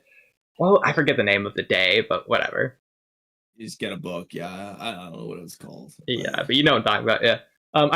But one of the books I got was Avatar, because it was just like a comic, like, hey, cool. But besides that, they finished the show, and then I know they made comics for years after. Even now, they're still technically making more comics, and especially novels. But it's been like a multiple year long like drip thing. Book fair! Thank you, Axel. Thank you, Books Fair. Yeah. But yeah, no, they're still technically making Avatar comics. But I don't think you know this, but they are making a theatrical movie for the first time ever. A book fair? Yes, Boz, we're talking about a bunch of stuff right now. Right now we're talking about Avatar, but we're actually mid-reading the chapter and discussing Jura's reason for leaving and why it's bad. And I'm comparing that to Kavira, but I still think Kavira's is worse. As much as I hate to say it, Kamui. I think this is just the worst instance in all of fiction. Still, what do you mean? But yeah, no, they're doing novels and comics, and they were doing that after the show and a bunch of stuff. I still want them to animate the comics for the show, just like bring it back for a season or something, or do that for the movies since they're having the movie be original. But either way, we're doing Avatar, and you don't want to do Avatar, you want to do Boruto. Let's do Boruto. May I say one quick thing? You can. Do you have anything more to say on the Jura leaving thing for now, or do you want to get back to the chapter? Nah, it's it for now. It's just bad. Okay. It's just arguably worse than chapter 13. Like, I'm curious what Mello's gonna say. I feel like he's gonna start off saying it's undeniable peak, and then later in a random stream say I'm still confused of why Jura left. If he was confused of why he left in chapter 13, he should still be confused now. Yes. I'm still more angry that Boruto and Kawaki are not trying to kill Jura, especially after what Kawaki just did to Jura. Yeah, he healed. Baby. Just activate your karma again. At least, he went into it saying they wouldn't be able to. But then again... Yeah, and then Kawaki was able to. But then I'm also wondering... Boruto tried Uzuhiko and was surprised it didn't work. So, from his perspective, when he lands Uzuhiko, did he just win the fight? Like, would he have just thought, oh, we actually won? I soloed Jura? Like, what did he think was going to happen? Did he just think he would never be able to use Uzuhiko? If so, why was he like, I'll have to use Uzuhiko, and just comes up with a plan pretty easily? Like, what was he thinking was going to happen? So what I think of that is Koji told him you're going to need Uzuhiko to beat Jura in the future. That's not to say that Boruto expected that Uzuhiko to obliterate Jura. I think Boruto's more so surprised. No, dizziness. But when he's dizzy, what do you think was going to happen? Like, he thinks he wins in that case? So I think Boruto was surprised because he wasn't expecting to do it. He can't even stand. Not Sakura, stand it, but stand. Listen. Apparently, a non-standing Jura is still capable of killing. He's just that strong. I don't know. That... Jura just rolling around on the ground. It's just gonna be. I mean, Matsuri's lower half was destroyed, and she was still thought-arising Konohamaru.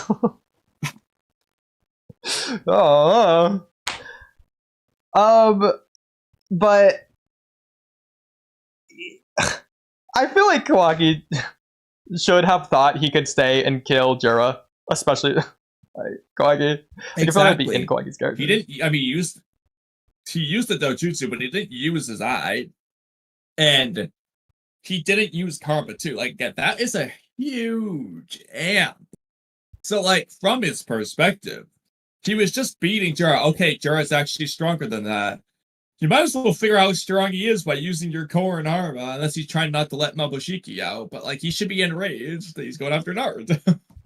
So imagine if Jigen just beat Naruto and Sasuke like he did, and his stomach doesn't crack, and he's not at below 10%, and he just leaves for the same reason that he states, of like, oh man, killing you guys would take forever, as he has them defeated, and like full-on chakra still. So it's fine. It's basically the same idea here.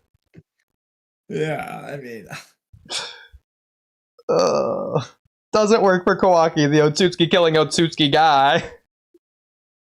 At least for Jura, man, he could have pulled the Hisoka and just been like, I want to fight you again when you're in top 4. Like, yeah. It's like, literally, he said he likes fighting earlier, 2 chapters ago, so it's like, you might say that came out of nowhere. I don't care. Give us something for, like, why just leaving. Actually, that's a good point. Jura gets excited when fighting strong people. Why did he even want to fight Kawaki, who was stronger than Boruto at the time, seemingly? Like, yes, he wanted to talk to Boruto. Why didn't he want to fight Kawaki? Shouldn't he be excited? Exactly, yeah. It's like he was getting what he wanted. But Jura literally does make no sense the more we get. It's just, I just...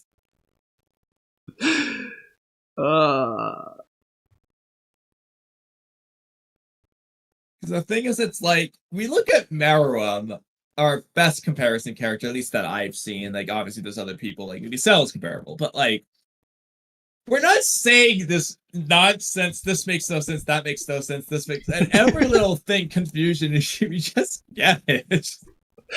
Like, Jura changes over time, Meruem changes over time, but these two characters are not the same.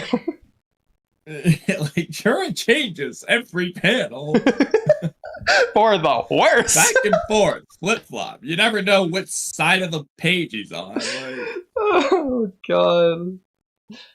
I'm just mad. Like, I know this was the original actually, he made a good plan, point. but- Sai is unironically one of the best people to compare it with.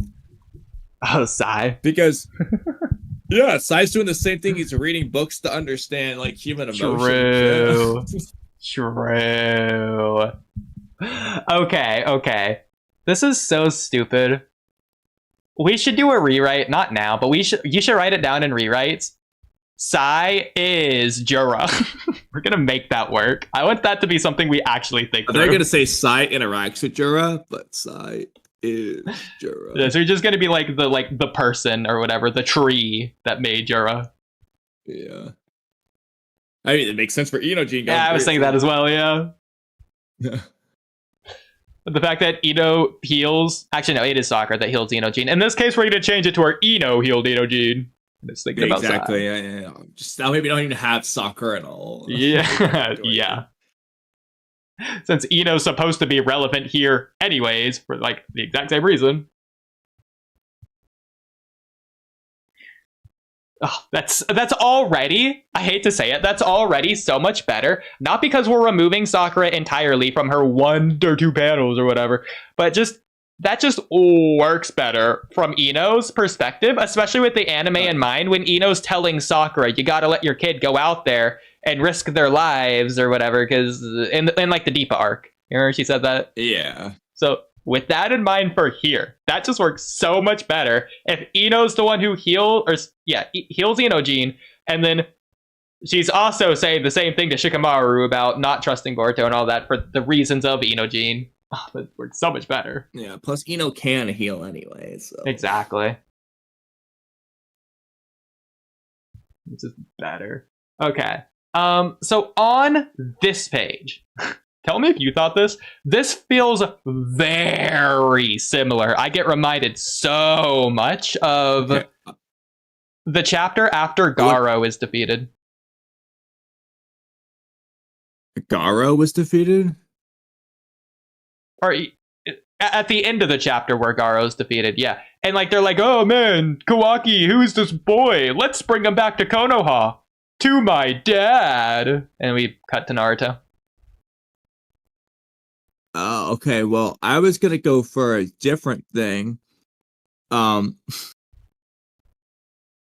I'll just take a picture of the whole page. Especially since So they just I think talk there's Naruto, something else. I talking think there to is something else. Kawaki, But there Boruto's was with a him. panel in particular. It might not be this one. I thought it was this one. Well, I mean, there's going to be 2 on the page I'm going to compare with. But this panel reminded me a lot of something else. So the top and bottom panels of Boruto, I thought it was going to be... It's a jab. The end of that chapter, I by the thought way, it was has gonna be always there. been one... Oh my god, that looks so weird. I hate my computer being so weird. Might be something else. Let me just do it. The end of that chapter has always been one of my favorites, just for the irony that the viewer knows through the flash forward scene who Kawaki is, and Boruto saying, bring him to my dad, and we know through the flash forward scene that ends in tragedy. And so I always love that. Oh yeah, it's like saying the exact same. Yeah, there might be somewhere else, but that was like... It is different though. The one in particular, I was like, oh, this looks just like that panel. Yeah, that's so funny. It kind of looks And like there's Boruto got a haircut. too. The bottom one's like zoomed in, but... Either Boruto got a haircut, or they're making his hair more normal instead of like Kawaki. Super Saiyan. Yeah, it's like Ichigo Kawaki's hair. Yeah. Okay. I'm gonna check more panels for this. Sure. Do you want me to keep going? Keep reading? Let me just check a different chapter real quick on Boruto's hair. I think it has been consistent like this in this arc. Yeah, a lot of these just look more like Kawaki's hair. Let me see what it's like in the previous arc. I'm fine with Just Benny really quick. What would be a good chapter? Let's go to chapter 12. Page 90, Dari.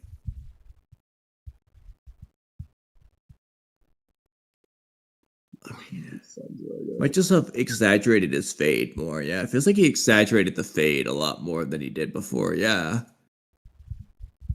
Interesting. that's just new, I guess, for this arc. Yeah. All right, you can continue. By the way, Axel, the Shikamaru ordering Sai to de-escalate the Jura threat situation. So I don't think you remember this. Well, I shouldn't say it. If you remember this, when chapter, it was like, I don't know, 10, 11, whatever chapter it was, came out, and where Inojin was stabbed, people were making theories that Sai was going to get involved back then because his son is about to die or whatever. And so, he did. yeah.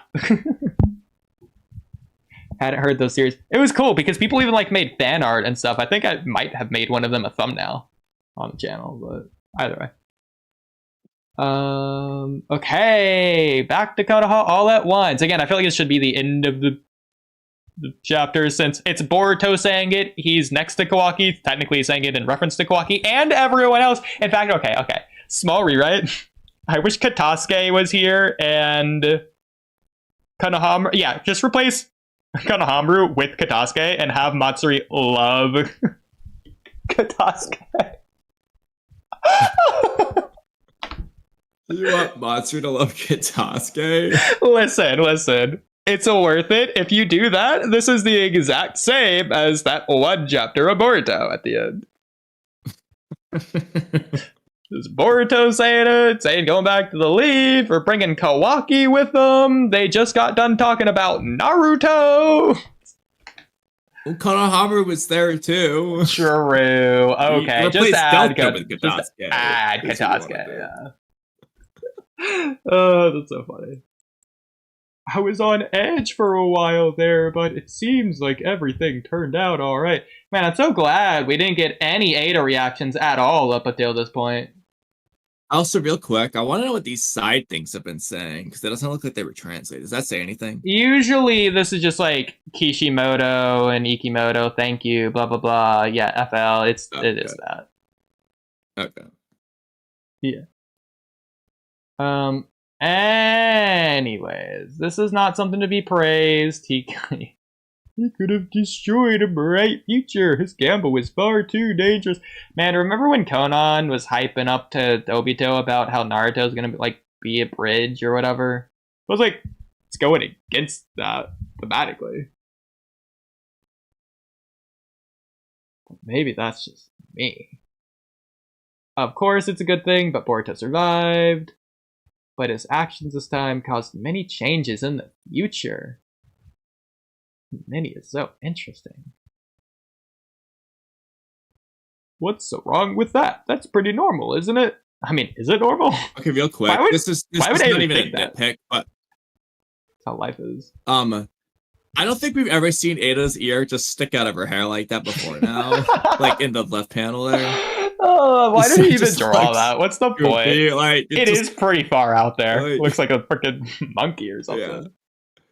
It's just not exactly. I'm like, I'm not gonna say it's a nitpick if it was consistent, but like, we've never seen this. Like, what happened here? She'd never even seen her ear like that. So, why did he draw that? But yeah, I don't know why she just thinks. What did she say right before? That's how life is. Pretty normal. That's what's wrong with that? Yeah. He caused many changes in the future. And again, she knows about 10 directions. She saw the conversation. Yeah. She knows what a singularity of fate is, like, of all people. You could say this is character stuff because Ada's life got flipped upside down through the love charm or whatever else happened and leading up to that, but we'll have to wait. It could also just be a thing to where she's saying, like, in general, like, the future's always changing, so, like, just accept that and move on kind of thing. I don't know. Yeah. By the way, real quick, just because my subconscious mind just randomly thought of it. So for like a split second, I think it was yesterday, it might have been earlier today. For a split second, I looked away as soon as I could. I saw some kind of spoiler about Delta or Akabi either being useless or dying in this chapter. I don't know if that happens, but it'd be really weird if it happened at this point. Sure, it's really going to surprise me with that. That doesn't happen, but Delta being useless, you can argue, because like I said, like, what really was the point? Like, from a writing perspective, that they could have written the pendant getting to Konohamaru in 30 different ways. Like, they didn't need to just tease us with Delta doing nothing yet again. I remember what it was. I think it was something along the lines of Delta was killed in maybe chapter 24 of Naruto Next Generations, whereas she's killed here in 24 of No. Tubular Vortex? Was it Okay. introduced? I think you're conflating things because what people were saying is Chapter 1 of Boruto Part 1, Boruto Uzumaki. Chapter 1 of Boruto Tubular Vortex, Boruto. Chapter 24, Kawaki. Chapter 24, GBB, Kawaki Uzumaki. Okay. Oh, yeah, that reminds me. You can go to Boruto topics real quick. Well, also, I'll do that, but can you look up what Chapter 24 of Naruto Next Generations was? It's the chapter before Kawaki fights Garo. It's when they find, like, it's like the one where they find Kawaki. So then nothing at all to do. I think. Let me just double check. I mean, that Let's does chapter sound right, 24 because I don't was think person. Delta was that early. It'd be weird if she was. Well, she's there. No, they said it's when she's introduced. Okay, sorry. Chapter 24 is when Kawaki fights Garo. Yeah. Oh, okay, yeah, introduced. That makes sense. It's when Delta leaves the Karahaido. Yeah, I mean, but Delta wasn't introduced here. She didn't die here. She didn't leave anywhere here. So. Yeah, exactly. She's already been shown before this. She's already talked. You've seen her face. And if you don't want to count those as their introductions, then her introduction would be chapter 30 when they're like, Delta, and we start to learn more about her. It's not going to be when she's just standing there talking to Koji, doing just as much of nothing as before. Yeah. But anyway, so So Oodie, besides the like parallel naming scheme that I just explained, why is this chapter called Kawaki Uzumaki? I assume it's because Jura calls Kawaki that, but why does he call him that, as opposed to Kawaki Otsutsuki? Why does he call Boruto that, Boruto Otsutsuki, but not Kawaki? So is it possible that either Jura is under the effects of omnipotence, or he just read it in a book post-omnipotence? I think he just read it in a book, but like, I'm just like, is it because Boruto, from his perspective, doesn't have a last name, so he's just calling him Otsutsuki because he doesn't have a last name, whereas Kawaki has a last name of Uzumaki, so he's going with that? I mean, Kawaki does have a last name, though. Jigen either removed it or changed it. Hey, it's whatever his freaking dad's last name is. I don't know. That said, actually, I mean, even Jigen has a last name.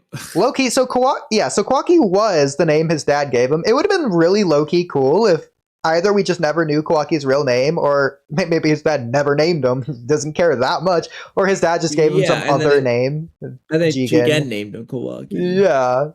That could be the thing Jigen gave Kawaki. Yeah. Yeah, like that'd be so cool. Like, you're completely empty, Kawaki. We'll have to start filling you back up. The first thing to start with is your name. Yeah. Something like that. Or even like if he compares it to like a vase or container and be like, you're completely shattered, and this is the first drier piece. than this vase, so we need to fill you up. Or I'll put you back together. Yeah, it's a broken vase. You see this hole right here? That's where you go. And he like turns around and points to the icon on the back of his jacket or whatever. That's what this That's is. what this is. This is you. In other words, this is Kawaki. Kawaki. Like, no, yeah, like, it's like, he just points to the shirt, your name will be, he points to his symbol, Kawaki. Even though that makes no sense because Kawaki is a reference to dry, not vessel or anything. That's Kara is I know. vessel. I know. His name should be Kara. At that point, just change Japanese. Just have that be what that is. Japanese. So okay. Is there any possibility that the Ten Tails either has Jigen's or Ishiki's memories or codes memories, regardless of like consciousness or emotions or feelings or soul or whatever, unlike the other Shinju? Is it possible it has Code or Ishiki's memories regardless of the Ten Tails' memories? But would it have the original? So Code first the Clockwork's pre-omnipotence. So would it have his original memories, or would those be affected by omnipotence? True. True.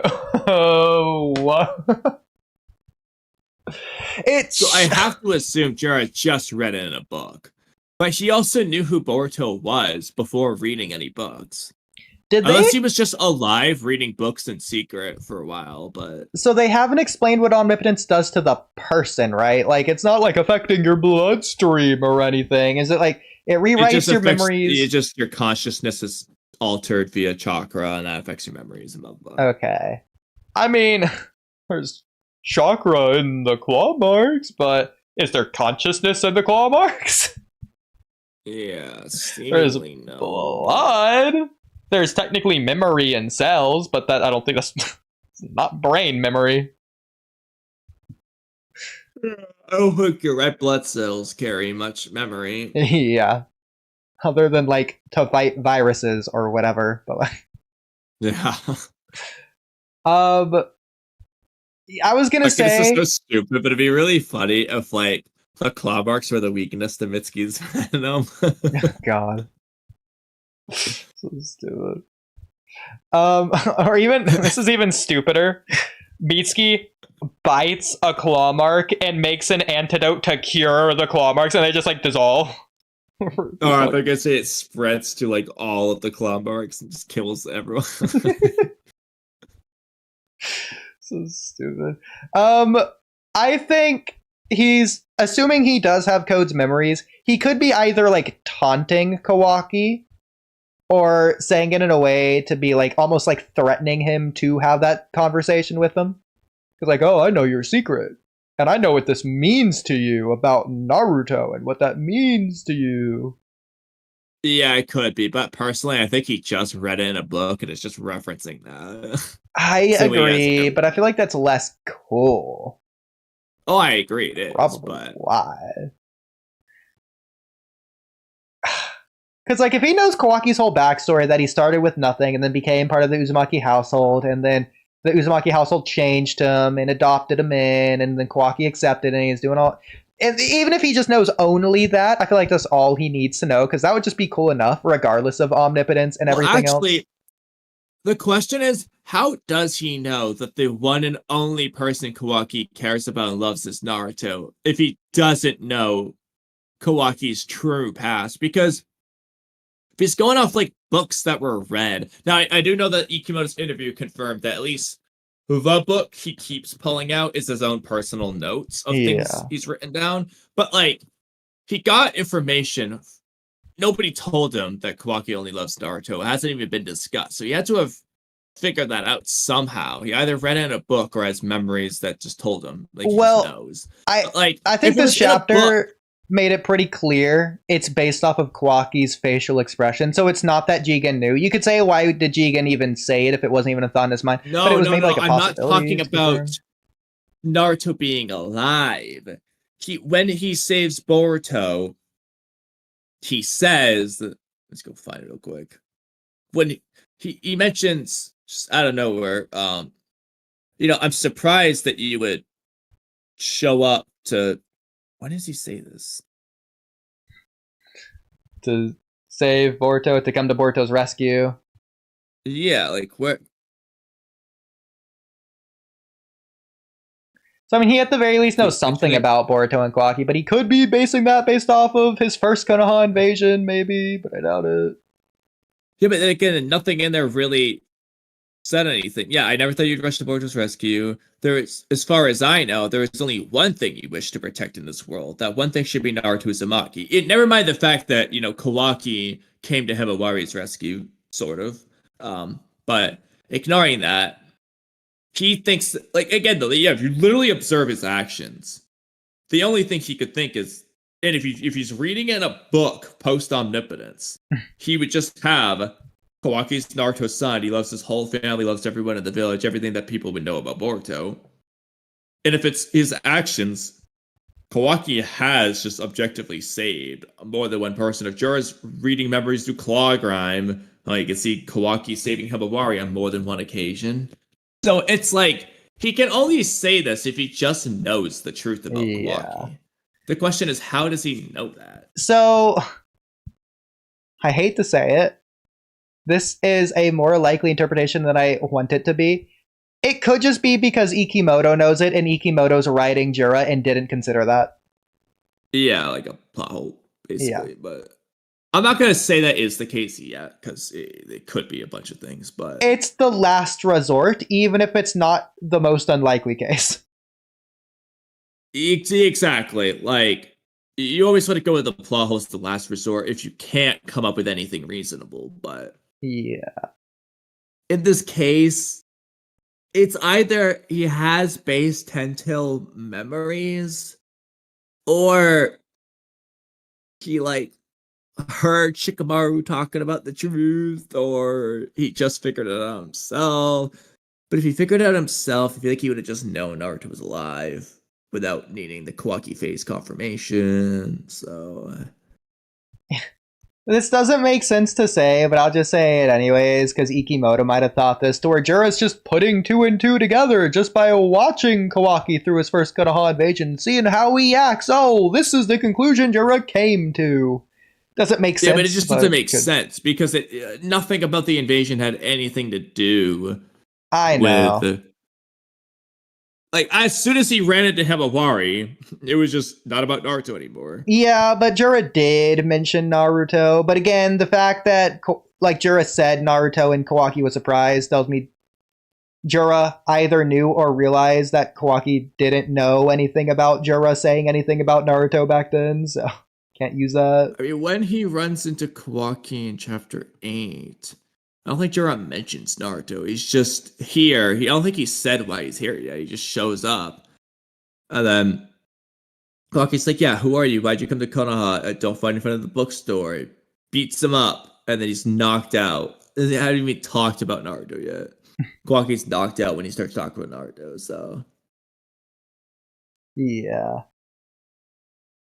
By the way, so how did that work? Did Shikamaru or someone tell Kawaki, or did Kawaki just sense them?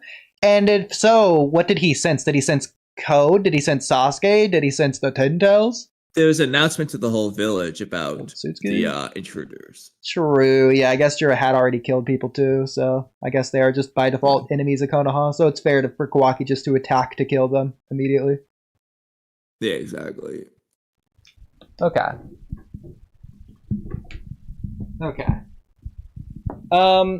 I think it's most reasonable to say Jura has Tentail's memories, but he could have multiple memories. Also, just because he has, let's just say he does have Code's memories, that doesn't mean he has 100% of Code's memories. Maybe he has like a scattered random like 20%. Yeah, we just don't know what. But even then, if he has Code's memories, they have to be Omnipotence Code memories from like the initial claw marks, and not like something affected over time, because Code would have it backwards. So, well, then again, it's still hotly contested whether or not Code knows or not. So I think the Vanishing Rasengan thing was just a weird inconsistency thing, or when he fought Boruto in the time skip, Boruto was just using that, and he just said, oh, that's his specialty now. He just accepted it. I don't know, but... Or Ikimoto forgot. It just becomes more and more likely every chapter. Surprised Dan's not throwing a fit right now. But anyway, back to the chapter. Yes. This directly concerns you, Ada. Mamushi is on the move. His target is you. Okay, this is what you're talking about. Most exciting part of the chapter. Whatever. Well, this is the part that might conflict you. So yes, on one hand, absolutely hyped. Mabushi's on the move. But the part that conflicts you. So scroll up.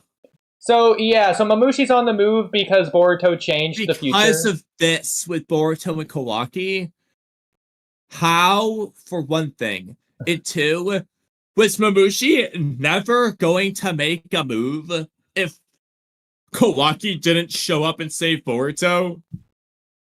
Because if we're right on the update, then yes, because it's not that Mamushi's moving now, aka earlier, it's that he was never going to move at all. Yeah. He's saying everything's changing. Yeah.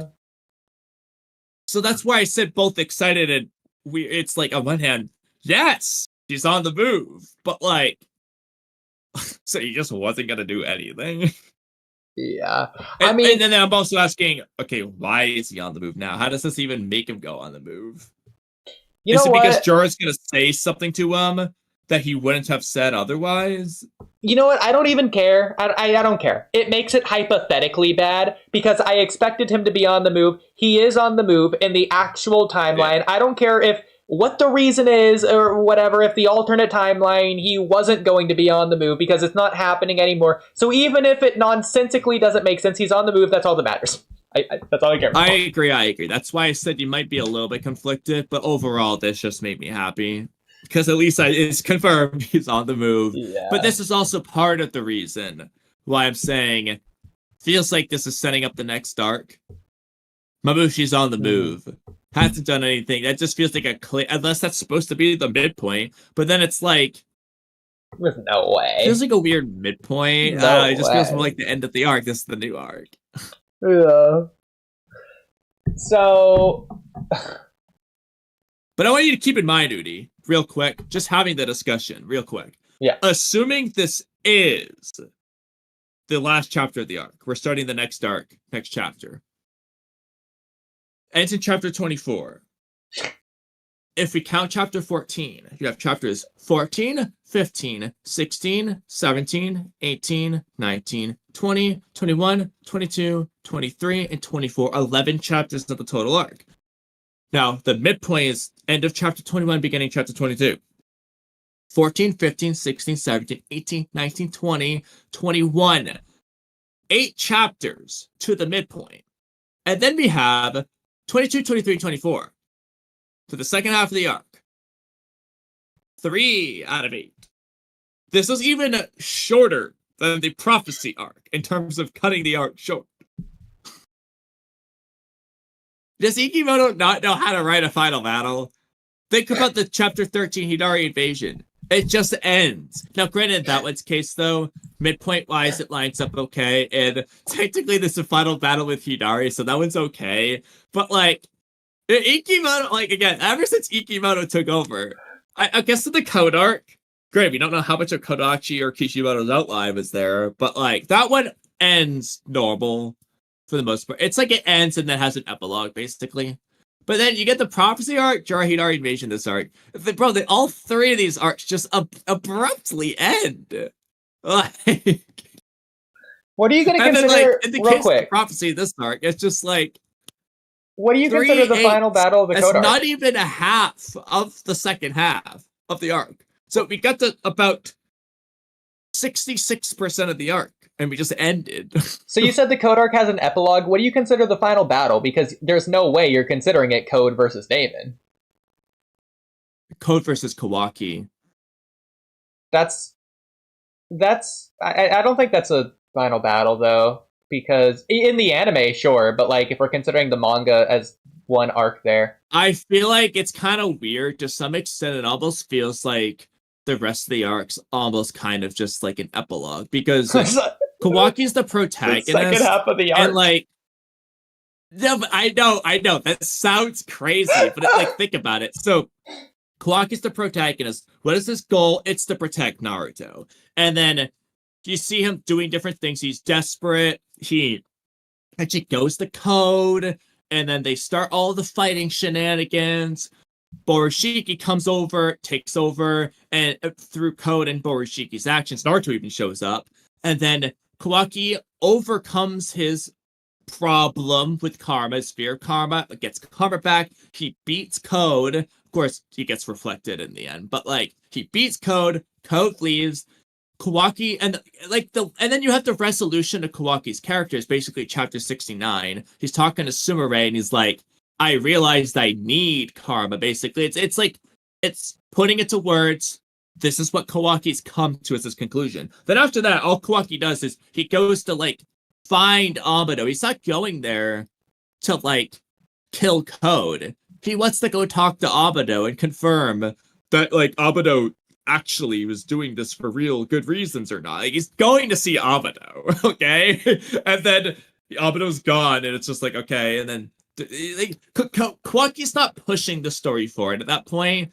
It's just Code shenanigans. Unless you guys say Code's the protagonist of the arc, and Kawaki's the antagonist.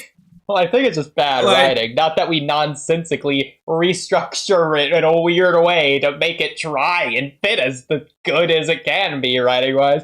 Because, like, think about the Tenchi Bridge. I would consider it similar. What's the goal of that arc? It's the Tenchi Bridge mission, right? They confront Orochimaru or whatever they're doing.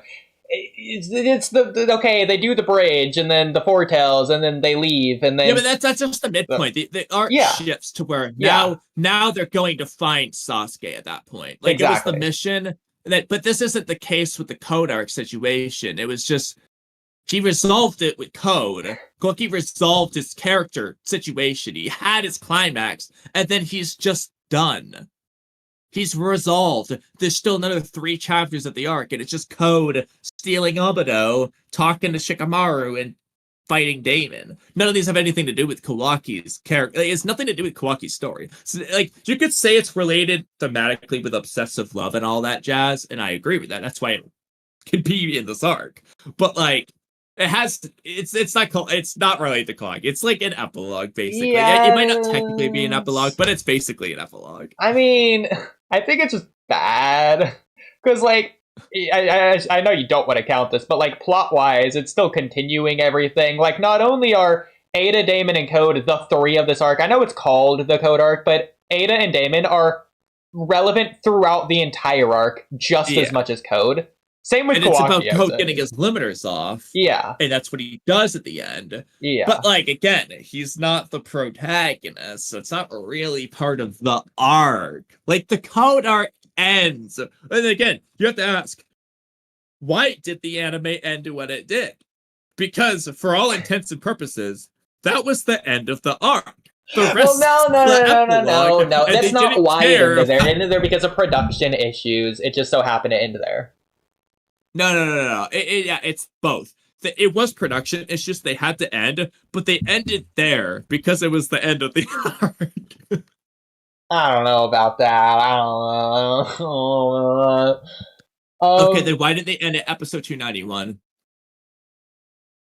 Wait, what? Why did they just end in the middle of, like, Code versus Kawaki?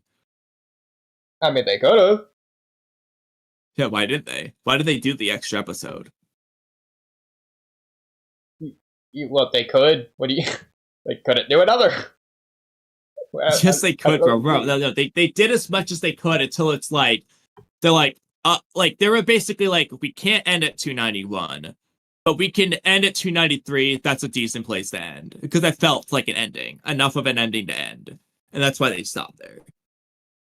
I mean, if anything... That's why they didn't bother trying to do 294, okay? If anything, that should be your argument, because 294 doesn't even need to be animated. Let's be real. 95% of that episode could have just been still frames. Like... It's just dialogue. But again, though, but if you leave off at 294, it just doesn't make any sense. I mean, anime do stuff all the time, so I wouldn't put them past them.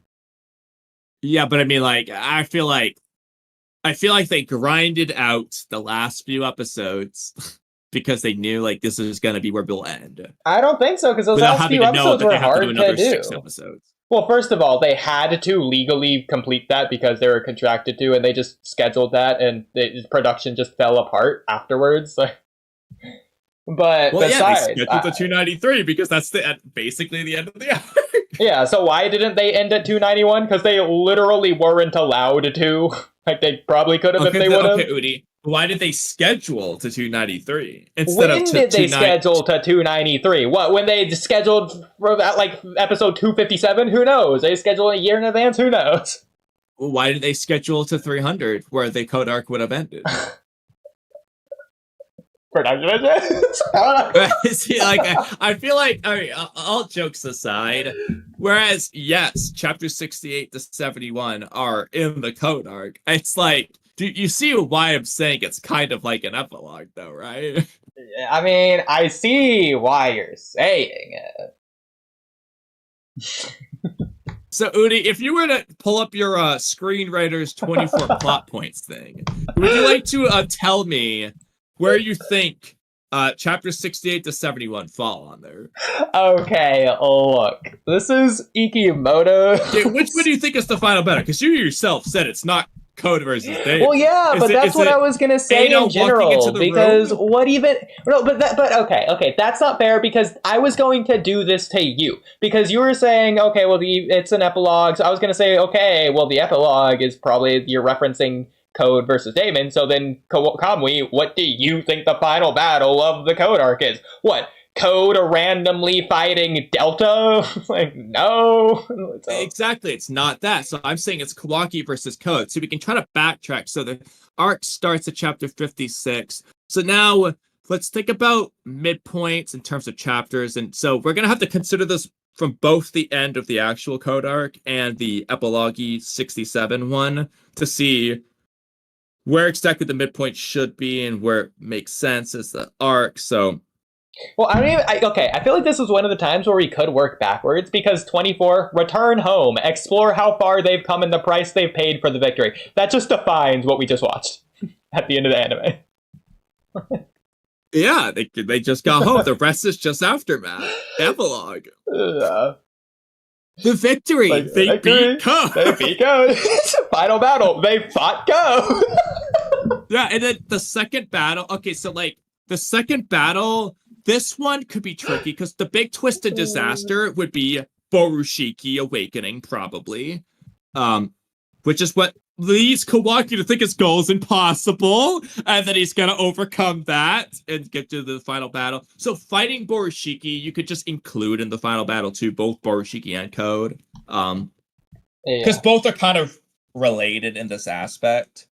But either way, the second battle would probably either be Borushiki beating up Kawaki before he gets Karma back, or Code beating or Boruto losing to Code, or something. I don't know what you think the second battle would be for this one. What's the problem? First of all, okay, I know you were sleepy, probably a little dazy when you woke up. Did you read what I typed to you about the I haven't read that yet. Okay. I have not read that yet. Okay, that's fine. And by the way, I didn't respond to your other Boruto one because I just agreed with what you're saying about the Frosty arc, so I didn't need to say anything there. I'll just give you my just take agree or disagree? Sorry. I agree. If I disagreed, okay. I would tell you. Okay. Just everything you said is what I would say. Okay. Yeah. So I'd be, hey, I guess you're pretty much... the midpoint. Wait, what? Would the midpoint of the Kawaki arc be like when he goes to Code and then Code says, I don't care about any of that? Or something like that? That's chapter 62-ish, so that's... If the end of the arc is 67, that's about halfway. I mean... yeah, I guess. I mean, confrontation is right before that. The midpoint would have to be like Borushiki taking over, but then what's the new direction? I think the midpoint in this case, something else randomly. The midpoint would have to be Boruto showing up. Okay, that makes sense. So that's right around the time that Code says, "I don't care about that anyway." So yeah, that makes sense. Yeah, all that. Okay, that leads credence. That's about halfway of chapter 67 is the end. Or 68 or something. Listen, the first half of that arc, everyone agrees it's very slowly paced. And so... I liked it. Okay, in the anime, in the manga, it was slowly paced. I still liked it, though, at the time. I know.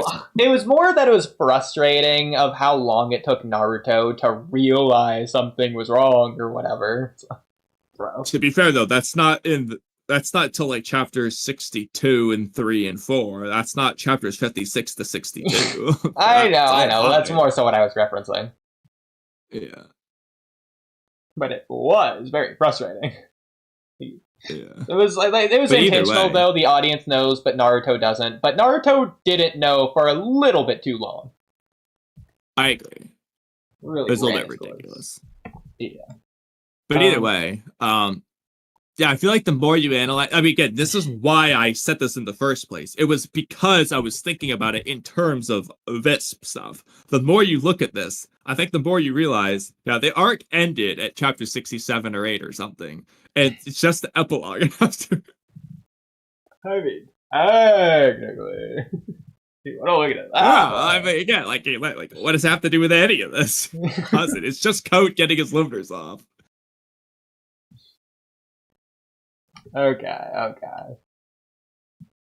I don't know. I feel like, I mean, you would agree though. The pain arc doesn't end when Naruto defeats Tendo.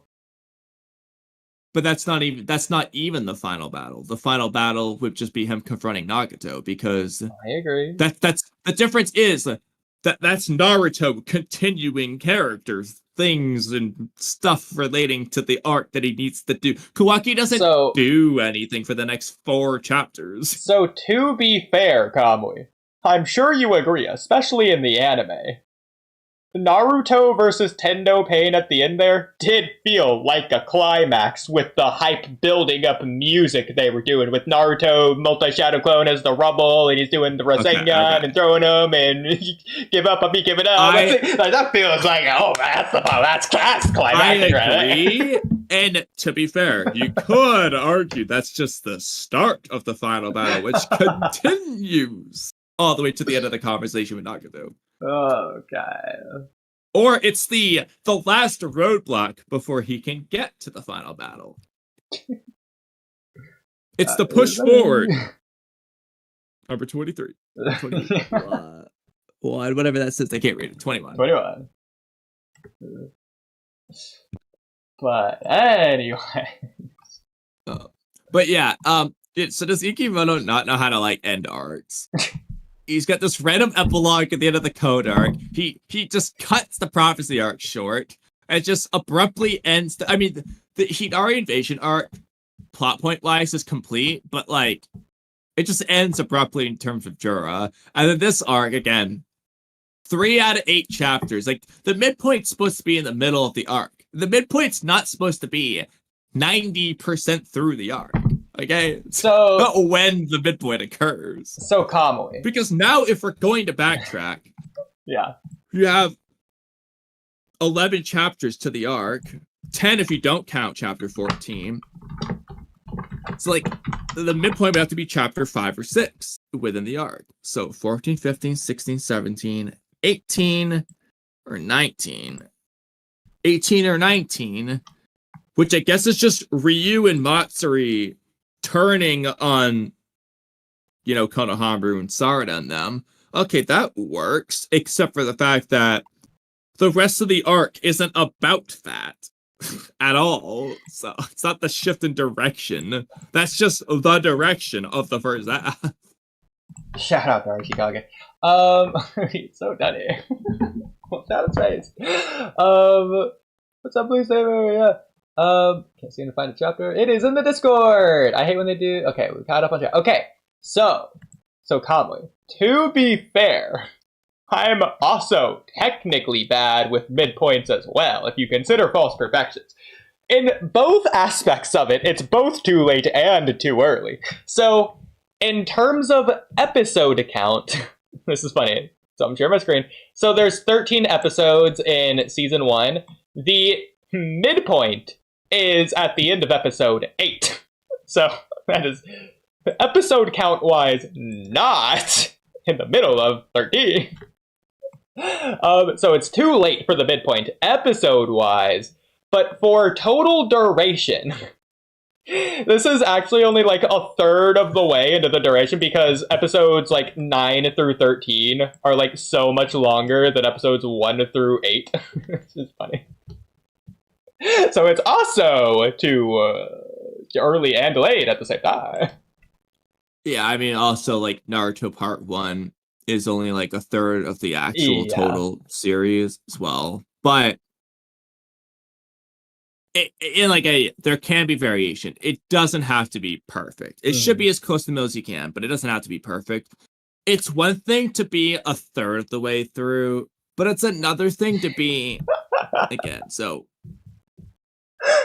8 divided by 11. It's another thing to be 72% of the way through the arc is the midpoint. That's just it's a bit far away from half. Yeah. That's when Act 3 is supposed to start. Okay, Not so the here's midpoint. Here's the season 1 full compilation. Let's just see.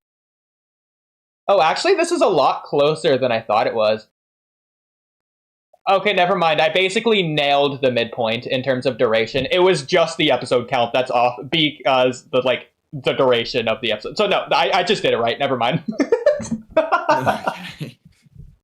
It's just these later episodes are a lot longer. It doesn't count. So if every episode was the same length as it should have been, then there you go. That's funny. Yeah. Also Kishimoto's defense. I mean, even in Ikimoto's defense, if they're writing it ongoing, so Kishimoto might have thought Naruto would be shorter than it actually was, so he writes the midpoint, chapter 236 or whatever it is, and then it turns out, okay, he wrote 700 chapters. You know, I get that. Maybe Ikimoto thought he was going to make the arc longer, but that one's different, though, because then it's just like, it's the reverse. He thought it was going to be longer, but then just decided, nah, I'm just going to end it. Yeah. Seems backwards. Not only is it the reverse, that's usually, from what I've seen, really abnormal, because in the overwhelming majority of cases, I don't want to give an exact percentage, but the overwhelming majority of cases, from what I've seen with interviews of authors or writers, they always say that they planned for something and it ended up being 2 to 3 times longer than I thought it would be, not shorter. Yeah. I guess and even then, like, what happened to his ideas? Was it that he wanted the arc to be long, but he just couldn't come up with anything? If that's the case, why doesn't he take a hiatus? How is he going to do the next arc? Maybe that's why we got this chapter extra early. Feels like the prophecy arc all over again. So, okay, the funniest interpretation could be Ikimoto wanted to make it longer, but his editor is like, alright, everyone hates the Sand Village thing. Do Mamushi, everyone loves that. Okay, if that was ever confirmed, I would be okay with it, because I was like, alright, at least the editors understand. That was a bad move, but on the other hand, at least they understand where our interests lie. Not only does that explain why it ends here, in terms of duration-wise, it explains the reason that it ended here in universe. It's just the most nonsensical way possible just to do that. Just to get to there.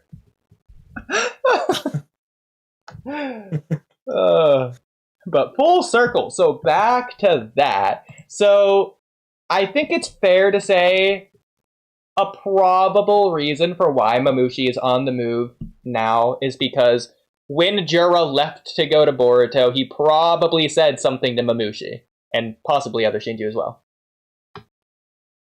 Which he wouldn't have otherwise. But the question is, what did he say and why? Alright guys, I'm gonna go kill Boruto, you guys go get your targets And now! also, is it a thing of Boruto's arrival is what sparked that, or the Kawaki involvement that sparked that? Because Jura couldn't have said anything in advance if it had to do with Kawaki, because he didn't know. Yeah. And then if it's Boruto's arrival, then okay, but then, like, what is that? I don't know, just go kill Ada, since I'm killing Boruto. Yeah, I don't know, because if that was the case, then why would he say it this time, but not the first time when he went to go capture Naruto, his target, whatever? So, yeah, or when he was shooting Boruto. I don't know. It's like he's already left once. Why would he not tell the Shinju to go? I also don't know why he just didn't go after Matsuri or Ryu. He's talking about his brethren have been murdered. He just doesn't care about his brothers. What can I say? But he cares about Hidari. God forbid he rots. Again, I'm fine with Hidari being special, but like, can we like at least start to like specifically hint at that? And also, if Hidari's special, I don't care what anyone says. Mamushi better be special too. I want it to be like Matsuri and Ryu are disposable, but Mamushi and Hidari, they're like the two opposite ends to where they're like, Mamushi's so ten-tails that Jura's very curious, and Hidari is so human that he's very curious. I want that to be like the two opposite ends, whereas Ryu and Matsuri are in the middle. Granted, that's all the more reason to keep them around, but like... You stuttered your Esther in such a cool way that you sounded like a rattlesnake. Wait, what? When you said like so well or whatever, you're like so well. Sound like a rattlesnake. I was like, or like a water sprinkler. It's cool. I don't know. I don't remember that happening, but maybe just, I don't know Okay, how it so what if it's the opposite of what we're expecting? What if it isn't that Hidari is special, but that Ryu and Matsuri in particular are special in the opposite way, to where he wants them dead? Matsuri failed because of love, and so she doesn't deserve to be revived or whatever. She was a failure of a Shinju. And then Ryu failed the moment he decided that he wanted to kill Code, despite whatever Jura said, blah, blah, blah. Jura said, do whatever you want. But, like, you get my idea. Like, maybe that's what was going on there. Maybe, but then Hidari was just trying to devour Sarada, so he's like, alright. He's giving a target. But then again, Matsuri was gonna win if Boruto didn't show up.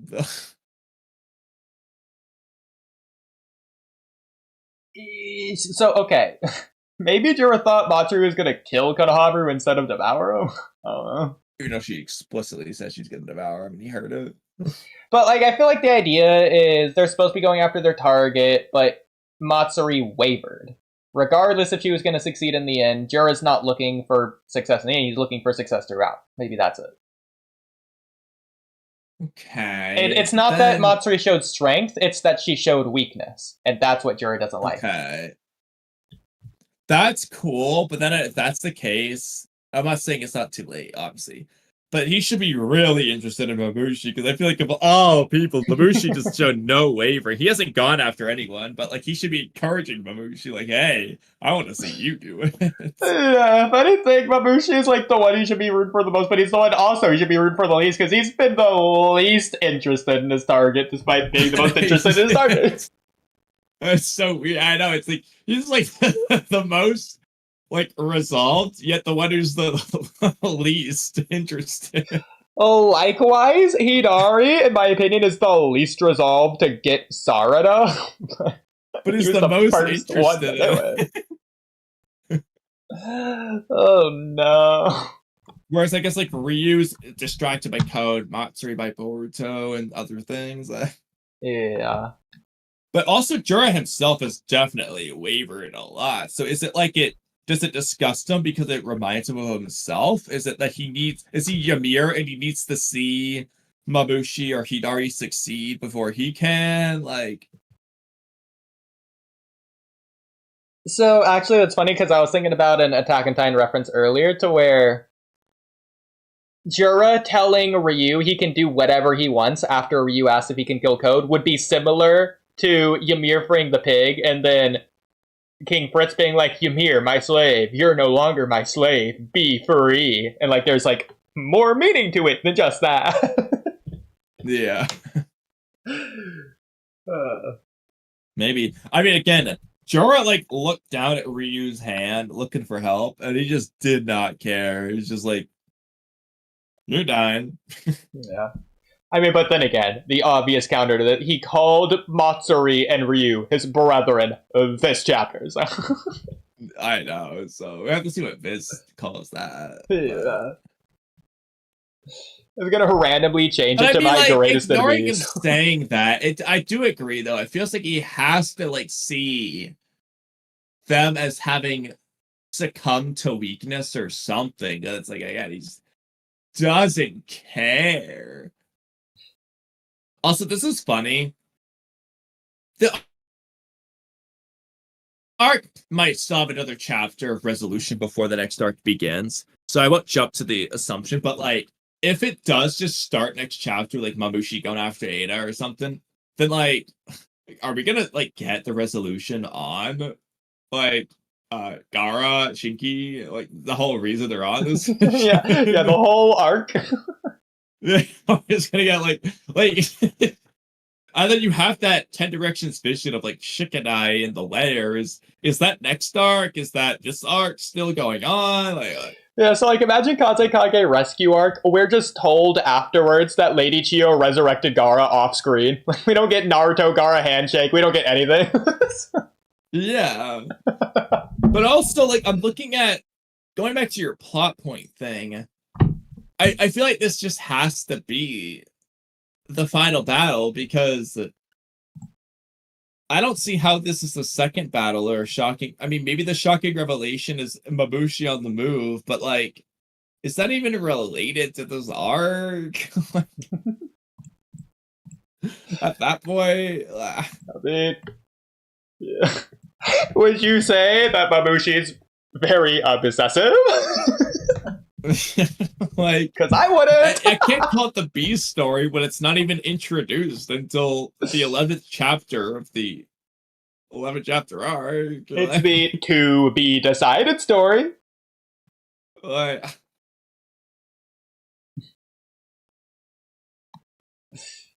I mean, but like they didn't lose the Jura here, so it's not really a second pinch point. Like it's not a loss. It's not a major revelation of any sort that affects the protagonist in any way. It's not a midpoint. It has to be the final battle. It's just unearned. It's just bad. That's what I've been saying. Yeah, like oh no. like I said, if the chapter ended at like page 30, this would be arguably the best chapter of Jubilee Vortex. If they just didn't do the last, well, then again, the beginning kind of, it wouldn't be the best because of the beginning, but like it would be one of the best, you know. I feel like you're just biased against that beginning. The beginning's, dude, it's a plot hole. I'm calling it a plot hole now. I'm sorry. It's ridiculous. It's not, even if it's not technically a plot hole, it is the most contrived, ridiculous thing ever. It's all. Oh, that's funny. Like, it just, yeah. Well, I haven't finished this chapter yet, so I should probably do that, by the way. Yeah. I'm assuming we're right at the very end, since we're talking about like we are. Directly concerns you, Aiden. Mamushi's on the move. His target is you. So my problem is, well, first of all, he's saying it like he is right now. I know. It's not like he stood up. He's still just leaning there, dazed, drunk, whatever he's doing, like he always is. And keep in mind, if Jura said something like, all right, I'm heading out, you guys head out too. Well, Jura headed out a while ago at this point. So, well, what's he doing? Unless it's going to be to where whatever Jura happened, like, for example, because Boruto did what he did, Kawaki showed up, maybe because of what Kawaki told Jura, Jura has changed to where when he gets back, he's now, because it's a changed Jura, he's going to do something that normal Jura wasn't going to do, so just talk to the Shinju about something that maybe Kawaki did. Yeah, and I agree with that making sense. But the thing is, it's like he's not on the move then. He will be soon. I agree. We'll have to wait for the official translations for that, I think. Oh my god, his beard is so long. I love it. And Ada's face is so grossed out. I love how that's depicted. Oh, it's so funny. By the way, I don't know what they're gonna do, because if he's on the move right now, because they haven't executed with Damon is still by Ada's side. What are they gonna do? Are we just gonna get Damon versus Mamushi? Is that really what we're gonna get? I know, but then it's like, okay, then what are they gonna do? Is Damon just gonna foderize Mamushi, or are they just gonna retcon Damon into being weak? I mean, considering what they did with the Code Arc, if we're going to say that it is just like a 3+ chapter long epilogue, I mean, they could just do another quick fight at the end on this arc before the next one. They could, but it's so unrelated. The difference, though, is that the Code one is related to the arc. Yeah. So much foreshadowing of that battle and the Code getting his liberties off in the first place. Whereas this is just out of nowhere. It's just Mamushi wasn't going to leave the hideout, and now he is. Yeah. Okay, so for the nonsensical thing that Jura says to Hidari that you were hyping up, let's see it. So nod, I think is funny, by the way. I was very confused, because look, Hidari's reading, and then Jura just starts nodding. He's He looks so happy with himself too. Like, yeah, that's right. No, look, I'm glad you're saying that because you're gonna laugh when you see why he seems so happy. So okay. You're gonna laugh when I say this. He's nodding just like Mike Guy nodded that one time. Oh, like this feels like a Kaushian guy right here. Okay, another funny thing would be if he was nodding, he's happy because Hidari's reading. That's not what he says. But okay, whenever they do an anime of this, we get to this in the abridged, we have to have a line of Hidari being like, "Huh, I don't know how to read." Write it down real quick. I thought you were gonna say, Juro, my eternal rival. That would be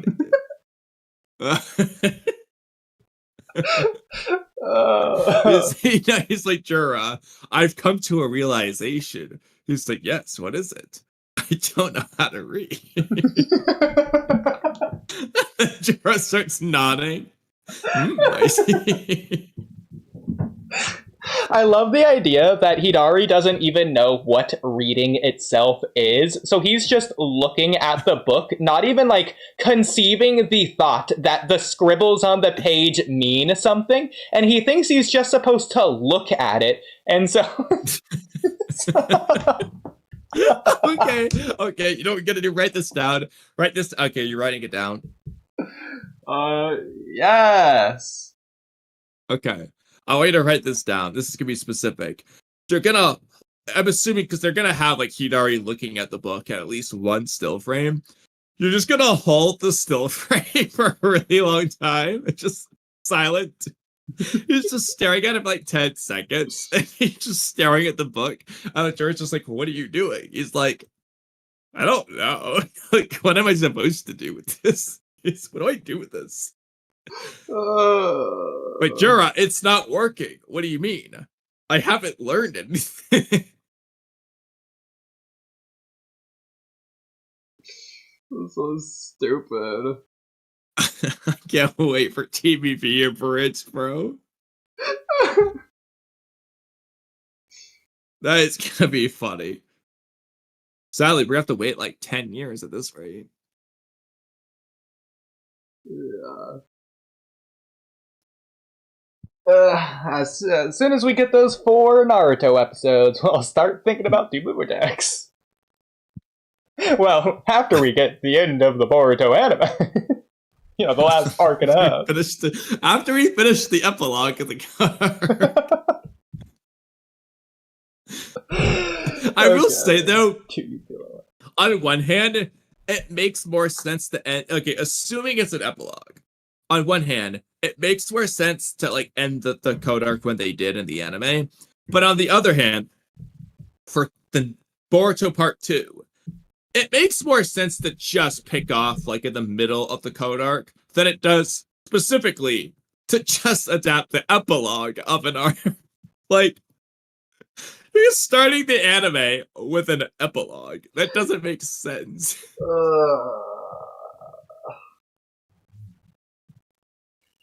I can't wait for them just to start with Two Blue Vortex and figure out the end of Boruto anime later.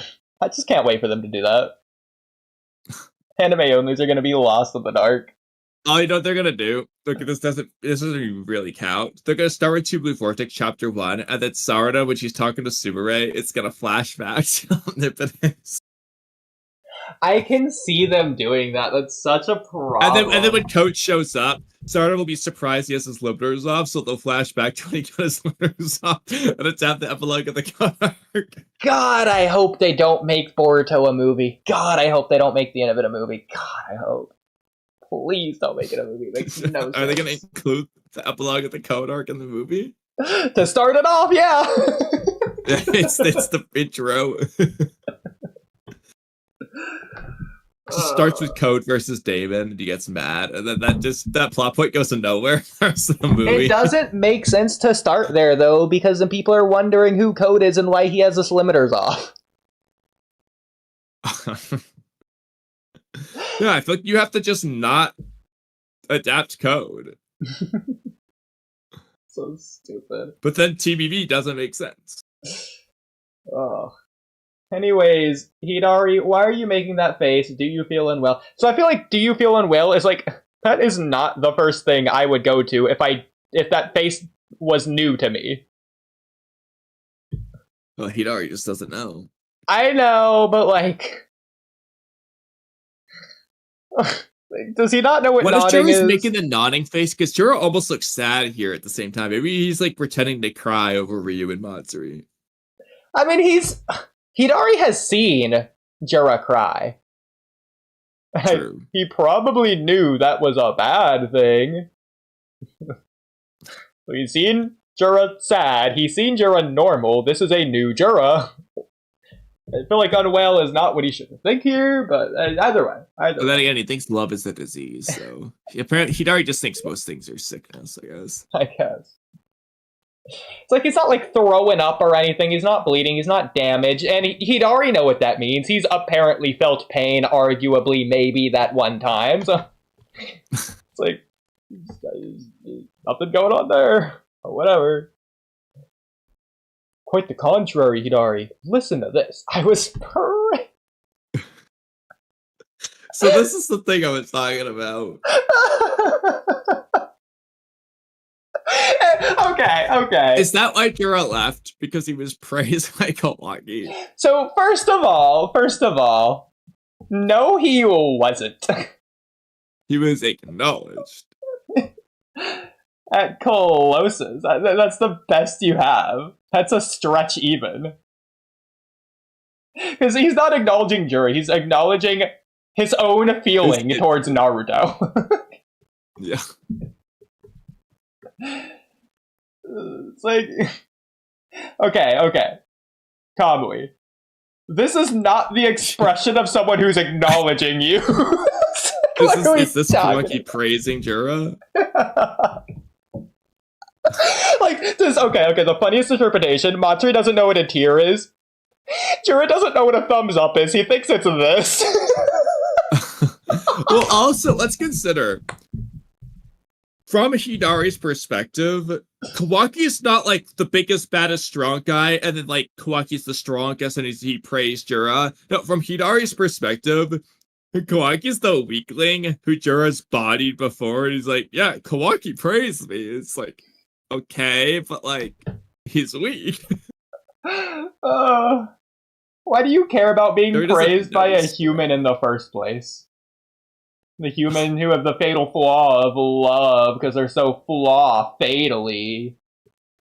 So you're not even calling him Otsutsuki, you're calling Boruto Otsutsuki, you're calling Kawaki Uzumaki. I know.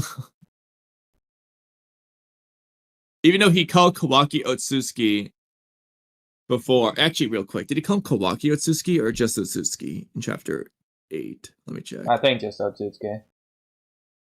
But the other Makes thing it extra is... funny that he's not calling him it now. Yeah, so not only... Yeah, he just calls him Otsutsuki. So it's funny that Jura thinks that Kawaki... Okay, so first of all, I think this just does confirm it. Jura just is dumb, which is so funny to say. Like, he just is What confirms dumb. Kawaki didn't praise him, and Jura thinks he did. Oh. Like, that's something Hidari would think. I mean, maybe in Fizz they'll say acknowledged in both cases or something. I hope so. Otherwise, it doesn't make sense. It feels like it's a retconning him, though, because, again, his dynamic with Hidari back in, like, chapter, like, 8 or 9 or whatever it was, to where, Chikacho, they save Himawari and run out of the village, and Hidari's over there making his assumptions. Jura's like, hold on, hold your high horses, let's see. But here it's like, Jura's just randomly leaping to conclusions. It's like the opposite. And Hidari's the one reading, flipping pages to double check, confirm whatever is happening. I just learned this word earlier, but now seems like the perfect time to use it. It'd be so funny if he's referencing the word love just because Jura said it. That's how he learned it, not from the book. Okay, that would be really funny. But no, it's actually quite different. Oh, okay. The funnier thing would be like, look at this word, Jura. It's disease.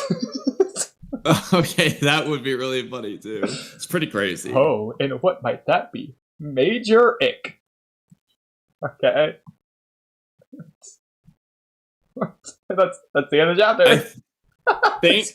I think in one other translation, let me see if I can find it. Okay, it this was just feels like like an into the arc absolutely disgusting or something like that. Jura was okay with the side text. Jura was pleased by Kawaki's praise, but Hidari's recollected words douse water on the pleasure. It feels okay. It feels like Hisoka's reaction to Crollo not having Nin, so he can't fight him anymore. Jura's reaction to Hidari. Disgusting as hell is one of the other translations. It says he was just happy to be praised. Then Hidari had to ruin it with one of his freshly learned words. But why is Hidari doing that? Do you think Hidari is actually a smart double agent Itachi-like character and he's just like ruining Jura here? Or do you think he's just coincidentally doing this at the same time and he's just so dense that he doesn't realize it's like not fitting for the mood? Or do you think he is doing this on purpose, but like not in a double agent smart kind of way? I don't think it's like in the double agent sense. I think, well, it could be, but like the other way it could be is that he's just being innocent, but he's saying like, Jura, you're giving me the ick right now. Like the you being all happy about being praised by Kawaki, that's disgusting. That's not what shouldn't you do. Why didn't you kill them or devour them? That could be what they're doing. I agree. Yeah. Now I do think though, the person to question him on that shouldn't be Hidari. It should have been Mamushi. Yeah. It depends what they do with Hidari. And that would explain, like, imagine this. Mamushi's just like, you give me the ick. You couldn't even devour a single target. Let me show you how it's done as he goes to get Ada. Like... Okay. The funniest thing he could have done is he looks at Jura and it's like, is this how Ada felt? You know what? Let me go confirm. Let me go find out. Okay, and then the stupidest thing they do, Mamushi does what Jura did. Ada, stop fighting! I just want to have a chat! Just want to find out if you're grossed out by me.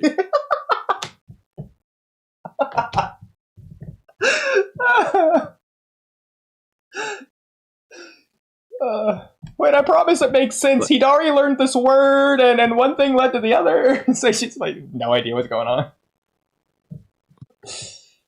That's so stupid. But what do you think about Hidari's word? Well, first of all, it's not a word, it's 2 words, but I think in Japanese it's probably 1 word. Yeah. Which would make more sense. If you have the raws, we could look at what the word is, but... I don't know if that's okay. Anyone posted them. Sure. I love how happy Jura looks about Hidari learning a word. He's like, oh, and what might that word be, Hidari? Let's hear it. It's like, come on, buddy, you can do it. It's like, yeah, let's tell it. He's expecting it to be like, furball, or some random thing. It's just disgusting. He's like, oh. Yeah, he's like a dad who just heard his 3-year-old made like some macaroni yarn. He's like, oh, cool, I can't wait to hang it up on the fridge. And then the kid pulls out and it's just like, he drew like a dick or something. I don't know. Something stupid. Like, oh. Well, yeah, I am curious where that's going to go next chapter. I don't think it will. I think that's going to be something for later. Probably, but it's going to come to something else. But they might have a little bit of a continuation next chapter where he's like, "What do you mean?" And then I doubt it, but we'll see. We will see. Especially if next chapter is a new arc, it's probably going to start like Sumire or something. It's like New World or whatever. Yeah. I will say though, like, I want Mitsuki to fight Mamushi, not... I mean, maybe Mitsuki will fight Mamushi in the next arc if he just goes right back to his room sharing mission. I could also see, based on what they're doing up here, I could also see the start of next chapter be them freeing Matsuri, or I guess Moegi. Yeah, exactly. It could be them freeing Shinki, Gara, Moegi, and stuff. Well, that's the funniest thing. Like you were saying, no update on Araya. They are all heading back to the leaf. That's what I was saying. Like, bro, he is just leaving him. Like, if Jura wanted to go after him, Boruto wouldn't know, and he just apparently doesn't care. Like, I can't wait for Ryu to pop back up and Boruto being like, "Oh yeah, oops." I know, but this just, unless Hidari or Mamushi are just gonna go get Ryu, this just pretty much like makes me think, okay, yeah, Ryu is getting saved, and if Ryu is getting saved,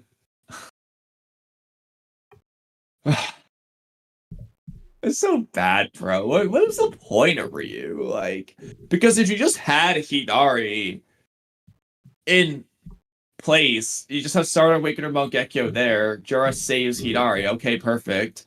And then, like, what was the point of Ryu? Oh, so we can get Yodo involved.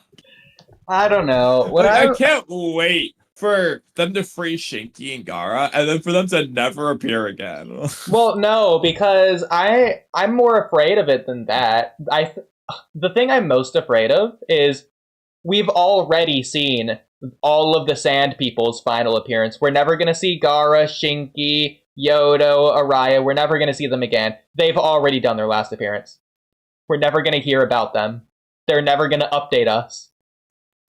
They're done. That one I don't know, because the Koji Cave 10 Direction scene could either be the one where Koji actually is, or the one where Gara and Shinki were sealed. No, I think it's a different one. I don't know why it's weird, because Orochimaru just has two right next to one another in the Sand Village, but I don't know. He just has a bunch of caves all over the place. But, I mean, unless we're going to say if that cave is just that big, or it's just somewhere else in the cave. Because, like, I guess why was Matsuri in that cave? We don't know. For all we know, they're, for whatever reason, guarding Shinki's tree or whatever the fuck's going on. Like, we don't know, but yeah, we still don't know why Matsuri and Gara were there in the first place. Like, how did they find it, etc., etc. That I don't think they're ever gonna come back to be honest. I will be very pleasantly surprised. Well, for Matsuri, we can just assume her trees. As vague of an answer as that is. Which didn't really tell us anything, actually. It was one of the most weird things to just say and then move on from, but that's besides the point. For Gara, though, I will be so pleasantly surprised if they actually specifically explain why they were there. Did they just see an alien walking around when they were on a mission and followed her? Were they tracking Boruto? Like, what were they doing? Bro, I'm so glad that I'm not the anime director for Two Blue Vortex. Imagine trying to adapt this into an anime. With how much nonsense this is, imagine, you can't just adapt it faithfully. You cannot adapt it one for one. It won't make sense in an anime one for one. So you have to add stuff, but you can't. That's probably why Kodachi got fired. He probably told the animators, like, look, you're gonna have to add shit because this doesn't make any sense.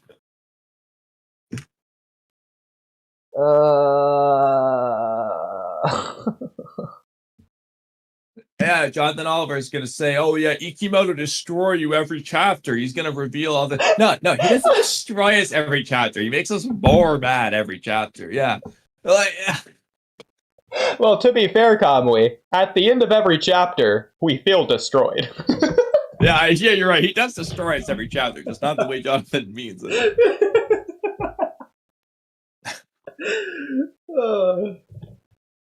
So, like I said, I did check. Okay, the good parts of this chapter I really did enjoy. So I generally enjoyed this chapter, but I think like it had really high highs, but its lows, the bad things, are some of the worst in all of Two Blue Vortex, I would say.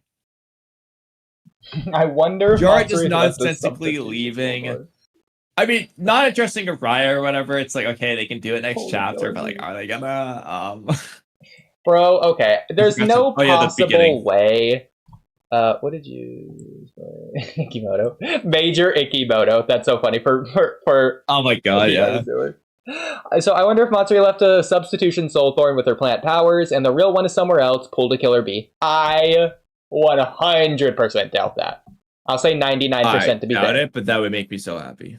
It'd be cool. There's no way. She wasn't expecting Boruto to pop up. She had no time to do anything. Boruto just speed blitz chopped her up If immediately. anything, Ryu would be the more likely one there to have just disintegrated into sand and I agree. got away with it or I something. agree with that 100% wholeheartedly, yeah.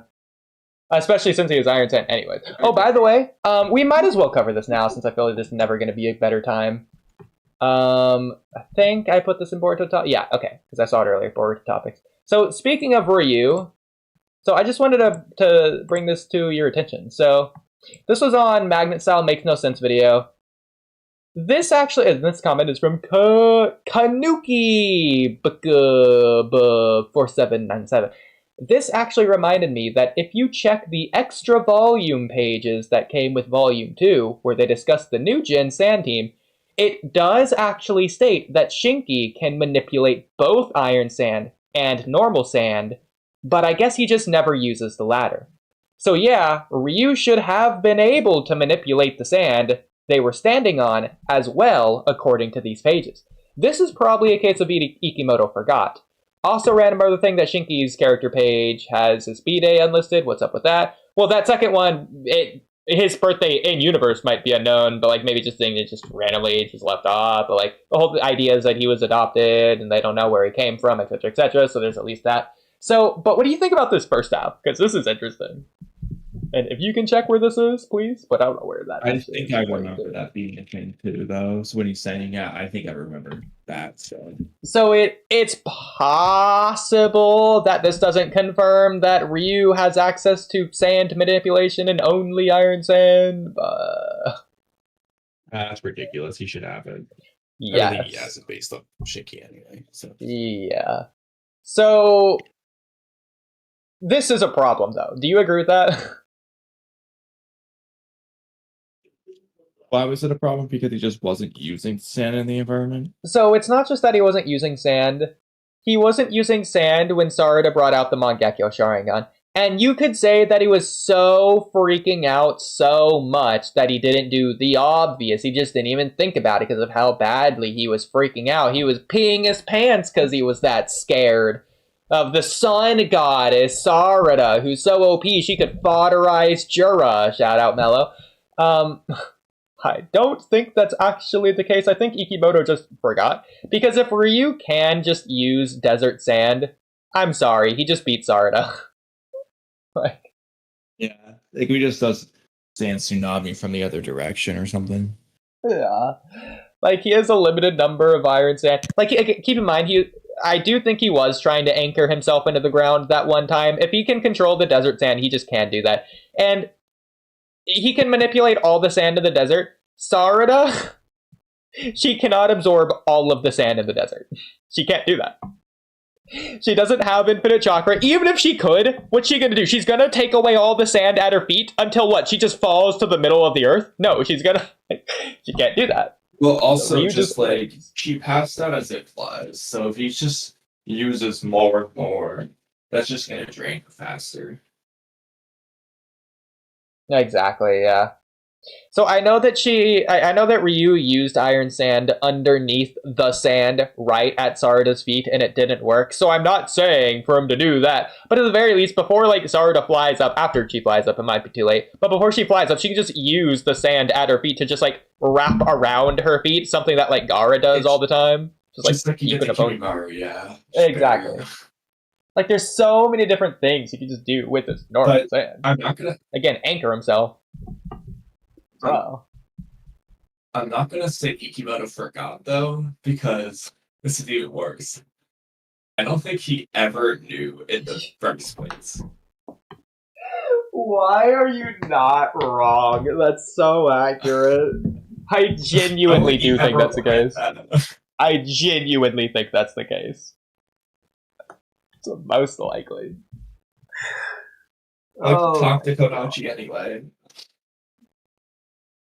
So, I'm not going to say this is reasonable, but in a way, I can understand why he wouldn't know, because at that time, when Volume 2 of blah blah blah came out, he is just the character artist and wasn't planned to take over the manga. So why would he need to know that if he's not going to draw it anyways? So I can imagine him not reading it and that being okay for the time, but when he took over, he should just know the lore anyways. Yeah. He probably drew some pictures on that volume 2 thing anyway, so he should have just read it out of being involved in curiosity or something, but that's just being a fan of your own work. Just out of curiosity, at the very least, I agree. It's like, why not? Yeah. You're gonna spend like the series a couple hours drawing for it, but you're not gonna take 20 seconds to read it. Yeah. It's possible they just used other existing art already, or maybe they just asked Ikimoto, "Hey, draw a couple of panels for Shinki, and we'll add it to this page we're making for him," and he didn't. I don't know. There's a possibility, but well, what goes into making? Yeah. But either way, it is 6:22.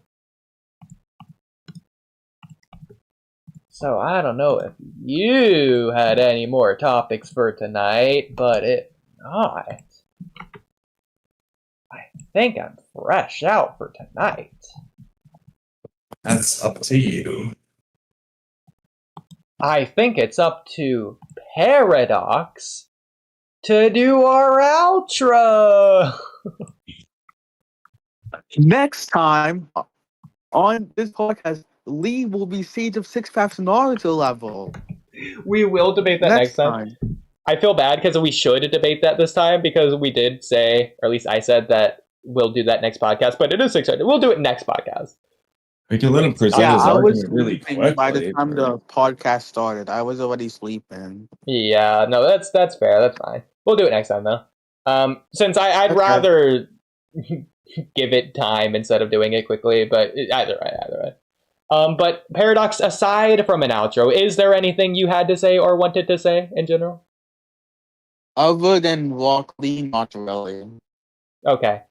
In that case, take it away! Bye-bye. Kamui, I learned a new word!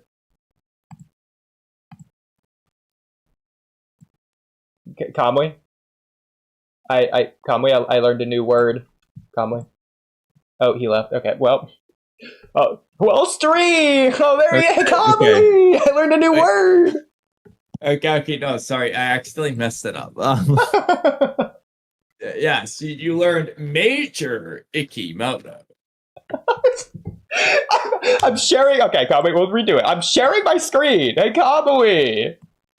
I just learned this word earlier. But now seems like the perfect time to use it. Oh, and what might that be? Major Ikimoto!